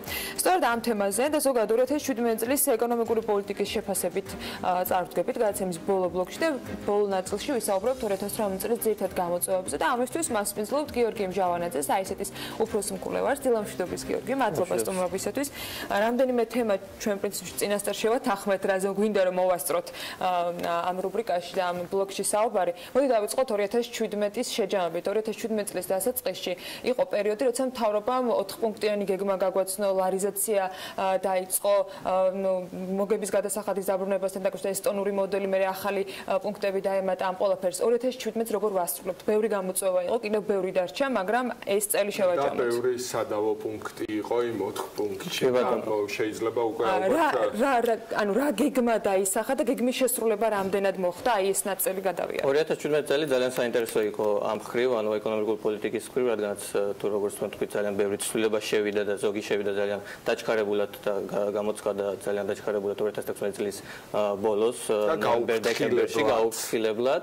კი და ძალიან დიდი რისკები იყო ჩემი აზრით ამ გეგმების შესრულებით და ამ რეფორმების წარმატებულად ჩატარებით, მაგრამ როგორც პოსტფაქტუმ აღმოჩნდა და ეს არ იყო დამოკიდებული მხოლოდ ამ რეფორმებზე და არამედ ძირითადად საგარეო სექტორის მხრივ გაუმჯობესებას მივაწერდი მე ამას, ჩვენ ვაჩვენოთ უფრო მაღალი ეკონომიკური და ვიდრე ამას მთავრობა ელოდებოდა. წლის დასაწყისში ჩვენი მთავრობის პროგნოზი და ეროვნული ბანკის პროგნოზი იყო 4%, მაგრამ დაახლოებით 5%-მდე გაიზრდება ეკონომიკა. საერთაშორისო სავალუტო ფონდმა და სხვა ორგანიზაციებმაც გაზარდეს წლის განმავლობაში და ამას ძირითადად უკავშირებენ საგარეო სექტორს, როგორც აღნიშნეთ, მეზობელი ქვეყნები, ეს არის თურქეთი, სომხეთი, უფრო სწრაფად იზრდებიან, სავარაუდოდ უფრო სწრაფად გაიზრდებიან ვიდრე ჩვენ 2017 წელს, დაახლოებით 6%-მდე იქნება ორივე ქვეყანაში ზრდა. ასევე რუსეთიც დადებით ეკონომიკურ ზრდას აჩვენებს 2016-ში და 2015-ში მათ მინუსი ჰქონდათ, კი ბატონო, და წელს პლუსში გავიდნენ. მხოლოდ აზერბაიჯანი არის ისეთი ქვეყანა, რომელიც ალბათ მინუსში უარყოფით ეკონომიკურ ზრდას აჩვენებს წელს. ანუ ჯამში რო ვთქვათ, საგარეო სექტორი არის ჩვენთვის ხელსაყრელი და ამან გამოიწვია ზუსტად ის, რომ მნიშვნელოვანი ზრდა გვაქვს სავაჭრო ბრუნვაში, როგორც ექსპორტი, ასევე იმპორტი არის გაზრდილი და ექსპორტი უფრო სწრაფად გაიზარდა ვიდრე იმპორტი, რაც გამოიწვია ის, რომ სავაჭრო დეფიციტი შემცირდა. აქ მინდა ასევე აღვნიშნო, რომ გვაქვს რამდენიმე საშიშროება, ჩემი აზრით, რომელსაც უნდა დავაკვირდეთ 2018 წელს და მომავალში ამ კუთხით, ეს არის დაბალი საექსპორტო დივერსიფიკაცია, ამ სასაქონლო დივერსიფიკაცია, იმიტომ რომ დაახლოებით 30-35% მოდის ფეროშენადნობებზე და სპილენძის ექსპორტზე და რეექსპორტზე და ჩვენ ძალიან ვართ დამოკიდებული ამ ორი რესურსის სოფლიო ფასებზე და თუ როგორ შეიცვლება ეს სოფლიო ფასები. წელს ჰქონდა ამ მადნებზე ფასების ზრდა, რამაც გაზარდა თანხმობრივი მოცულობა, მაგრამ რაღაცაც რო დავაზუსტოთ, ანუ ეს ეკონომიკური ზრდა მაინც რა ხომ ამბობთ, რომ სამეზობლოს ჩვენ სავაჭრო პარტნიორებს აქვთ ეკონომიკური ზრდა, მაინც გარემო ფაქტორებზე მოდის და არა იმ რეფორმებზე, რაც მთავრობამ გაატარა? ჩემი აზრით მეტწილად კი, იმიტომ რომ თუ საგარეო სექტორიდან გადავალთ, ანუ მაგალითად ეს სავაჭრო ბრუნვა გაიზარდა, როგორც თქვით, ასევე გაზრდილია ეს პირდაპირ უცხოური ინვესტიციები, ფულადი გზავნილები, თუ გადავალთ საშინაო ფაქტორებზე, ნახავთ, რომ ჩემი აზრით აქ იყო როგორც დადებითმა და უარყოფითმა მხარეებმა ერთმანეთი შეიძლება გააბათილეს და დააბალანსეს. ანუ დადებით ცალსახად იყო მოგების გადასახადის რეფორმა, ჩემი აზრით, ჩვენ მის შედეგებსაც ნაწილობრივ ხედავთ, მაგალითად საბიუჯეტო შემოსავლები მოგების გადასახადიდან არის შემცირებული, არა იმდენით, კი ბატონო, არა იმდენით, რამდენიც იყო პროგნოზირებული, მხოლოდ 200 მილიონი ლარით, მაგრამ ასევე თუ დავაკვირდებით, მაგალითად პირდაპირ უცხოური ინვესტიციებში რეინვესტირების წილი არის რეკორდულად გაზრდილი 40-50%-მდე, რაც ამბობს იმას, გვეუბნება იმას, რომ მოგების გადასახადი ამუშავთ. მაგრამ მეორეს მხრივ, როგორც თქვი, ეს იყო თუ რის ხარჯზე დავაბალანსეთ ის დანაკლისი, ასე აღმოჩნდა, რომ საერთოდ დანაკლისი არ გვექნებოდა წლის ბოლოს, ანუ 300 მილიონი ბიუჯეტში მოუჩა პირიქით, ხომ? მაგრამ დავაფინანსებთ აქციზის გადასახადით, აქციზის გადასახადით ზრდით. აქაც არის პლუსები და მინუსები.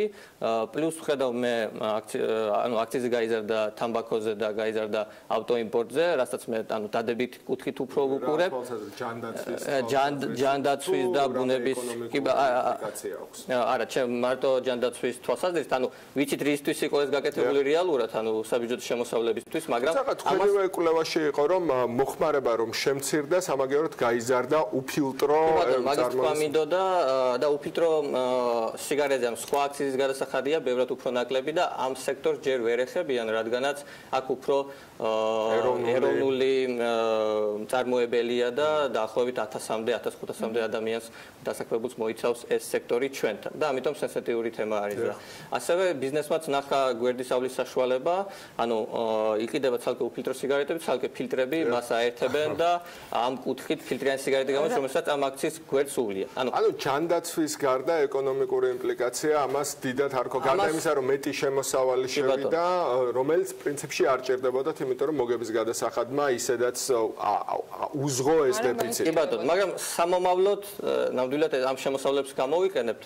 თვითონ თამბაქოს რომ დაუბრუნდეთ, ასევე ჩემი აზრით ძალიან გაზრდილი არის კონტრაბანდის წილი, იმიტომ რომ ის შედეგი თუმცა ამის ოფიციალური სტატისტიკა არ გვაქვს რეალურად, იმიტომ რომ ამდენჯერმე გვინდოდა რომ შეგვედარებინა. ზუსტად მაგიტომ არის კონტრაბანდა, ჩემი აზრით, რომ ოფიციალური სტატისტიკა არ გვაქვს. შეუძლებელია ეს მონაცემი ან კონტრაბანდა რომ არ არსებობდეს, ამ მონაცემებზე დაკნობით ჩვენ ვამბობთ, რომ დაახლოებით 20%-ით 15-დან 20%-ად შემცირდა თამბაქოს მოხმარება, რაც სინამდვილეში რეალურად შეიძლება არ შემცირდა, უბრალოდ კონტრაბანდულს ვეწევით, რომელიც არ აღირიცხება, აღრიცხვიანობა შემცირდა და არა მოწევა. ესე იგი, ჯანმრთელობასაც შეიძლება არ ვიცავთ, ვიცით რომ უფილტროების მოხმარება გაიზარდა.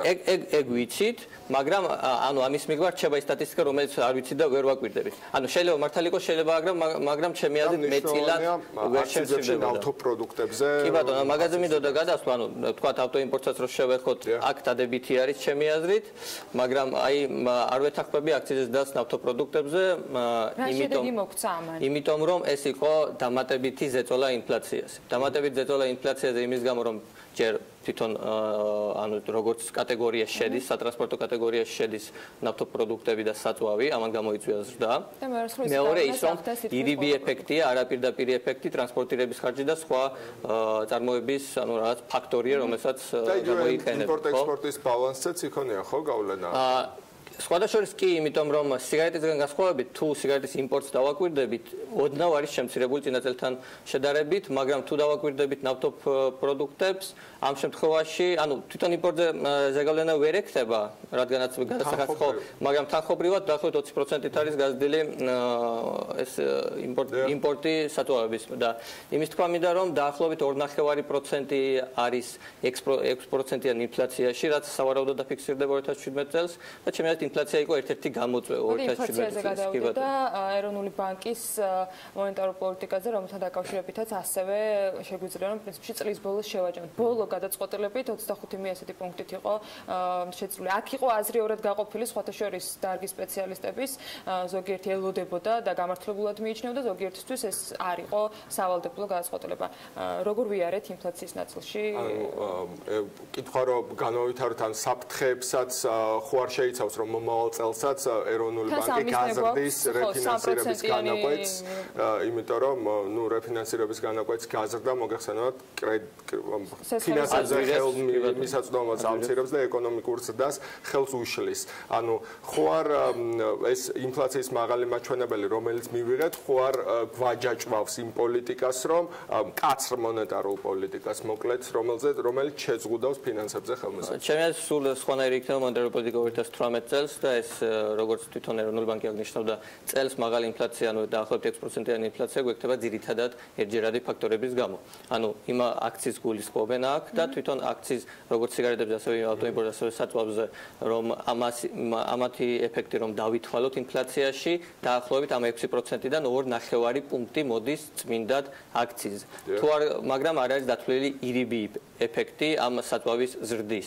დაახლოებით შეიძლება 3.5% ამ 6 აქციზიდან იყო ზუსტად ამ აქციზის გამო და როდესაც 2018 წელს ანუ ეს ეფექტი გაივლის, ინფლაცია უხეშად რო ვთქვათ ამ 3.9% პუნქტით შემცირდება და ეს ასევე 2017 წელს აი აქციზის ზრდამ გამოიწვია ის რომ ასე ვთქვათ მონეტარული პოლიტიკა ოდნავ შეზღუდა, რადგანაც სანამ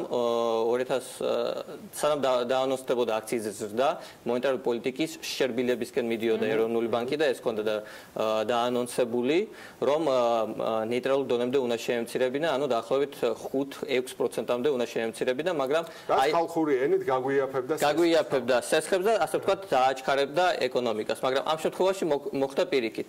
საპროცენტო განაკვეთი ოდნავ გაიზარდა, მაგრამ ეროვნული ბანკი ამბობდა არა იმის გამო რომ აქციზი გაიზარდა, ეს ერთჯერადი ფაქტორია, არამედ იმიტომ რომ გაჩნდა რისკი, ასე ვთქვათ, მოლოდინებზე ზეწოლა შეიძლება ქონოდა ამ ინფლაციას და მაღალ ინფლაციას და ასევე ლარის კურსის გაუფასურებას წლის ბოლოს, ანუ ერთთვიანი რომ და კიდევ რომელი საკითხი იყო თქვენთვის მნიშვნელოვანი, რომელიც 2017-დან შეგვიძლია გამოხატოს? დედოლარიზაციის ასე ვთქვათ რეფორმა და გეგმა იყო ჩემი აზრით მნიშვნელოვანი. თავიდან ასე ვთქვათ არა ოპტიმისტურად ვიყავი განწყობილი გეგმის მიმართ და არადროული იყო ჩემი აზრით, მაგრამ აღმოჩნდა რომ ასე ვთქვათ დიდი ცვლილება არ ჰქონდა ფინანსურ ბაზარზე. თუ შევხედავთ, ანუ უარყოფითი რა იყო ის რომ საპროცენტო განაკვეთები ოდნავ გაიზარდა სესხებზე და საპროცენტო განაკვეთები გაიზრდება წელსაც, იმის გამო რომ უფრო ასე ვთქვათ რეგულირება გამკაცდა ეროვნული ბანკის მიერ რაღაც მოწყობილების პროგრამაში ვინ ჩაერთო, იმანაც დიდი მოგება ვერ ნახა ალბათ. იმანაც დიდი მოგება ზუსტად ეგ იყო რომ ანუ მოგების სანახავად არ იყო ეს პროგრამა, იყო სტაბილურობის განცდისთვის და ეს პროგრამა უნდა შევაფასოთ გრძელვადიან პერიოდში. ანუ მოკლევადიან პერიოდში ჩვენ მქონდა მომენტი, როდესაც ვთქვათ 5-6% პუნქტით შემცირდა დოლარიზაცია სესხების. და ასევე ოდნავ შემცირდა დეპოზიტების დოლარიზაცია, მაგრამ ეს ასევე მიბმული იყო ლარის გამყარების პერიოდი იყო წლის დასაწყისში თუ გვახსოვს და ეს ბუნებრივი რამ არის, როდესაც ლარი მყარდება, უფრო ელდობი შენ ვალუტას. და ეს პროცესი შენელდა ბოლო თვეებში ლარის გაუფასურების გამო, მაგრამ მინდა აღვნიშნო რომ გრძელვადიან პერიოდში უეჭველი მივახცევთ, იმიტომ რომ ხელოვნური შეზღუდვებია, მაგალითად 100,000 ლარამდე ვერ ვიღებთ დოლარს სესხად ხომ. უეჭველი მივახცევთ სესხების დოლარიზაციის შემცირებას, მაგრამ დეპოზიტების კუთხით გვექნება პრობლემა და იქნება ასე ისევ ამ სიგნალს არ უშვებთ, რომ ხალხო აი ჩვენი ვალუტა ეს იმდენად არასანდოა, რომ აი ჩვენ კანონის ძალით გიბიძგებთ, რომ დოლარი არ ეყიდოთ. ესე არ აღიქმება ნეტა. ზუსტად 15 წამი გვაქვს და უნდა ბატონო, ანუ არ ამგონია, მაგრამ ჩემი აზრით ეს უკეთესი არის, რომ სავალუტო რისკს აცილებს მომხმარებელს და სავალუტო რისკი გადის ფინანსურ სექტორზე, რომელიც უფრო კარგად, ასე ვთქვათ, ჩვენ ბევრი საინტერესო თემა დაგვრჩა ძალიან და იმედი მაქვს, რომ მოვახერხებთ ამ კვირაში კიდევ შეხვედრას. კრიპტოვალუტებზე აუცილებლად უნდა ვისაუბროთ, იმიტომ რომ ეს არის მიმართულება, რომელიც აქვე ავიღოთ პირობა, რომ მოვლენ. კი, ამ თემაზე აუცილებლად და მათ შორის ენერგეტიკის მოთხოვნაზე, მოხმარებაზე და შესაბამისად მიწოდებაზე. გიორგი მჟავანაძეს ICT-ის უფროს მკვლევარს მასპინძლობთ საქმიან დილაში და წლის ბოლოს აუცილებლად უნდა შევაჯამოთ GVP-ის საქმიანობა. თეთია ჩაფიჩაძე შემოგვერდება ახლა პირდაპირ ეთერში, მის გარეშე აბა როგორ შეჯამდებოდა ამ კომპანიისთვის 2017. თათია დილამშვიდობის გისმენთ. დილამშვიდობისა კიდევ ერთხელ ანა დიახ ამ წუთებში სასტუმრო რედისონში კომპანია ჯორჯიან ვოთერ & ფაუერი თბილისის მოსახლეობას 2017 წელს ანგარიშს წარუდგენს, სადაც საუბარი იქნება იმ პროექტებზე, რომელიც მიმდინარე წლის განმავლობაში კომპანიამ განახორციელა. ასევე კომპანიის 4 მიმართულების ხელმძღვანელი დღევანდელ შეხვედრაზე ისაუბრებს სამომავლო გეგმებზე და იმ პროექტებზე, რომლის განხორციელებასაც ისინი მომდევნო წლების განმავლობაში აპირებენ. უფრო ვრცლად უკვე თემაზე საუბარს განვაგრძობთ კომპანიის გენერალურ დირექტორთან გიორგი ცხადაძესთან ერთად. მოგესალმებით. გიორგი, დიდი მადლობა გადაცემაში მონაწილეობისთვის.